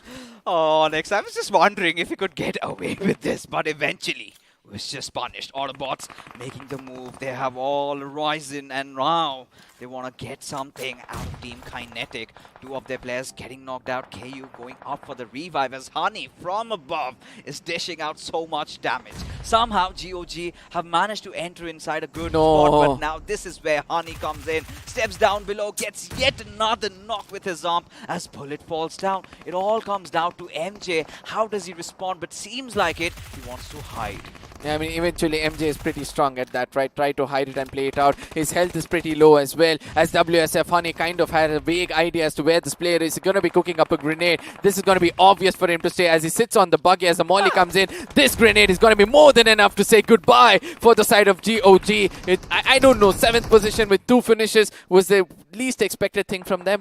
I mean, that's all they could bargain for at this situation, but right now Kinetic do have that little bit of an edge, little bit of a high ground, but once the smoke dissipates, they're out going to be all in the open as God, the one lonesome survivor out there. He is getting dished with all that damage coming in, but despite all odds, still manages to get the better of Mr. IGL as Orva remains the final player alive. But no, it is hell from above that will put them out of the server. No, at the same time, it's going to be Esports, well, as you said, having the best bot in the house. 9 finishes for themselves, all 4 men standing. I would say 1 man is down on his knees, but eventually he's going to be picked up, right? So even in case he gets taken down, they still have man advantage. They have the height advantage as well, as in the bottoms we can see that it's going to be Enigma coming in from the other corner every single time in the map of Miramar. How can Enigma survives, make sure they come into the final circle and try to fight it out?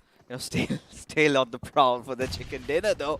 But now Enigma survived with 2 of their players. But again, I really like this little bit of a change from their side. They're focusing a little bit more on survival. They haven't really been engaging in those careless fights. But now it's all about being consistent, which they have achieved. A top 3 as now the grenades come in as Bajwa getting tackled by Eggy, who somehow comes out on top. Now at the same time, this could be the beginning of the end for the side of WSF, as Enigma Rex is trying to get in. If this dinosaur strikes. We all know how strong it can be, but at the same time, will the opponents try to make this person extend and allow the side of ABZs to also come into the fray? Look at the shift coming in from the side of WSF. They had the high ground advantage. They let go of it at this point of time, and they're paying a very, very hefty price. Little too greedy, being punished for that. But Autobotz, what an amazing game, right? Ever since they've come in, they know that the swords are hanging over their heads. They have put their hearts into it, right? Always focusing on the center. Still have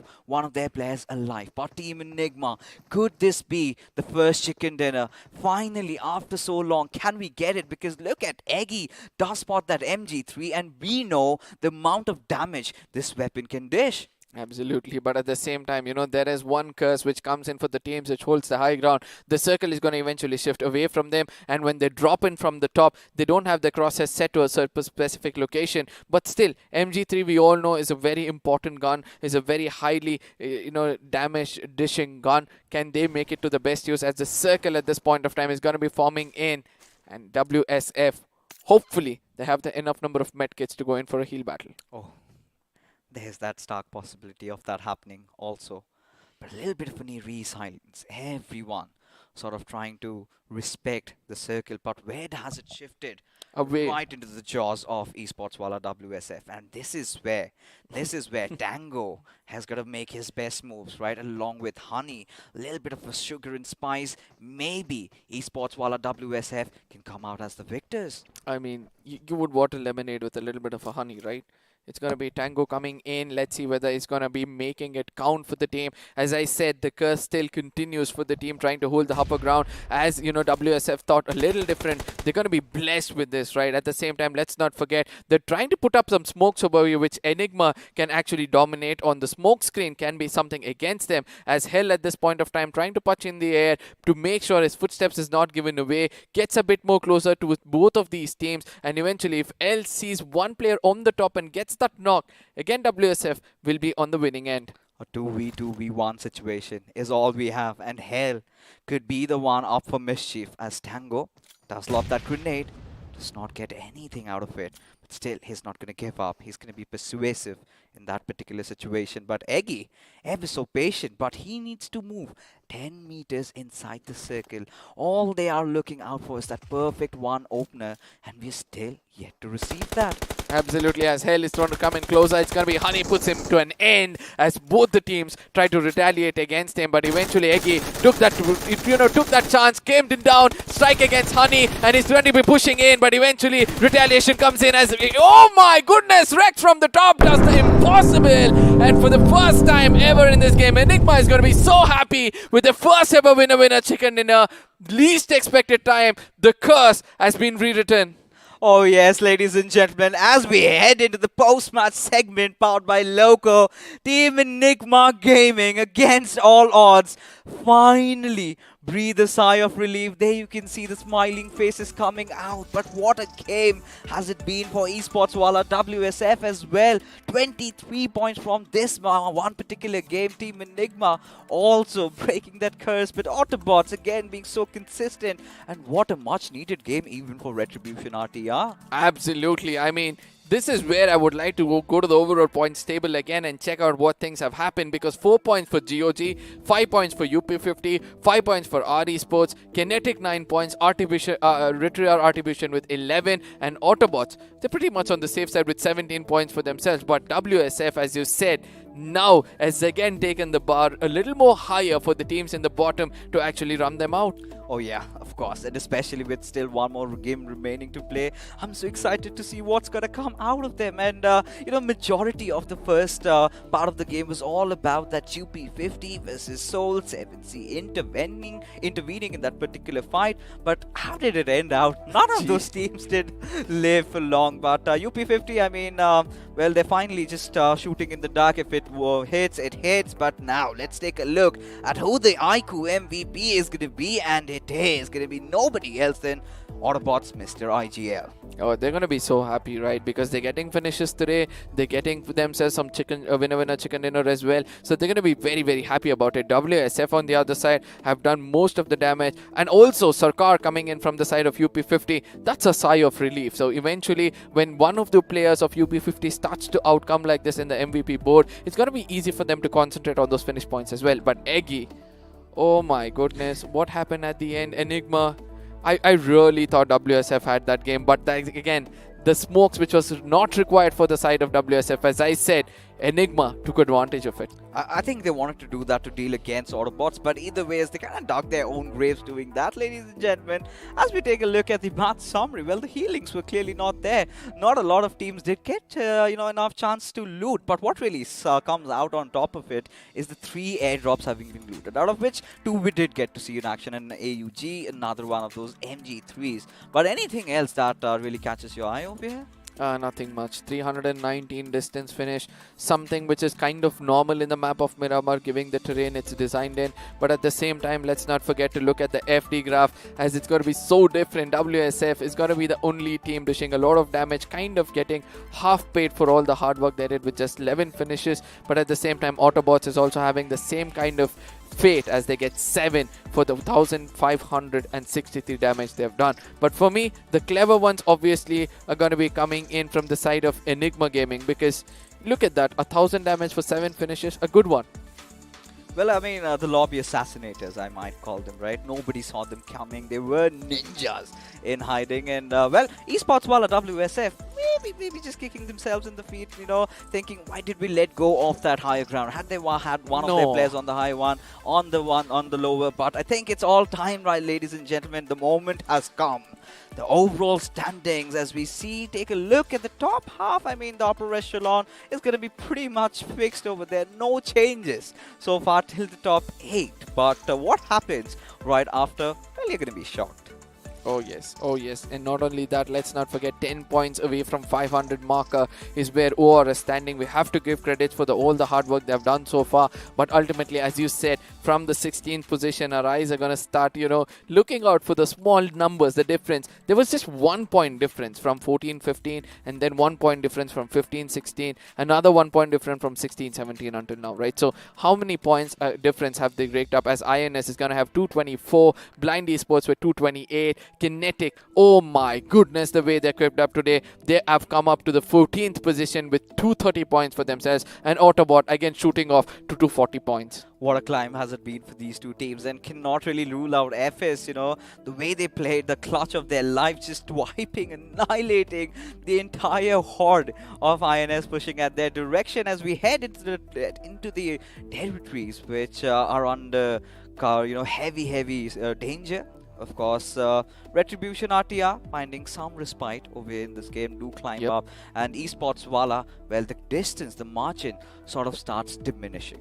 At the same time, GOG have got one last game today to make sure they hit the 200 marker, and that's very, very important for them, because we all know, right, it's easy for you to put up 40 points in a day, but rather it's going to be hard for you to put 80 points in a day, because eventually you'll have to do wonders in 3 different maps. So I just hope that this team, which is capable, they've proved to us today that it is capable for them to actually get another 20 pointer for themselves. I hope they do so. But again, the final moments of this game was so beautiful. As I said, WSF, unnecessary use of those smokes. The smoke screens became a big diversion for them, and I really love the way, one thing which Rex did, right? As soon as the fight took off between the side of WSF and the Autobots, he eventually jumped down, took advantage of it and struck properly, whereas the other person far away, all he had to do was drop down and take advantage of it. Wow, just wow from the side of Enigma. What a wonderful game was, and wow is the right word to describe. Same goes for this phone that is already out, ladies and gentlemen. I'm talking about the iQOO Neo 6. Now we're going to be transitioning into a video where we teach you how to slay the dragon.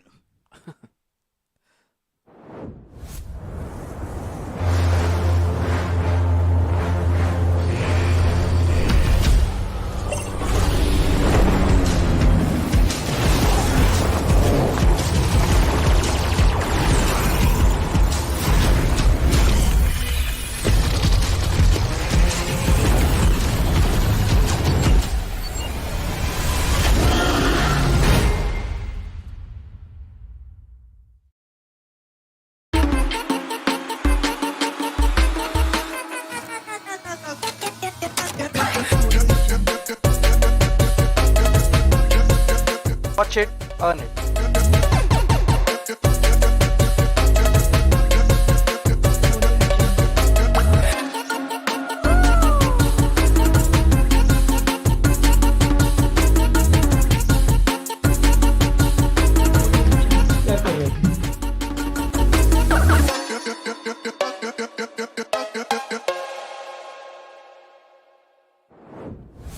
Oh my goodness, ladies and gentlemen, make sure you have Loco for yourself, because that is where the perfect mantra for a gamer is going on, right? You have to play, you have to stream, and again, you have to repeat all those things with a little bit of a sleep. But yeah, and it's also important for you to download this app and get in over there, because most of the streamers, all the BGMI players are actually streaming their perspective of the game as well. You would want to catch that out. And let's not forget that you need to have the best of the devices as well. You have iQOO Neo 6 for the perfect grind with cooling, charging faster, everything required in the game of BGMI. We're going to be coming back to you fixes at this point of time to discuss more about the game. Yeah. The initial fight which took place, do you think it was way too elongated, an unnecessary fight for most of these teams due to which nobody made it inside the circle? Well, unnecessary, no, because, you know, UP50 needed that fight, needed that little bit of a boost, right? And I think we're going to talk more about it as the highlights do come up. Yeah. But yeah, of course, 7 seed really trying to capitalize in this one thing that needs to be brought up, right?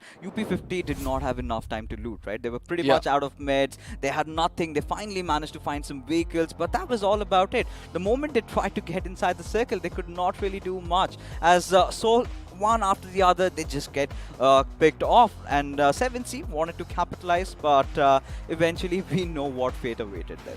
Absolutely, and Sarkar on the other side, he was just not done. He wanted more and more and more, but eventually Mr. IGL turned out to be an amazing player with the clutch coming in against the side of... I would say that, you know, RE could have done much better, but again, FS on the other side, this one clutch coming in from the side of Hitman, wow! And what a time to do it.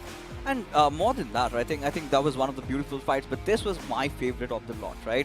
Global Esports Mania, I mean, he did manage to whiff out a few shots, but still was the MVP, gave that exact 2 openings that they needed. And Team EXO kind of seemed a little lost in this particular fight, right? Especially the way Craniax just played it out, proning down, spraying, making sure just wipes the entire squad over there. But Autobotz, despite all odds, you know, they were focusing so much around the center of the circle, did this time play from the little edges because the circle kind of shifted, took a hard shift towards Esports Wala WSF. Now this is where we did get to see Autobotz and Kinetic fighting it out of which GOG were really out of options, had to just push in. Eventually, Esports Wala WSF, they came out swinging.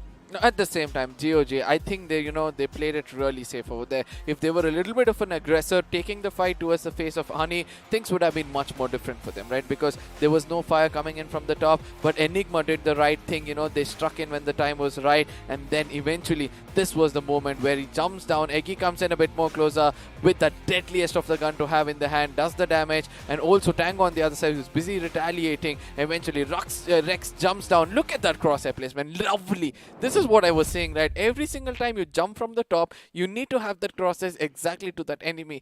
None of them till now could do it. Not even from the side of Team Soul, not even from the side of BB could do it. But eventually, Enigma proved that that is the reason why they are in the top without any winner chicken dinner, apart from this one which they got. You know, I really like the crossfire that was set up, right? Eggy sort of becoming the punching bag over there. Of course, that smoke played such a pivotal role, right? In denying Esports Wala WSF that chicken. But Eggy making sure that he was the punching bag, taking all the shots, while Rex realized that this is the time that I need to take a jump. Takes that huge plunge, a leap of faith, and make sure. It's of course, no, this is where the other 2 players of Esports Wala WSF, one of them being knocked out, were out of options. We're kind of shocked with what was happening.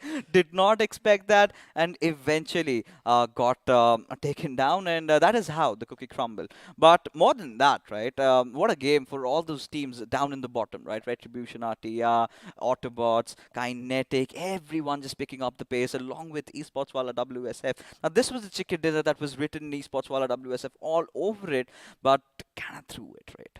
Yeah, absolutely. And at the same time, if you had stuck to the corner of that place where, you know, they wouldn't have come into anybody's crosshairs, would have been a better option for them. But at the same time, that greed of getting another finish for themselves, they had to pay a very hefty price for it. But at the same time, you know, if the teams in the bottom, the way they're playing now, if they'd done it from the last week, at least from the final 2 days, things would have been so much different, right? The teams on the top or in the middle bracket would have been so serious about this game. More intensity would have formed in. I do understand right now our hands and our legs are kind of frozen, but still, it would have been much more better for the teams in the middle bracket.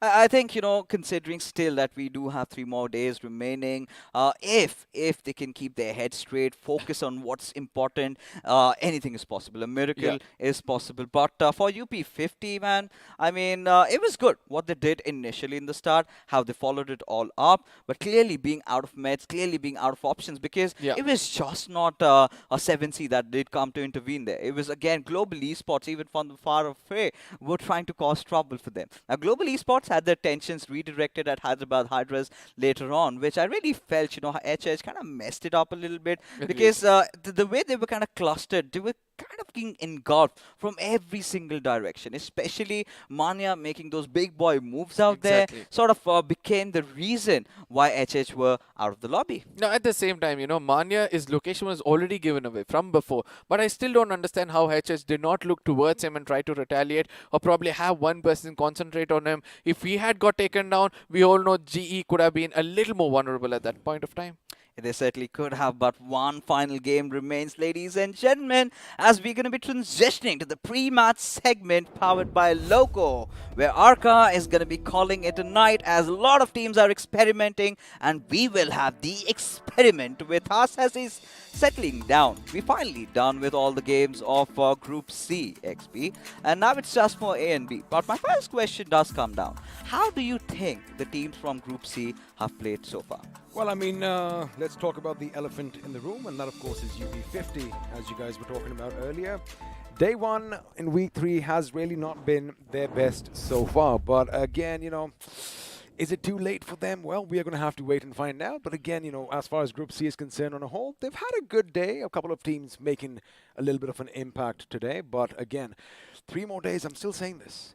Anything can still happen if they come out swinging. But what about that attack on Fort Knox, right? Especially you head over to Picado, right at the hearts where teams so love to, and you still pick up a fight and somehow come out as winners? I mean, that is what you need, that little momentum. You need that little confidence in yourselves, and that is exactly what happens. And that is what this tournament does. Yes. It promotes confidence because, again, the spotlight is going to be on you. So a massive shout out to BGMI Crofton once again. And this bad boy in my hand, I'm talking about iQOO and Loco, which means for another time, we're going to see how to slay a dragon.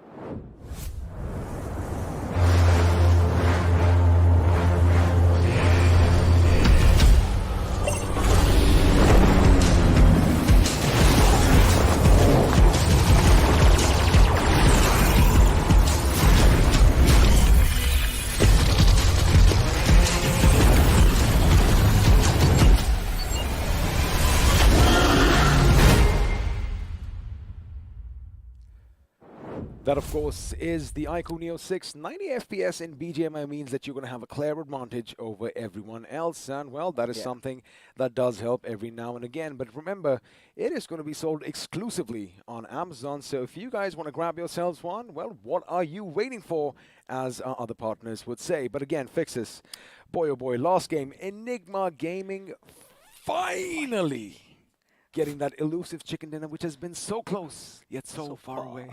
I mean, the curse has finally been lifted, right? Especially, we were kind of witnessing, or rather hoping that, teams start to play a little bit more serious, because it's the final week before you head into the finals, right? And now we've got a few subshoots coming out, as Bed Baba from Walkouts is going to be sitting it away, and I think it's going to be Kirito from the anime world makes his way in. Well, I wonder if it is going to be in their luck for having Kirito in, because you guys are definitely going to be in some luck. All you have to do is, well, check the link in the description down below, fill out a form, make sure you predict which team is going to come out on top at the end of the day as far as points is concerned, and of course, spam your love. Put your hashtags and, well, just flood the chats right now, because you might walk away with some cool BGMI merch.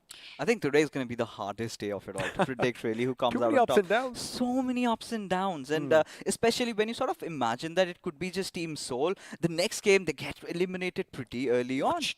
I mean, that's the beauty of this game at this stage right now, because like we said, week 3 is going to be the most important week for all these teams to just come out lashing And well, it looks like before we head into all the death and destruction and carnage that is going to follow, let's just appreciate the map of Erangel. Now, of course, if you aren't aware of where we are right now, this is north of the shelter, that massive monument, that massive museum to all the accolades in the past as far as BGMI is concerned. Of course, the C-130 is going to be there right in the middle. But I do like that, you know, you have all these pictures around, and well, it is quite an inspiring place to be at. Now, of course, as we have a look at other places, this is somewhere I do want to see the action coming in because, you know, again, as we mentioned, the North hasn't really been that popular in this game so far. And, well, we did kind of see something different in the form of a fight taking place around the shooting range and all those hills. But boy, oh boy, I love having a look at the remnants from a past war as we have all these howitzers still lined up. And, you know, one thought does really cross my mind.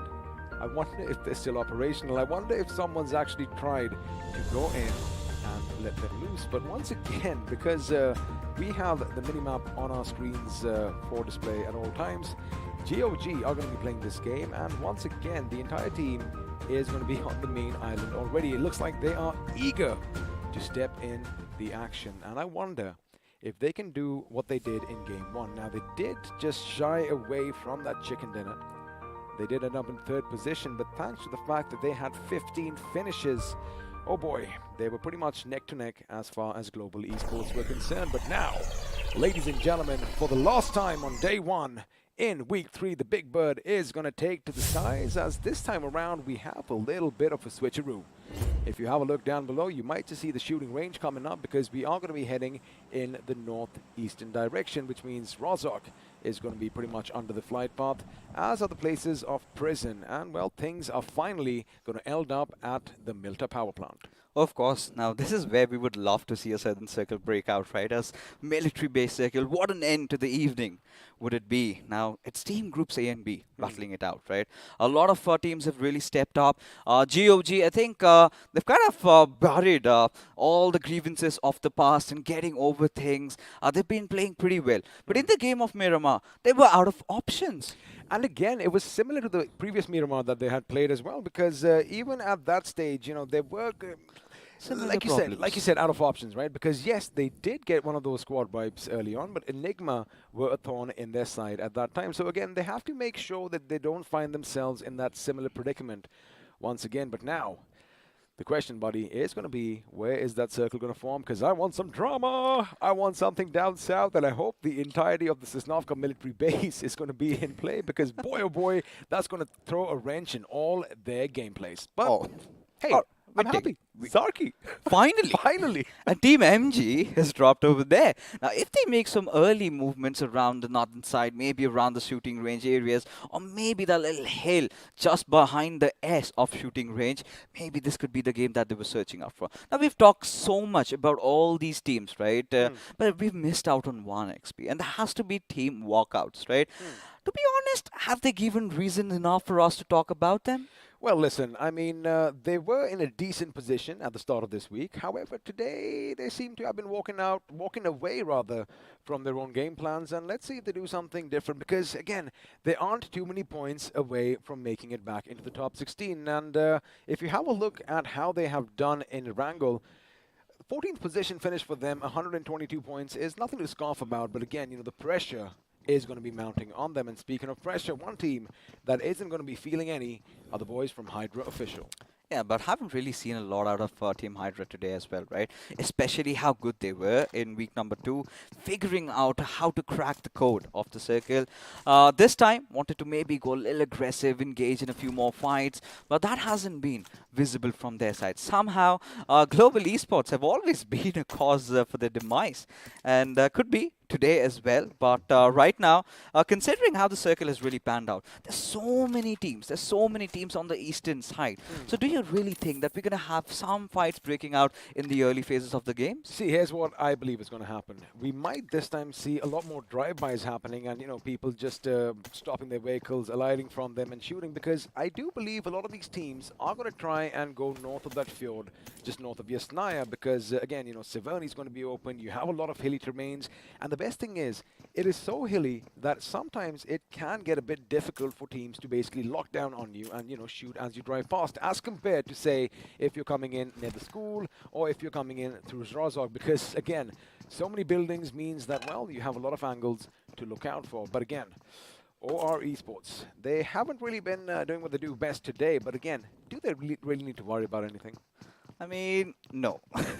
but to be honest, right, this is not good signs, especially when you're sort of heading into the grand finals and you finally start to figure out, yes, the teams have finally managed to pick up what you're doing, right? Completely read you like an open book. We've seen OR getting caught off in various situations, various fights, and that is something that they really need to watch out for. But this is where, you know, history has been a testament of the fact that the Circle has, on various occasions, taken a shift down north. So there is a slight possibility that we might get to see circles happening around maybe the Ruins area again. Or maybe, since it is OR Esports, one of the bigger organizations in the BMPS right now, maybe they still have a few players that even we don't know about, because they're going to keep that under wraps, because whatever they have tried and tested, yes, definitely works out.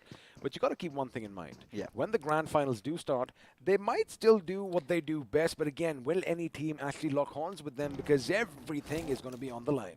You didn't have to spill the beans, XP, because this was the exact conversation I was having with OR Esports. I mean, they were out for an interview yesterday, and, you know, I was having a chat with the boys, and I asked, you know, since you've been on top, pretty much the bounty on your heads, I think teams are going to be for figuring out how you rotate and everything, and that is when Jellies tells me, you know what, Fixes? There's still much to offer. We still have so many tricks up our sleeves. I'm so elated. I'm so stoked up to see what they are going to be offering us in the final phases of the game. See, again, you know, of course, as you did have a talk with them, that is what I did kind of feel. And, you know, just coming back to the same point, even if they do what they've tried and tested, right, the pressure is going to be so high on a lot of the players, because, you know, they don't want to lose those crucial points early on, and maybe, just maybe, on the last day of the grand finals is when teams are going to be coming for their position. But for now, we did bring up gentlemen from Walkouts. Now, they have been pretty outstanding in week 2. However, like you mentioned, today wasn't the best of their days. Again, still a lot of days in hand, and, well, they still can make it nice and easy to the top 16. Now, Blind Esports. Looks like they are going to be in the blind side this time, because normally they're the ones who catch teams off guard. However, they found themselves in pretty tight spots of late, and, well, the circle is up on our screens. Do you see anything out of the ordinary? You know, this is why I really want to talk about Team Blind. I'm starting to wonder, why are they keeping Rage benched when he was pretty much one of the best players, right? If you talk about the aggression that he puts on the table, he looks fearless every single time as he engages. Now, this is a point that we did discuss. You know, a lot of teams would be opting for those early rotations, but one thing really stands out is none of them want to go for the northern side of the map.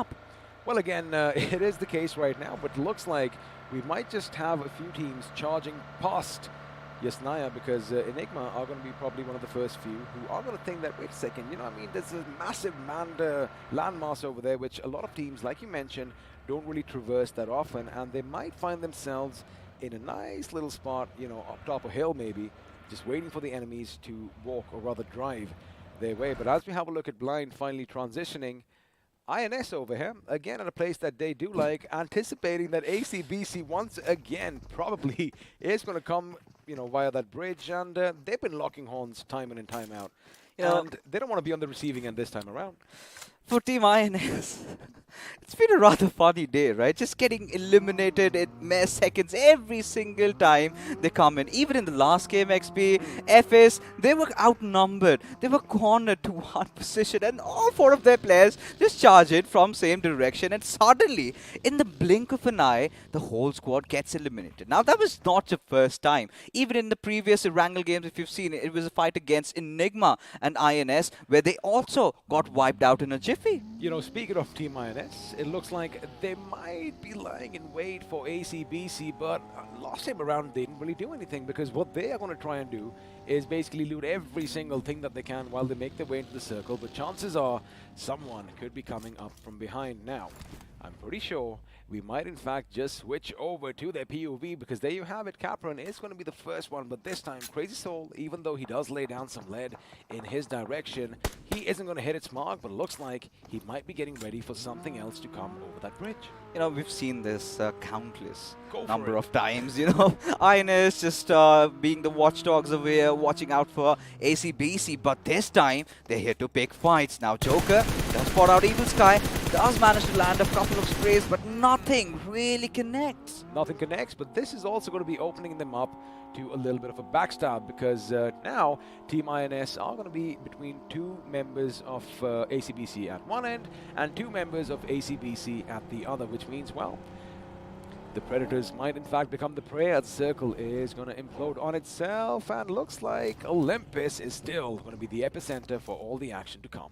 Esports Walla WSF, they're making quick work of it, and we've also seen them in the past, right? They kind of take the Everest area, but at the same time, they get spotted and they get pushed off from so many multiple directions that at times it feels like that was a bad move to make. But look at Team Autobotz, always outside the circle, even after the second zone, and then suddenly they wait for that hard shift and contest for the center.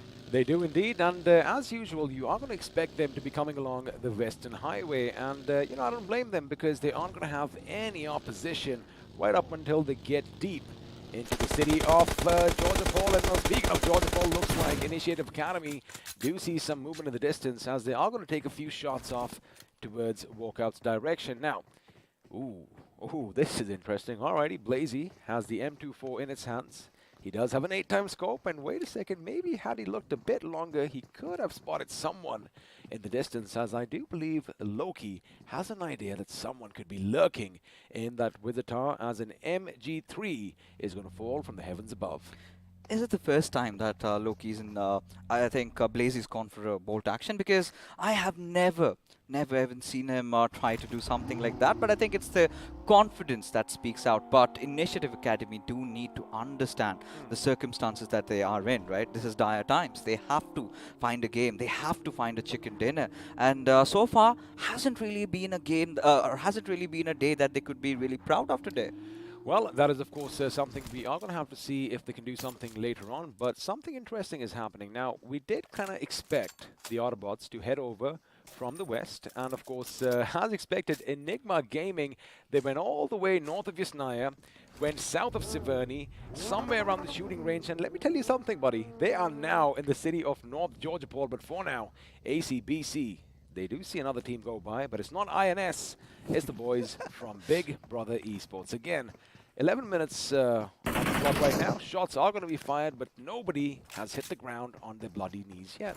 Considering how the games of Sanhok, how the games of the previous game of Miramar went by, I really thought that we might get to see some early action the final game of the evening, but the moment of truth over here is pretty much in front of us, a little bit towards the southern side. We might expect the circle going to where maybe the players of Blind are stationed, right? We have seen on numerous occasions.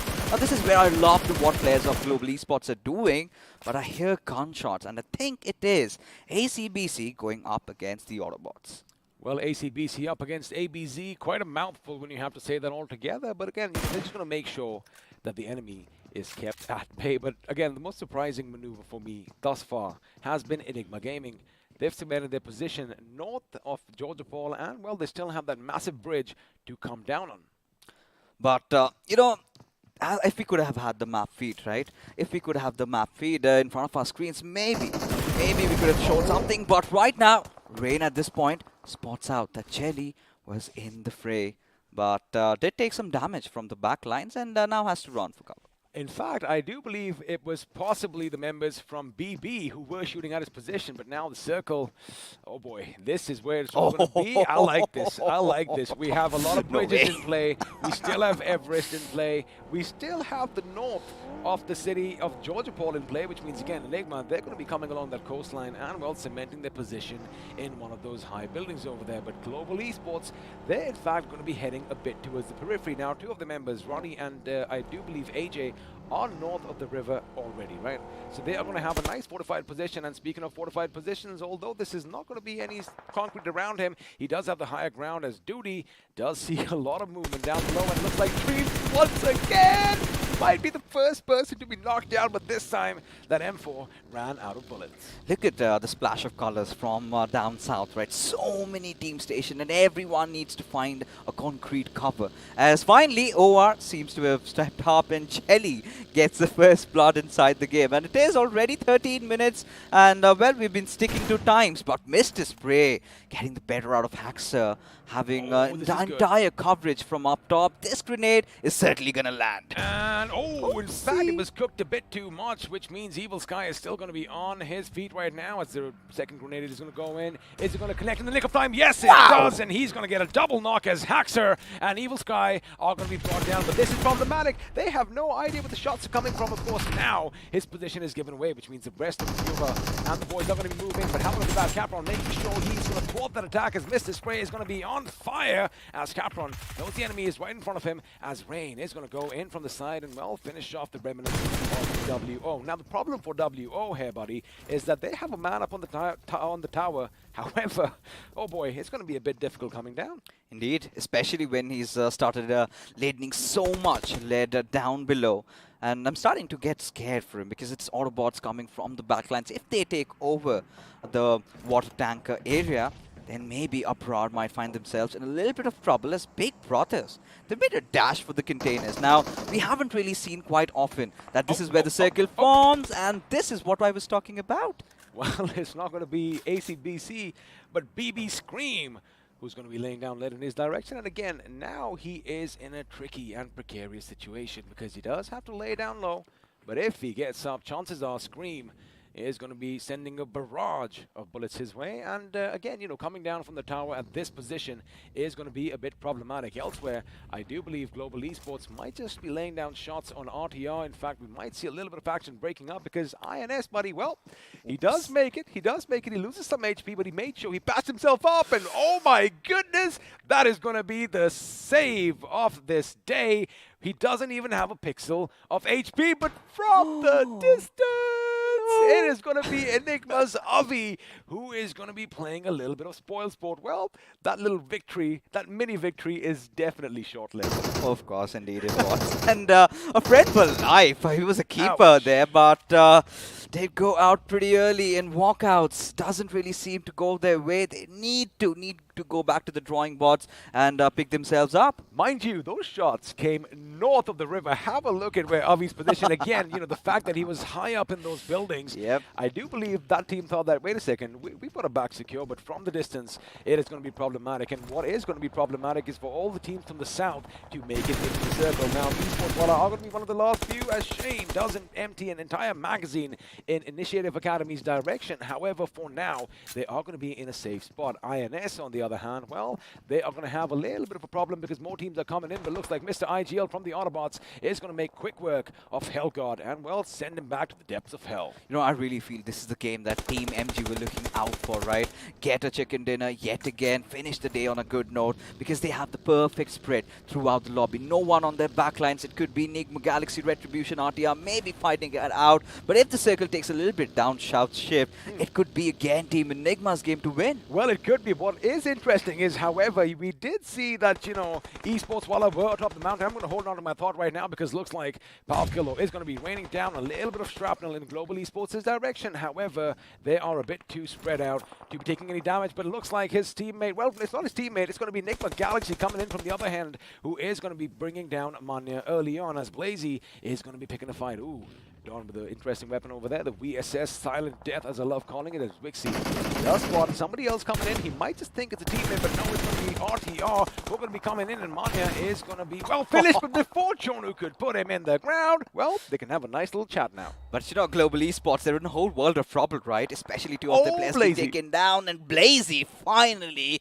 stepping up the guns. What can this man yield? You know, he has mastery over every single weapon. As from the backlines, Initiative Academy getting so much of the work done. Well, they are getting work done. Of course, GOG are going to be helping them out as well as outside the play zone. If you notice one thing, Honey was lost. I'm going to come back to that later as Shane was run over by Curran in his vehicle. And let me tell you one thing, we thought Esports Walla are going to have a hard time. They took the westernmost bridge that leads to the northern city, just to paint a picture, as that grenade, if it bounces over the rocks, it is going to be good. And there you have it. Duty is going to be, well, lying in a bit of duty himself as Craniax is taken down as well. Chonu low on his HP. Is he patching himself up? Yes, he is, as Coops now is going to try and make sure he has a little bit of a grenade. He does throw it out, and looks like Ghosty is going to get the better of AJ on the other hand, and MJ is going to hop, skip, and jump his way out of harm. Bobbing and weaving and still surviving. GOG. Still 40 teams alive, though a long way to go for them. But now they want to fight it against Team Blind. Right now, look at Shadow. He could be that differentiating factor. But at this point, you know, GOG do have the higher ground. So perfect time to pick up fight. All they need to watch out is for the backlines, which seems to be clear.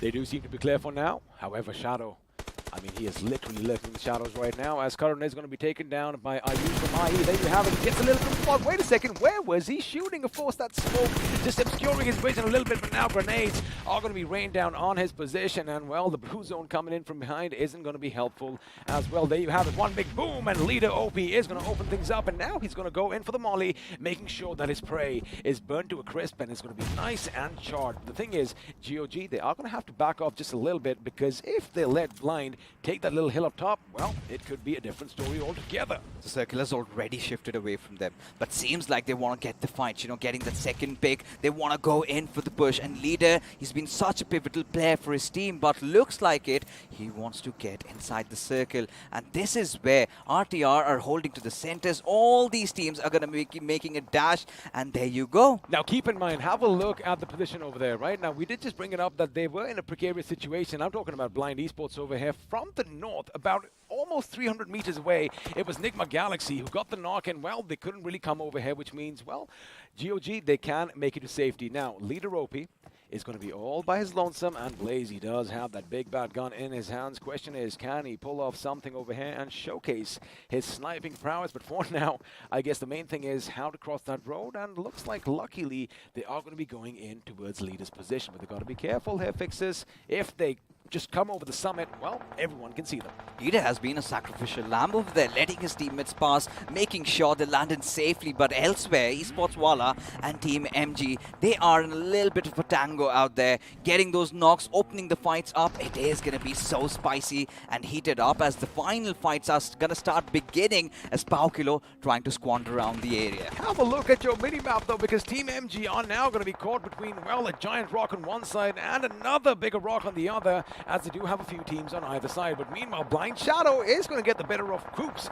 We thought it was going to go the other way. However, he does manage to pull something off, and right now Fox is going to go right up against the enemy in the form of, well, Dynamite is going to be taken down by the look of things, and things are not really looking good. It was Parva, beg your pardon, from Hydra officials who was taken down, which means now their numbers are going to dwindle to just one man standing. I do believe the revive, however, might come in, but it isn't going to come in for the member of Team Blind, as Zaddy's taken down, and now, well, another one is going to bite the dust from above. It is going to be Shadow, still alive, still kicking. In fact, boy, oh boy, he's going to make sure he wipes out the entire team of Retribution RTR. However, he doesn't have enough meds. He certainly doesn't. Just 9 bandages to work around with, and look at where he's stationed, right at the epicenter of the circle. Now this is where GOG need to start making moves, but look at Ghosty just pushing in. Part of the crossfires built up by Nigma Galaxy would be enough to put a stop at his way, as Ronnie, look at how he's surviving. How on earth XP is still breathing? Well, looks like he does have the gods overlooking him right now, as the Fox is finally going to fall down to his knees. Hunting season is on, and now Enigma, your winners of the last game, are going to be giving everything they have in the direction of Hydra official.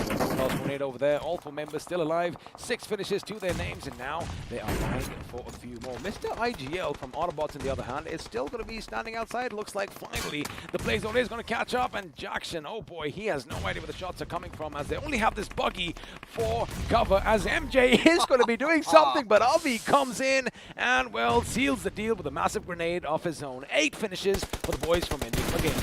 Team Enigma are on a whole different high right now, but Leader, considering the form that he has been, he looks nigh unstoppable at this point. But now Team Enigma look to recuperate. The 6 circles already starting to cook in, but now GOG, they have the blessings of the circle. They have all 4 of their players alive. Could this be the game that GOG GOG have been waiting for so long, XP. Oh, for another couple of shots in Enigma's direction, and Rex could have fallen, but looks like he does have a little bit of respite, but looks like Dreams is going to be reliving his nightmare. Now, let me tell you one thing. Enigma Galaxy are in a good position. However, they are too far open, and this is where grenades could be coming their way. And speaking of grenades, Enigma Galaxy's Max is finally going to send blind shadow packing, and with that, we have 5 teams and 14 players still vying for that chicken dinner. But Ronnie, oh my goodness, he is not just a snake, he is a predator, because he did throw a grenade, and I wonder if Avi has any idea that someone is lurking in a bush behind him now. As soon as this dissipates, Eggy did have a little bit of an inkling. Wait a second,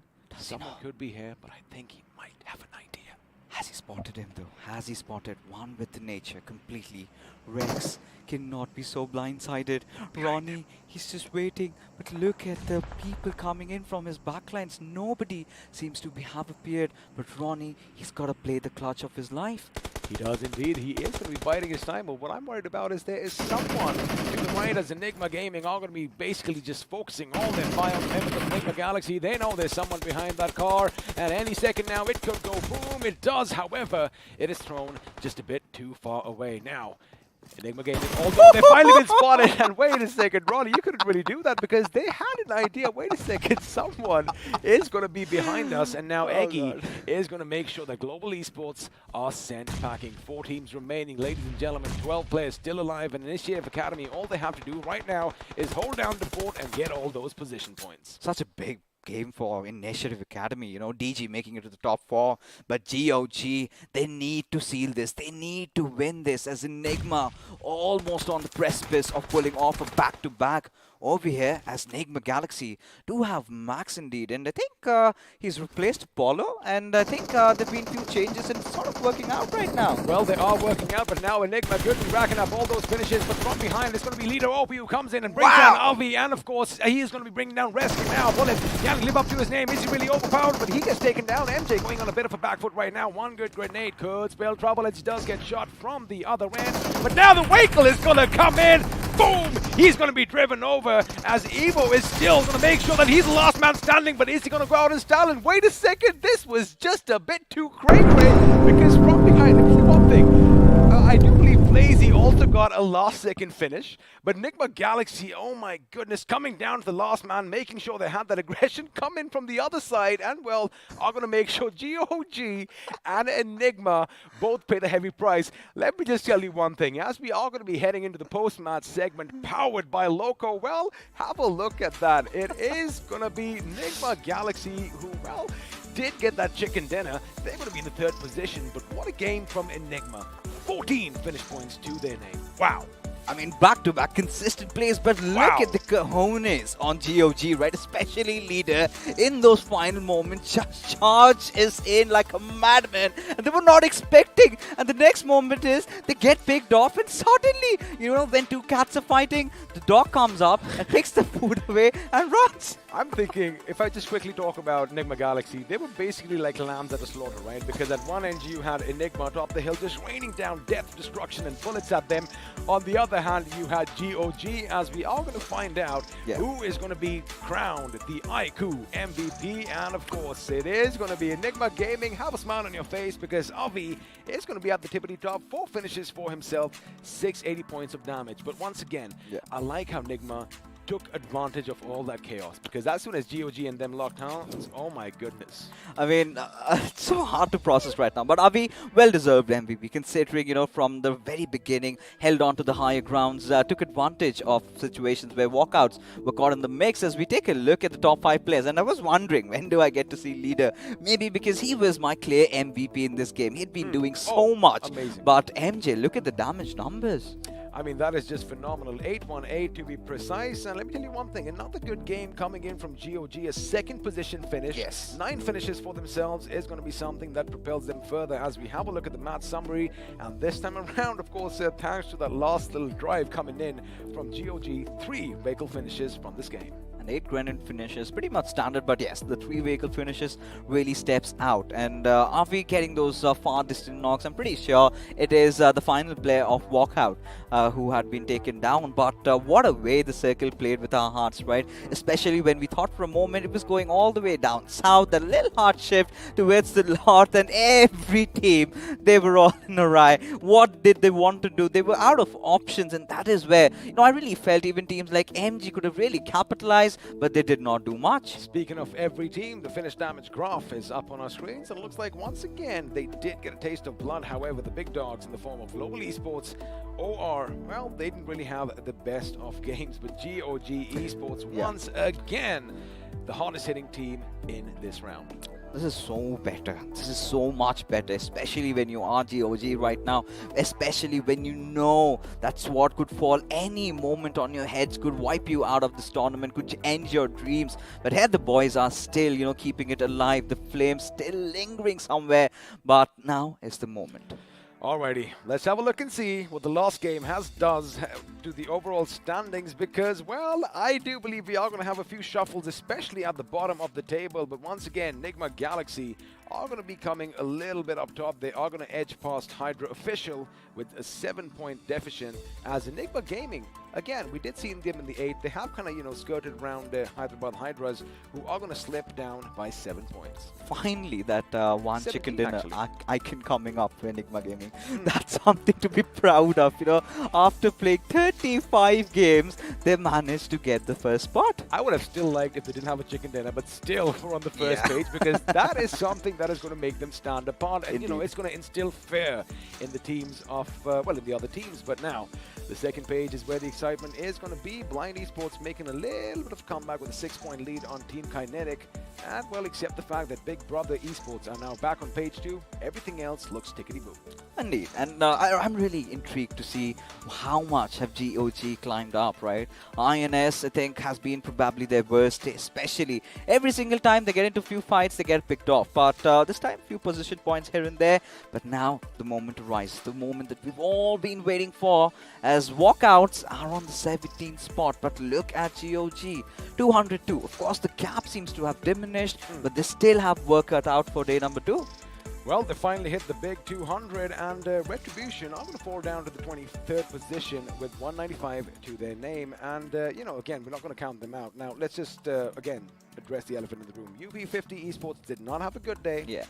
10, 12 points in the day is nothing to write home about. Let's see if they come out swinging on day 2 of week 3. But again, it is going to be a bit of a shuffle over here. Initiative Academy also are going to be just edging past GOG, largely due to, well, their position points. However, they have that one chicken dinner, so that is what is going to differentiate from them. But all in all, I do believe the first day of week 3 was something that we expected. The teams from the bottom to come out swinging, and boy, did they take those shots. Indeed. I mean, something that we really wanted to see, right? Especially even in the final game. Initiative Academy, a team that we might have written off, finally seemed to have stepped up, right? In terms of getting a few finishes, even if it did come down to survival. I think DG did quite live up for quite a long time. But Team MG, I was sort of disappointed with, considering they dropped over at Zarkis, the zone pretty much going their way.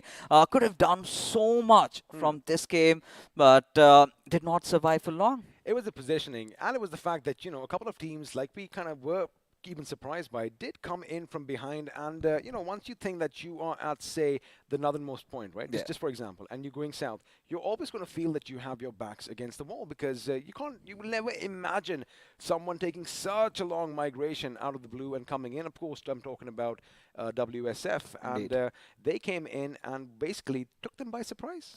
And even for Esports, while at WSF, right, they had their money back at the fact that the circle is going to go maybe somewhere down south. The moment that curveball hits, they kind of lost, right? What do we do? But I think they really adapted to the situation pretty well, especially taking that Western Highway, a road not taken, because we've seen a lot of slaughtering down there, especially I think it was mostly between Walkouts, Hyderabad, Hydras, all those teams just, fighting it out against each other. But what a final game of Erangel has it been, so many curveballs, so many shifts that we were not expecting. And OR Esports, well, today were a little absent. I mean, as you were speaking to the lads yesterday. I mean, they're going to take it easy, man. They have such a huge lead that I doubt, even if they don't get a few points, no one is going to be dethroning them.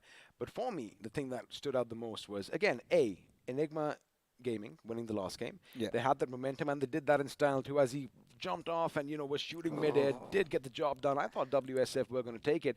Even this time around, their quick rotation was something that pretty much took teams by surprise. They were caught off guard because they were one of the easternmost teams to begin with, but suddenly they're the ones on the west, and lucky for them, again, the circle did kind of help them, but their maneuverability in and around the hills is something that I'm going to be looking forward to in the future.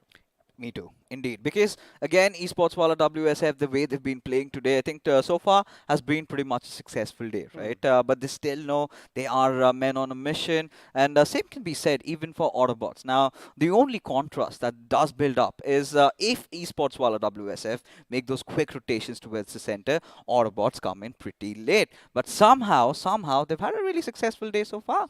Speaking of another team that hasn't had a successful day, we are going to bring that up once again, was Team INS, because I wonder what they were doing, and every single time within the blink of an eye, they were being wiped out, and, well, things were looking good. But what is looking good is that this competition is finally coming alive, and it wouldn't have been possible without BGMI Crofton and the iQOO Neo 6 and Loco. So one last time in this day, let's have a look at that amazing promotional video, and you know what's coming up next.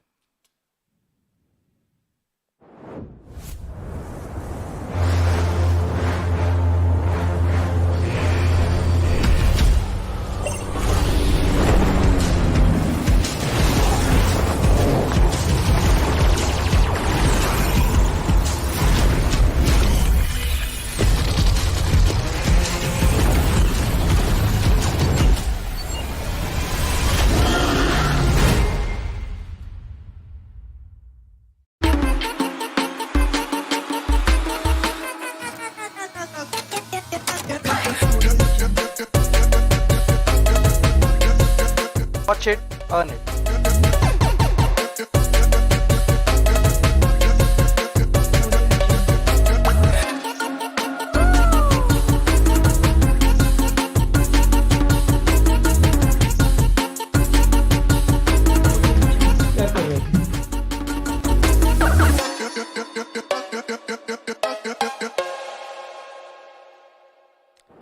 Fixes, we keep asking the question, what are you waiting for? Of course, the simple answer is the iQOO Neo 6, which again is exclusive on Amazon, but all the lovely viewers are going to be waiting for something as well, because it is going to be exciting. And let me tell you one thing, you and I have a work cut out right now, because we are going to be announcing a few names. Okay. And I wonder who all stayed behind, because normally what we've done in the past is every single day we've given out merchandise to 10 lucky winners. All right. As we are getting closer to the finals, let's give it away to 25, which means who knows how many of you are going to be winners in the grand finals. But kick things off, Fixes, take it away. Of course, we do have Chetan, Sonu, Rahul starting off our lucky top 3. And I'm starting to wonder which is the team that actually ended on top today. I mean, whoever predicted this, I mean, these 25 people, of course, we are going to be bowing down to you, because maybe you need to be on the analyst desk as well. Now, of course, congratulations to Shubham Yadav, Ishu Kumari Gupta. You guys are getting a few nice t-shirts and bottles your way. And, well, let me just go on with this. Hina Kumari, Hembrom, and Shani Dev are getting something too. Oh, indeed, and that's not where we stop, right? We've got a few more for you. 25, a long list, and I love it. I Shubham Jack Ishu. We've got Vidya, we've got Chedeep Solanki also with us, ladies and gentlemen. Congratulations to you guys, as we are going to have a lot more now. And there you have it, Vansh, Harshit, and even Tuhin.